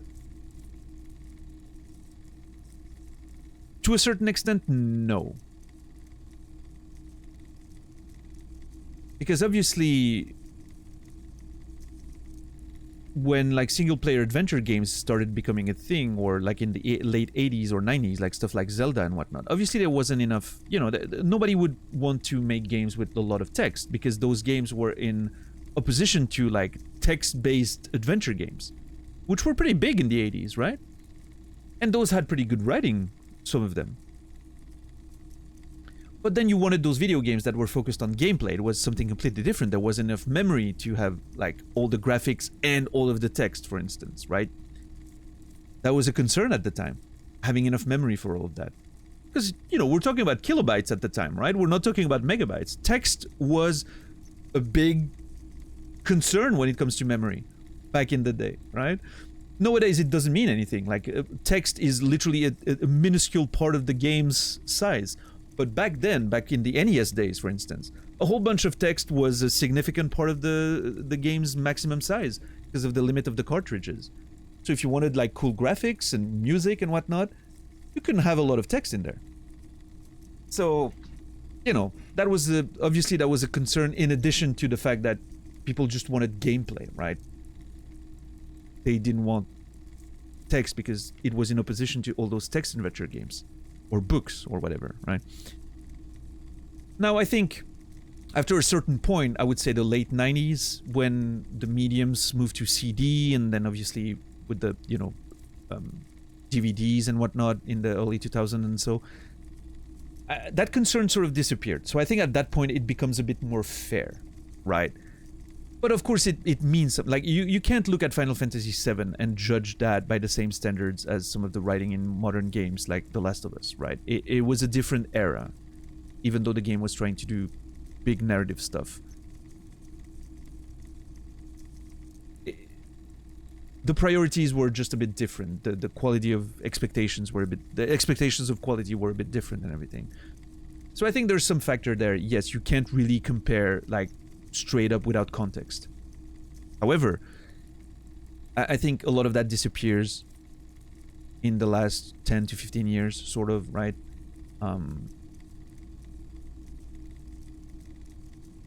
I feel fine looking at Heavy Rain and criticizing that on the same standard as I am looking at The Last of Us 2, even though there's over 10 years in between the two games, right? I feel fine comparing those two. I think they had sort of the same level of resources, the same expectations, the same sort of goals when it comes to narrative, right?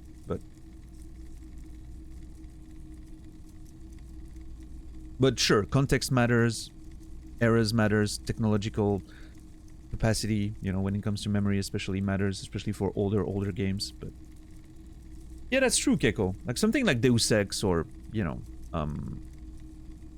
Vampire the Masquerade, right? That stuff is very well written. Now, does it hold up to the more modern versions of that? I'm not sure. Because I think just the skill level of the industry also increased. Back then, a lot of the writers were just, you know, they were just part of the devs and they were like, oh, you know, writing, you can just write, right? You can write. It's easy. Everyone can write.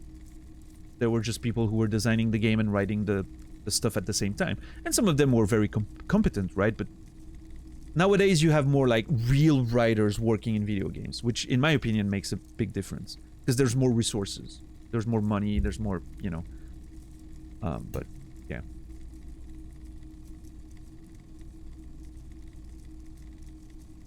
What about Fahrenheit compared to The Last of Us? Well, I don't know about that. Fahrenheit was... I'm not playing Fahrenheit when we do the David Cage month. I don't think, at least. Because I don't think there's any way of properly playing it on modern hardware. So I don't think I will play that one. I'll only play the main... well, I mean, not the main, but the more recent 3 games. Heavy Rain, Beyond Two Souls, and Detroit. I think those are the 3 ones I'm gonna play because they're available on PlayStation and you know, it's easier to play them. I think Fahrenheit is an interesting little project with a lot of flaws, but I don't think I'm gonna go that far back. We'll see. Back then, they were also still trying to figure out how to include and deliver narrative properly. Yeah, of course, you know, every game builds on the shoulders of the ones that came before, right? You learn from people's past experiments and mistakes, maybe. So obviously, you know, you have to take that into account, that's true. But yeah, video games are definitely taken more seriously now. They're big in the industry, there's more money in there. Overall, the expectations of quality have increased. Which is very weird, considering some of the quality elements seem to be going lower. And games come out in such a weird state, more and more. But again, I'm not going to go in that conversation again now. Because time's just flying and I want to sort of find a nice stopping point in the next half hour. But yeah, you know, it's a conversation we will definitely have more and more, I'm sure, on this channel.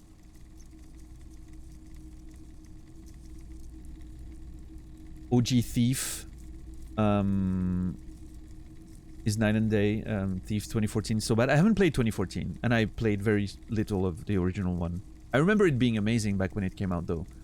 The fact that you could hide in the dark was mind-blowing to me. Back in the day when it first came out. And like use the water arrows to extinguish torches and whatnot. Like that shit was insane. Like it felt like it blew my mind when I played that. That sort of like creative freedom to explore the world and hide and all that. Even after having played stuff like Metal Gear Solid, right? It was just like mind-blowing. You can get more serious writers and artists and composers to work on them. Yeah, exactly. Yeah, that's true. The narrative in Diablo 1 was amazing, but pales compared to Diablo 2. Yeah, I mean, different. It was a different approach for sure. There wasn't much the volunteer force could do, however. We wasted years in the river mud. Years getting sick. He looks at the spiraling light and stops. It must have been tough, radioactive cleanup. There's a reason why everyone's tried to forget any of it ever happened. And why no one has tried to repair or replace the pile. Mm-hmm. So much disappointment. And early deaths. Cancer mostly. And we knew all that was coming even as we were cleaning up as best we could. That's interesting, right? They knew it was coming. We were cleaning up, but we knew we would, you know, we were putting ourselves in danger. We knew the consequences of that. That's some serious sacrifice there. Whose fault was it that the generator failed? No one's. Everyone's. He sighs and shakes his head. So much bitterness. Yeah, empathy. I get it though. A bunch of poor people built themselves a primitive nuclear reactor, hoping for the best. What do you think is going to happen? Fair. How did you end up running a pawn shop? The cleanup happened 15 years ago. I was young then. Later, my second aunt died. Left me this shack and all the assorted junk in it. So I came to Martinez. People told me don't go there. It's a shithole. I said, people, we just had a nuclear pile meltdown. I'm gonna get as far away from Forburg as I can. Still in the same city, but... He shrugs. I did not expect that character to have such a deep backstory. An emotionally loaded backstory. This is pretty great. Now I feel bad for him, you know, and all those emotions. Thank you for telling me. I like the theory more than the story. Outward movement, not vortices. Outward movement, not vortices. Outward movement, not a vortex. Vortices, yeah. Mm-hmm. Yeah, you gotta get in on those vortices, my man.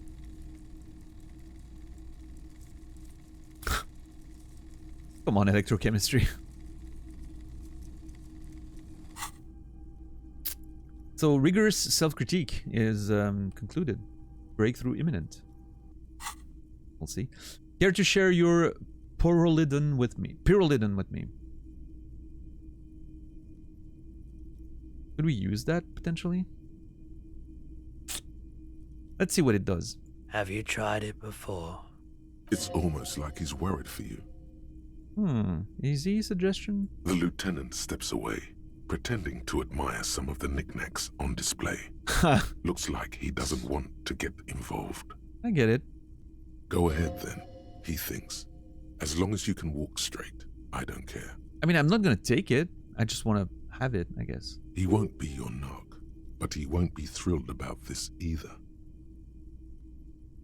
I think I've tried it once and I liked it. I haven't, but don't worry, I can take it. Or I ride the Pyro every day. Ooh, maybe I got myself into trouble there. I didn't think it would, like, automatically happen, but we'll see.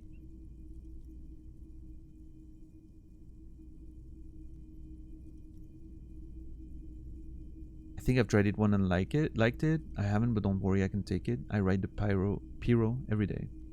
I think I've tried it once and liked it. Here you go, man. He presents a large cap-shaped object on the palm of his hand. Very odd-looking.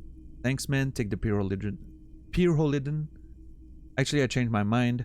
I don't need any pyrrolidon.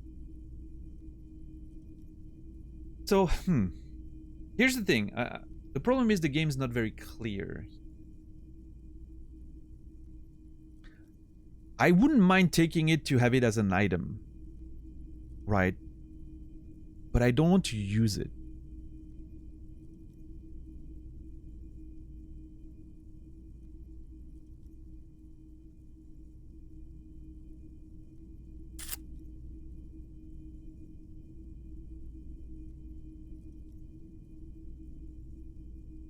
Because it can be useful. You never know. I might need to, you know, use it for something else.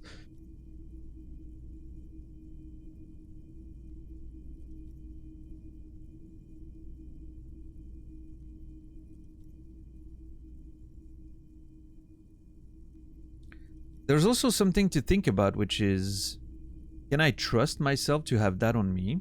Considering how sometimes my body seems to be doing things without me being able to react. Like the fucking double bird flipping and crashing into Lena. Maybe I cannot trust myself to have drugs like that on me.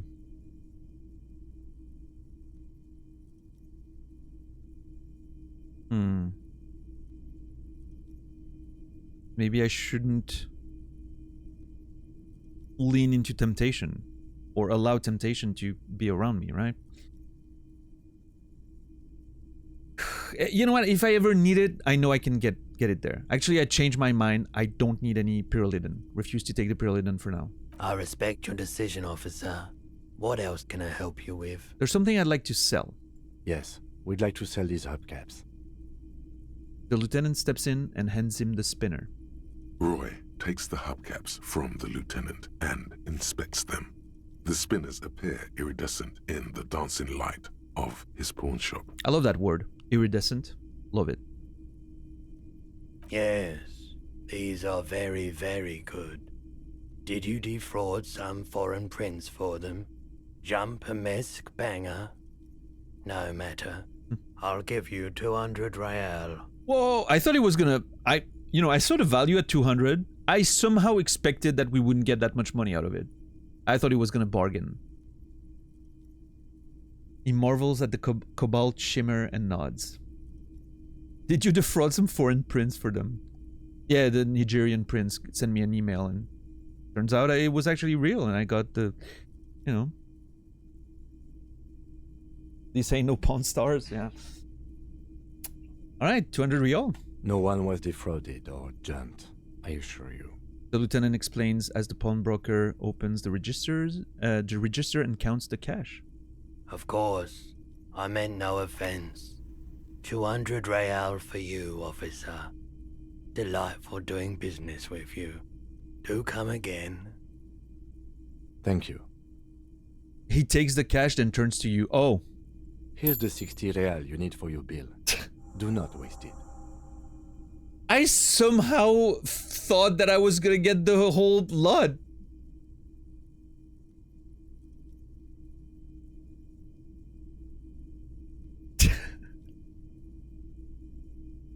It makes a lot of sense that I don't, right?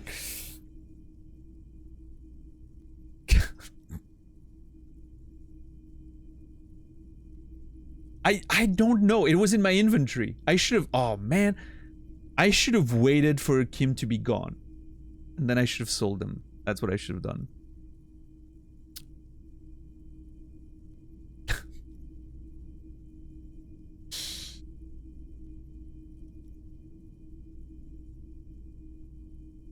The rest goes in his pocket. The rest is for him, to compensate for the pain of being separated from his radiant spinners. What did you sell to get to 69? Bottles mostly, and finding money in the abandoned commercial center, right? The doomed commercial center area. Had a lot of money just laying around. So yeah, mostly that. And just selling a few bottles. The windfall is a small consolation. No. No, Kim. I'm sorry, Kim. Anything else you're thinking of selling? I'd like to sell my clothes. I have this fascinating photo of a corpse. Yeah, no, I'm not going to sell those things. I mean, I could, but... I'm going to keep them. I don't have anything to sell at the moment. Another time, perhaps. Yes. I have to leave. I have other business to take care of for now. Rigorous self-critique. Here it is. Hard facts from the man you are. You once jerked off in the locker room and were caught. You held a young woman by the arm and kept her in your apartment for 20 minutes against her will. What? That's right. These are not flights of fancy. These are real deeds, Harry, emerging from the darkness of your past. You tried shooting a fleeing suspect in the foot, but hit him in the pelvis, crippling him for life. And, above all, you let life defeat you. All the gifts your parents gave you, all the love and patience of your friends, you drowned in a neurotoxin. You let misery win, and it will keep on winning till you die, or overcome it. Holy crap.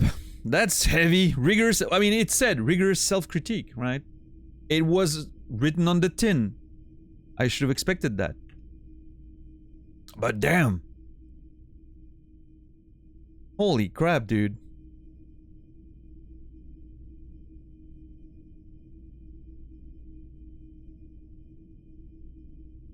Above all, you let life defeat you. All the gifts your parents gave you, all the love and patience of your friends, you drowned it in a neurotoxin. You let misery win, and will keep on winning till you die or overcome it. That last part right there? Oof.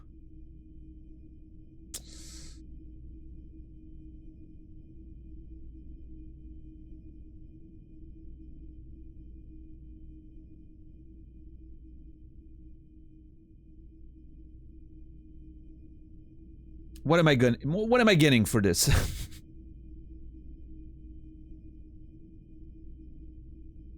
Ooh. Int and Psi red check failures heal +1 morale. Fizz and Mutt red check failures heal +1 health. That is insane.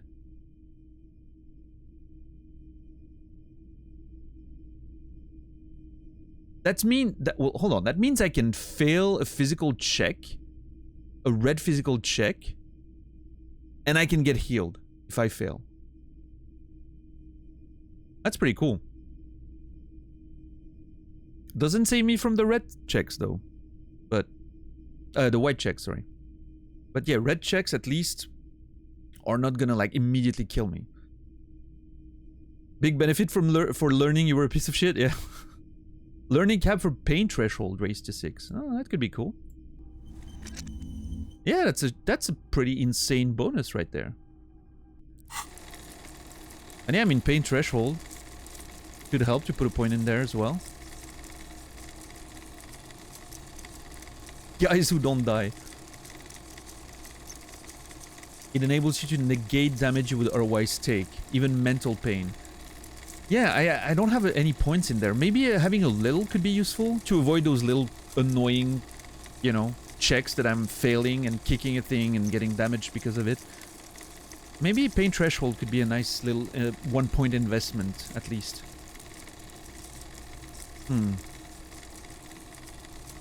Self-awareness pays off. Apparently it's, yeah.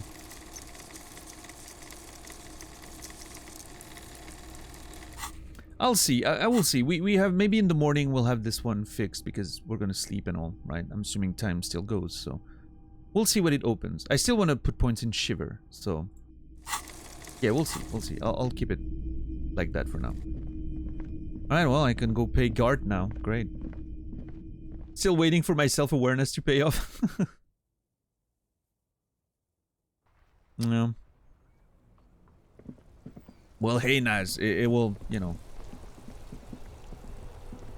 What was it? Life will keep winning until you die, or you will keep defeating you until you die, or you conquer it, or something. What was it? I already forgot.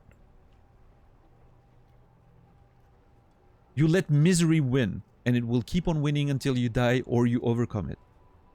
Just overcome it, right? You have a choice. That's simple. Oh man, if only.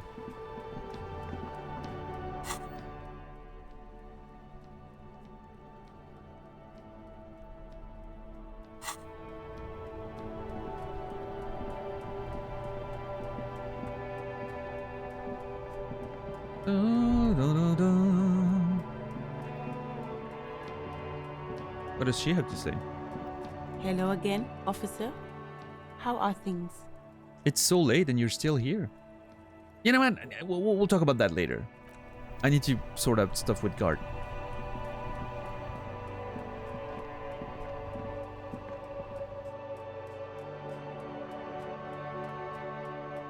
This is some Shia. Yeah. I mean, I don't know.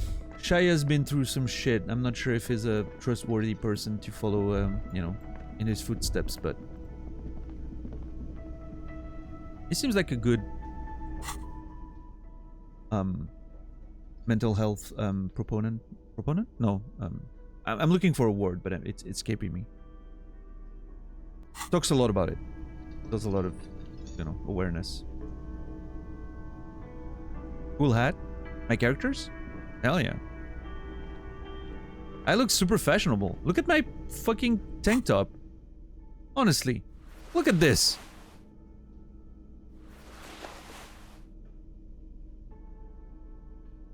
Look at that. Okay, let me put my clothes on again. I can't keep looking at that. Champion, advocate. Yeah, advocate, I guess, is a word that I could have used there. It's a Valthios, by the way. Welcome in. That was the look. Yeah, I know. Maybe some lucky lady will get to see that at some point. I will say, like, the tie over this is just hilarious.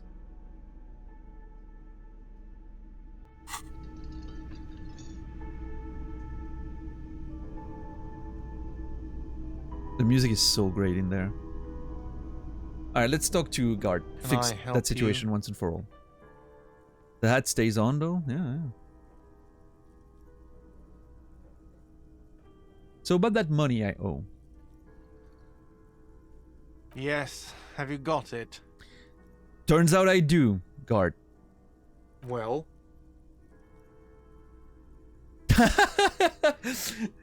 Here's 60 real, slam the bills down on the counter, I hope you choke on it. Or here it is, sorry for the trouble.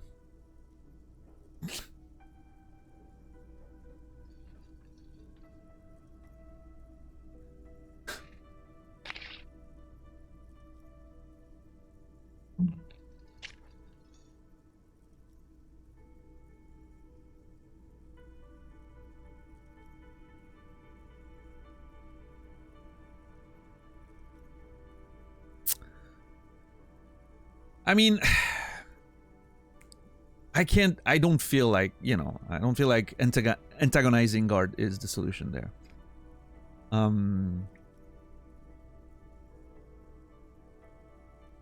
You know what? I'm the sorry cop. I guess I am. I'm gonna apologize. I feel like I need to apologize. But after that, we're done. Guard. Here it is. Sorry for the trouble.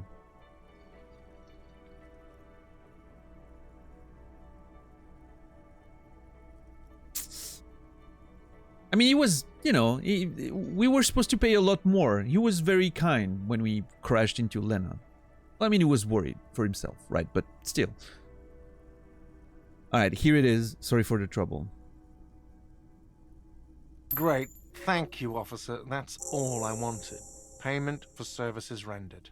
If you continue to stay here, I just ask that you please pay your nightly bill in advance starting tomorrow. Oh shit, am I gonna have to pay every day? Oh, brother. I mean, it makes sense, right? But He's not sorry about his behavior for your sake. Now that you have money, he really wants to make sure you're not angry with him. yeah, suggestion, that's fair. The electronic lock to your room has been disabled till 9 p.m. tomorrow. Alright. Till 9 p.m. tomorrow. We got less than 24 hours to find 20 more bucks, I guess. I think that's the price of the night, right? Please pay for each night in advance starting tomorrow. 20 real per night. Find money to pay. Oh my god, this game, it doesn't stop. I need to find money and pay now. You need to find 20 real to pay for your room at the Whirling, or it will be locked after 9. As long as you don't have a free place to stay, you have to do this every night. What happens if I can't? I guess we'll try to avoid that, right? We'll cross that bridge when we get there. I'll take a room here too.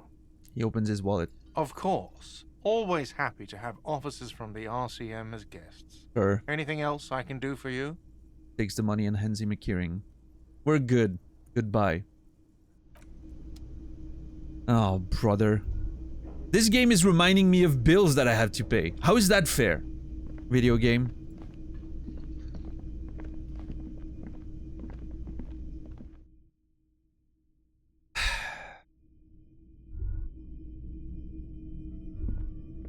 Is that Kim's room then?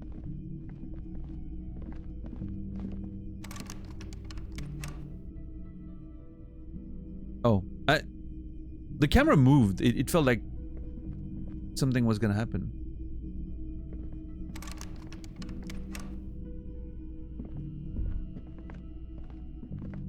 So we were supposed to meet on the balcony at the end of the day, right?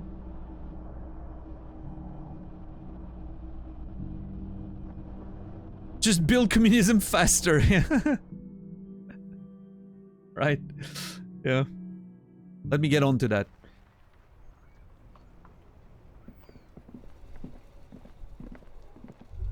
Oh. A gust of briny wind washes over you. Very cool. Yes?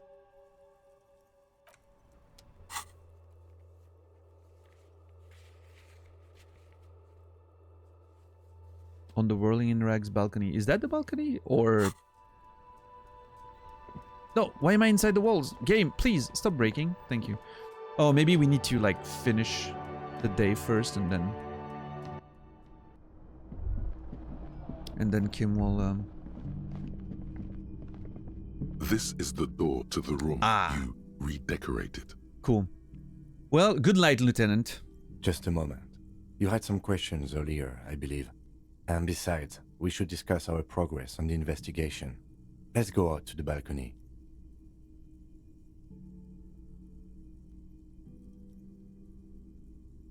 You know what, Kim? I understand. You want to be the one making the call and the decision. You want your autonomy, you want your, you know, agency as a character. I get that.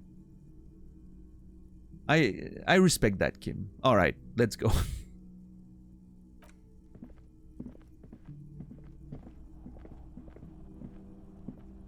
Video games. The air outside is brisk. The lieutenant is silent for a moment. He listens to the traffic hum. Then... Where shall we begin? We should talk about the investigation, first and foremost. Alright. But I also remember you wanting to discuss the RCM. He lights a cigarette. I didn't know you smoked, Kim. That's actually was my first reaction when I heard the noise. I have a cigarette every night when I go over my notes. It's something of a ritual.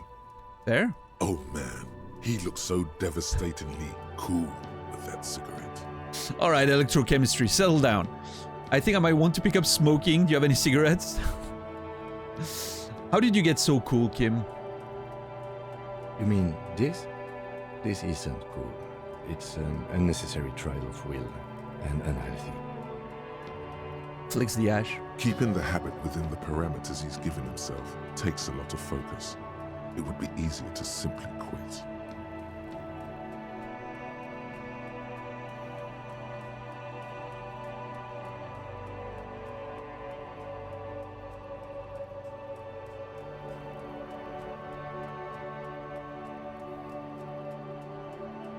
Right then, the debrief. Return to it. Yes, it's been a long and eventful day. How do you think today went?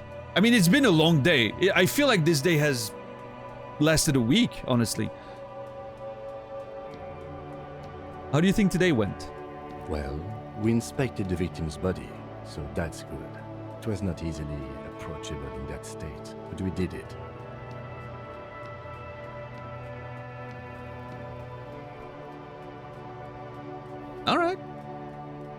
I would say our initial inspection was very thorough, and we have solid leads to follow up. I love this. I love the idea of like actually going over the day and what we did, and him like being like, yeah, that was good, that was all right, you know. I like that. Then you shot him in the chest, which wasn't ideal. Never And we mind. still have to get him down from the tree. This sucks.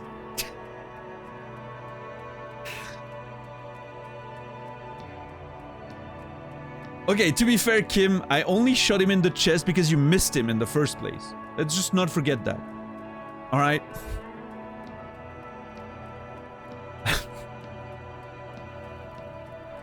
By not ideal, he means he can't believe he let you try that trick and would be angry if he didn't feel the outcome was partly his responsibility.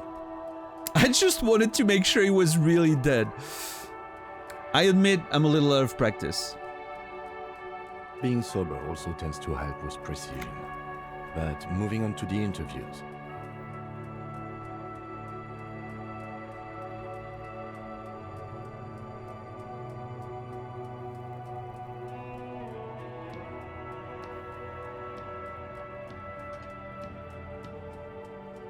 Oh, are we back? I'm sorry about that. Did we get like an actual screen? Like a full crash screen and whatnot?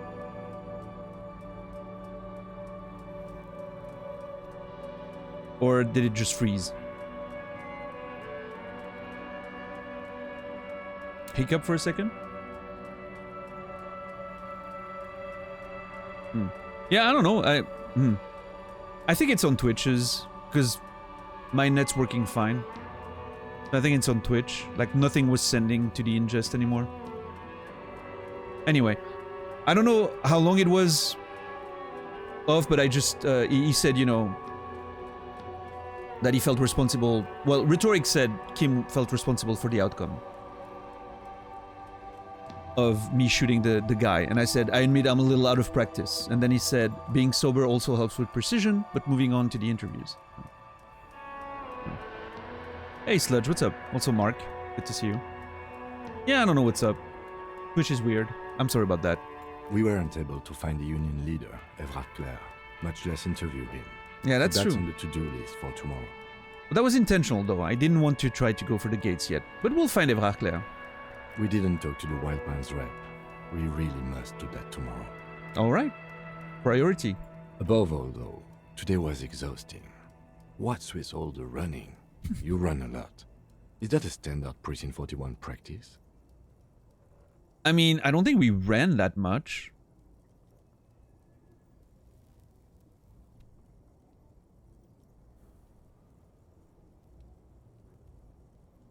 Transcoding server was just taking his union mandated break. Yeah, probably. It's part of the Jamrock shuffle. I don't like to waste time, you know. My mind moves fast. The rest has to try to keep up. I'm training for a long distance run. I want to raise money for charity. That's just how we roll in the Precinct 41. I don't know why I do the things I do, Lieutenant Kizuragi.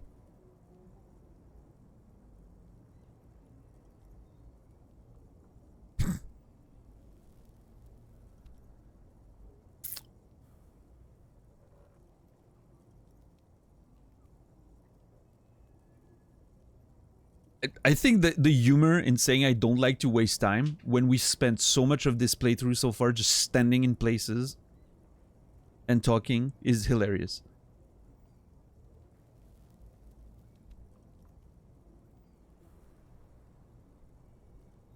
I don't like to waste time, you know. My mind moves fast. The rest has to try to keep up. Put a bit of irony in my voice. It's impressive, especially for a man your age. And in those hills.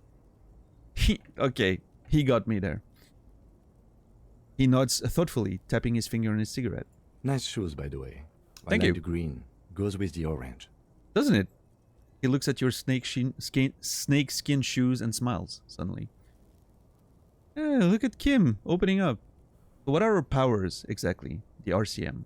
They're quite limited, actually. The power officers of the Revachol Citizens Militia exercise most frequently is imposing fines of up to 1,000 real for offenses, in accordance with an interdepartmental schedule.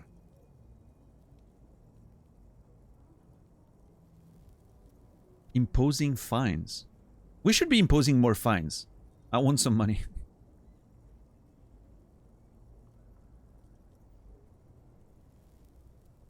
$1,000? Why not more? Wouldn't that be easy? Wouldn't that be an easy power to abuse? Yes, although indirectly, as citizens can always request records from their local station. Couldn't be that easy, huh? Officers of the RCM have been known to take bribes of less than the prescribed fine amount. It undermines trust in the RCM. 1,000? Why not more? The RCM's primary role is to ensure safety. We are not really supposed to play any part in the economic structure of Revachol. Okay, what else? We can arrest people, of course, but rather than bringing someone in directly, it's preferable to serve a station cold sleep. It prevents confusion and overcrowding. How can you be sure the arrestee will show up? Or, I see, and if someone resists? As you may have gathered from the fact that we are expected to carry a record of our kills, like the one in your watermarks, we are permitted to use whatever force is necessary, and strongly admonished not to abuse that power. Wait, so if I kill someone while on duty... You have to supply compelling evidence for why it was necessary to use lethal force. In these cases, your partner is usually your witness. I have a feeling this is foreshadowing. We'll see.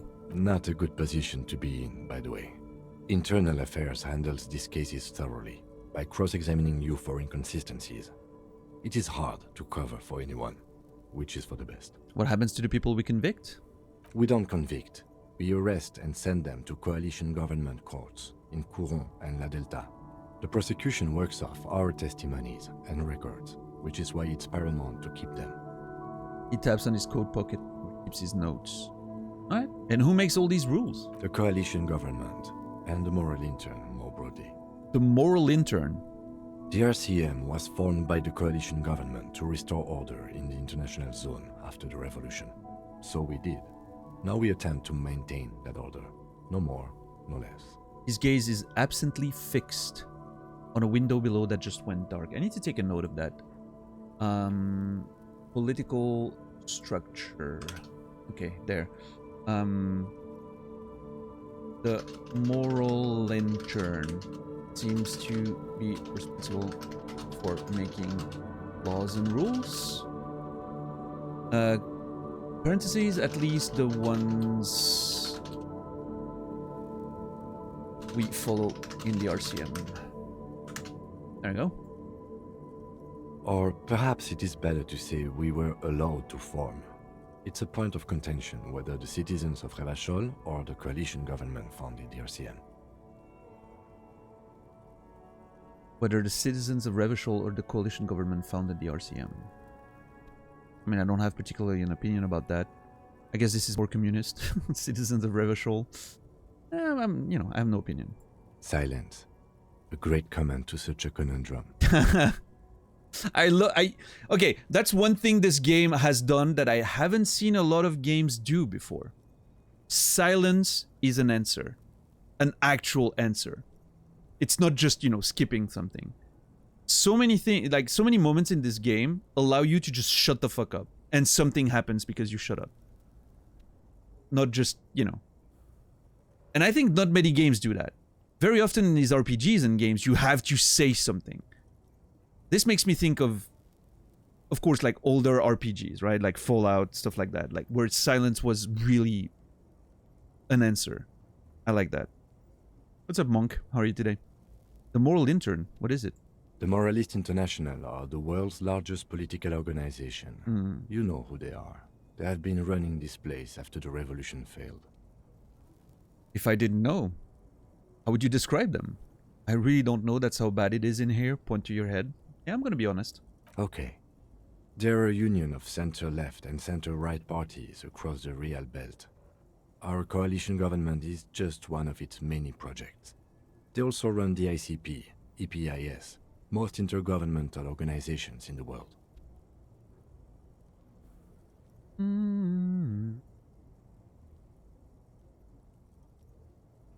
They're a union of center-left and center-right parties across the Real Belt. Our coalition government is just one of its many projects. They also run the ICP, the IS, most intergovernmental organizations in the world. What do they believe in? What do they believe in? They are Dolorians. They believe they continue the humanist project set forth by Her Innocence Dolores Day 4 centuries ago. Others say they are just technocrats. Wow, that is some deep fucking lore right there. Holy crap. Her Innocence Dolores Day 4 centuries ago. Technocrats. Those others say they continue the humanist project set forth by Dolores Day. Disagreement on who's doing the thing, right? That's very, very cool. What is their symbol? Interesting question. It's a blue forget-me-not. Their motto is love, compassion, self-discipline. I think you can gauge what they want you to think of them from that. Right. Something kind and usual. Something almost self-explanatory. Something ominous.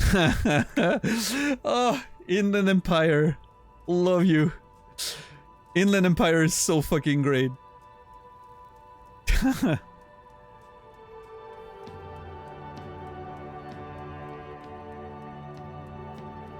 Yeah. I feel myself aligning with Inland Empire quite a bit, I will say. In terms of like suspicions and thinking that there's more to things than there seems, right? Even though logic, you know, sort of... It's sort of a two-step thing. First logic kicks in, and then Inland Empire, right? I love that. That's very relatable for me. Who is Dolores Day? The historic figure? The author of the modern age? You will have to look elsewhere for opinions. The subject of humanism is too abstract for me. Okay.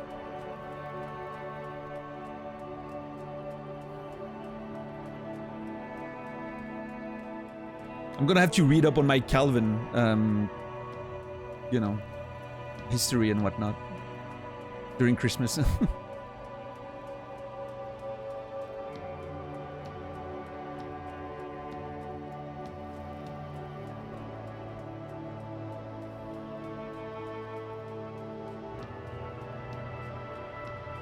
One second.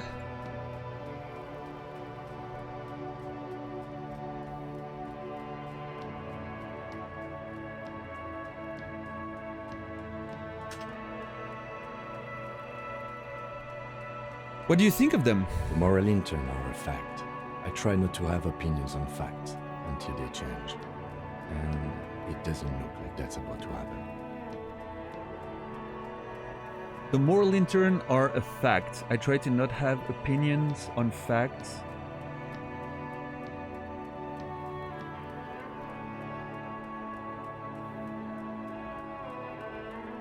Until they change. That's an interesting thought there. I try to not have opinion on facts until they change.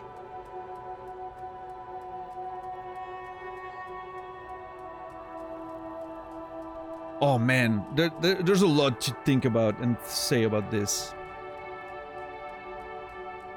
It is more than that. There's some kind of affection in him. You like the moral intern? Yes, I did, when I was younger. In my 20s, I considered myself a moralist. A blue forget-me-not, a piece of the sky. They're not all that bad. That's another leitmotif associated with moralism. They're not all that bad. But the years have changed that. I don't know what I believe in now. No, I believe in the RCM. That's enough for me. Okay.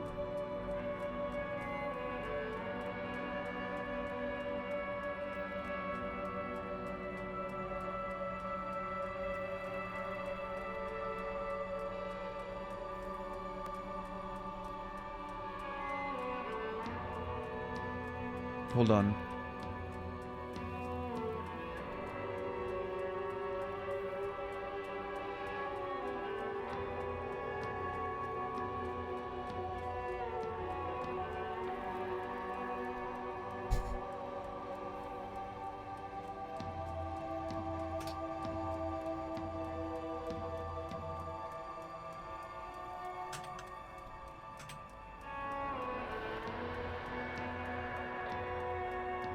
Sorry, I'm trying to deal with another situation at the same time, which I shouldn't do, but stream's going over time apparently, so.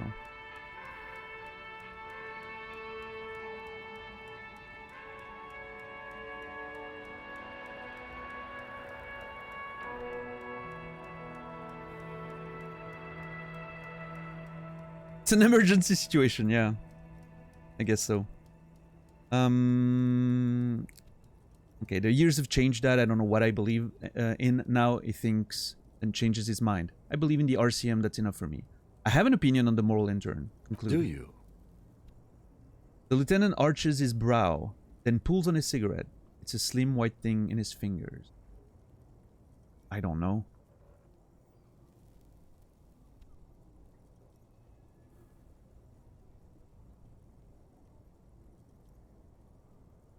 Things are bad out there, points out to the city. We need them here, giving us the right to police Revachol. They've done an awful job here. Have you seen this place? This is inhumanism. We are stooges of the world's biggest bourgeois organization, protecting bourgeois rights. Mutters silently, immigrants, liberal kips. Fucking men are turning into women. Oh my god, dude.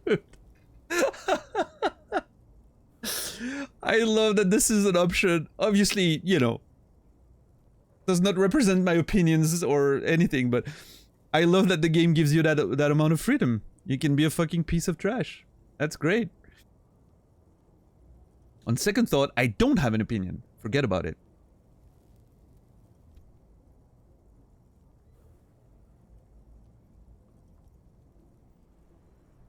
They've done an awful job here. Have you seen the place? This is inhumanism.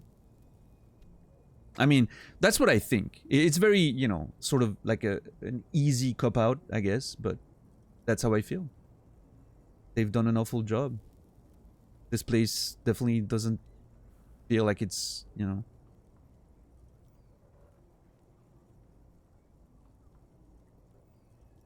We are in what is called the twilight of international law. The laws we claim to enforce come from the MI. Without them, we are simply vigilantes. Actually, vigilantes is okay with me. Vigilantes sounds bad. Maybe we should make our own law. I don't know.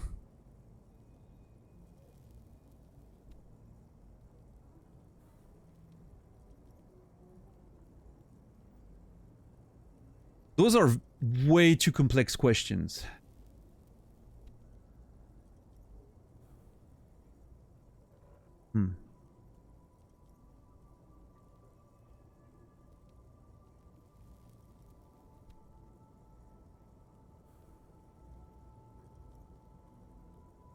Yeah, vigilantes actually sounds a little bad. Sadly, it is what we already are to the people of Martinez. Most of them, at least, especially the Union. Vigilantes. I expect our job here to prove quite challenging. He looks at the roundabout. Yeah, I mean, vigilantism is sort of a point of view, right? It's subjective. If you believe in the law and you're part of the system, you know, you can identify them, sure. But if you don't believe in the system, if you think the system is corrupt and shouldn't, you know, aren't all cops vigilantes? If you, like, deny the system, you're not, you know, convinced is correct or right? I don't know. It's a big question, obviously. You know, there's a lot of parameters there, but it goes beyond simply like the lawful aspect of it. There's a moral aspect to all of this. Say nothing, just look into the night. The dying lights of the city shimmer below. Slowly, like luminous clouds, they pass on his lenses. The lieutenant looks at his slim cigarette, contemplating the next drag.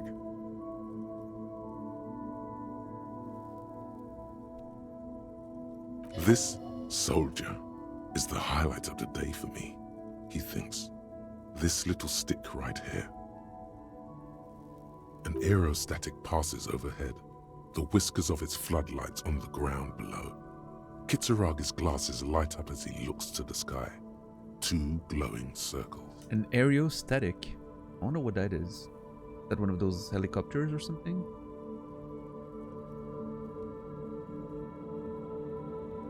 They really don't like us here. And the mouth on that kid, Kuno. It's different in land, in Jamrock and the GRIH.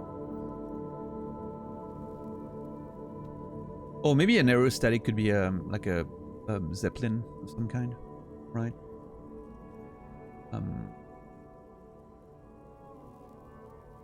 Yeah, I don't know.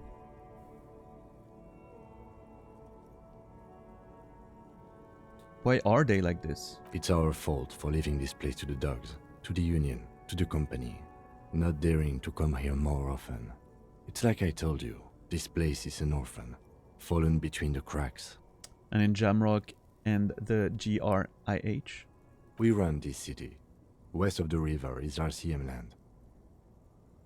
He looks at the dark silhouette of the equestrian monument cutting into the sky. It's incredibly hard. Human beings are...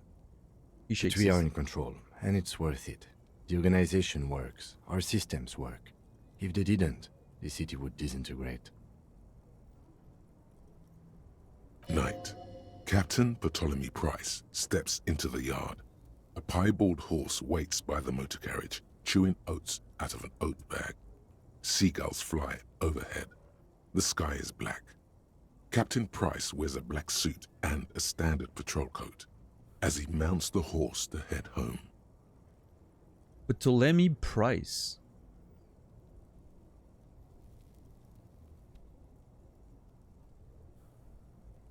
Mounts a horse to head home.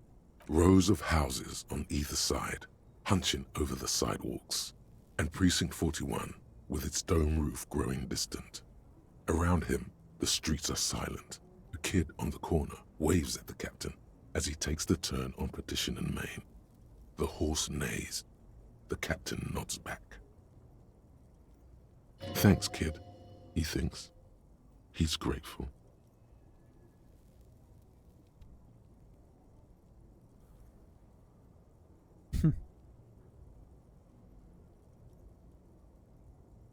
What an interesting little vignette there. I hope our investigation will help improve the situation here. At least do some good. Won't change anything here. Esprit de Corps is very interesting with those little vignettes.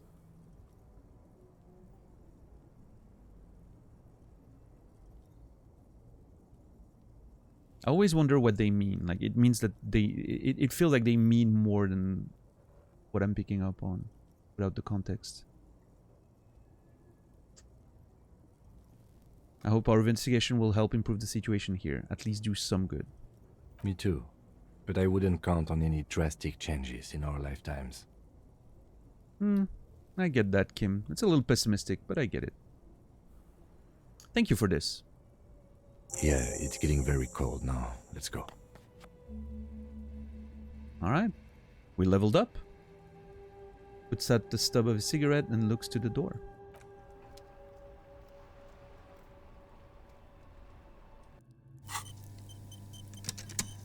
I have 2 level up points. Ugh, I have to.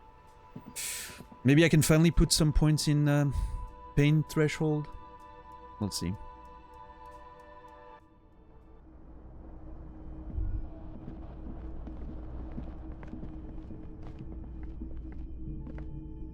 Oh, Yes? I didn't want to click on him. I wanted to click on that. See you in the morning. Yep. Bye. Later, Kim. Okay, now that the nerd's gone. Now that the binoclard is gone, can I do shit? I'm kidding.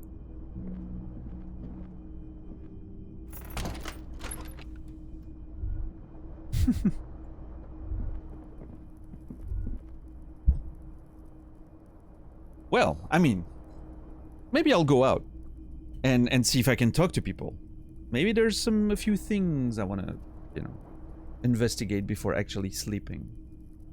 I don't know how the mechanics work when it comes to closing the day off. I think I, you know, interact with the bed and maybe then we go to sleep. But maybe I want to use some of that time to...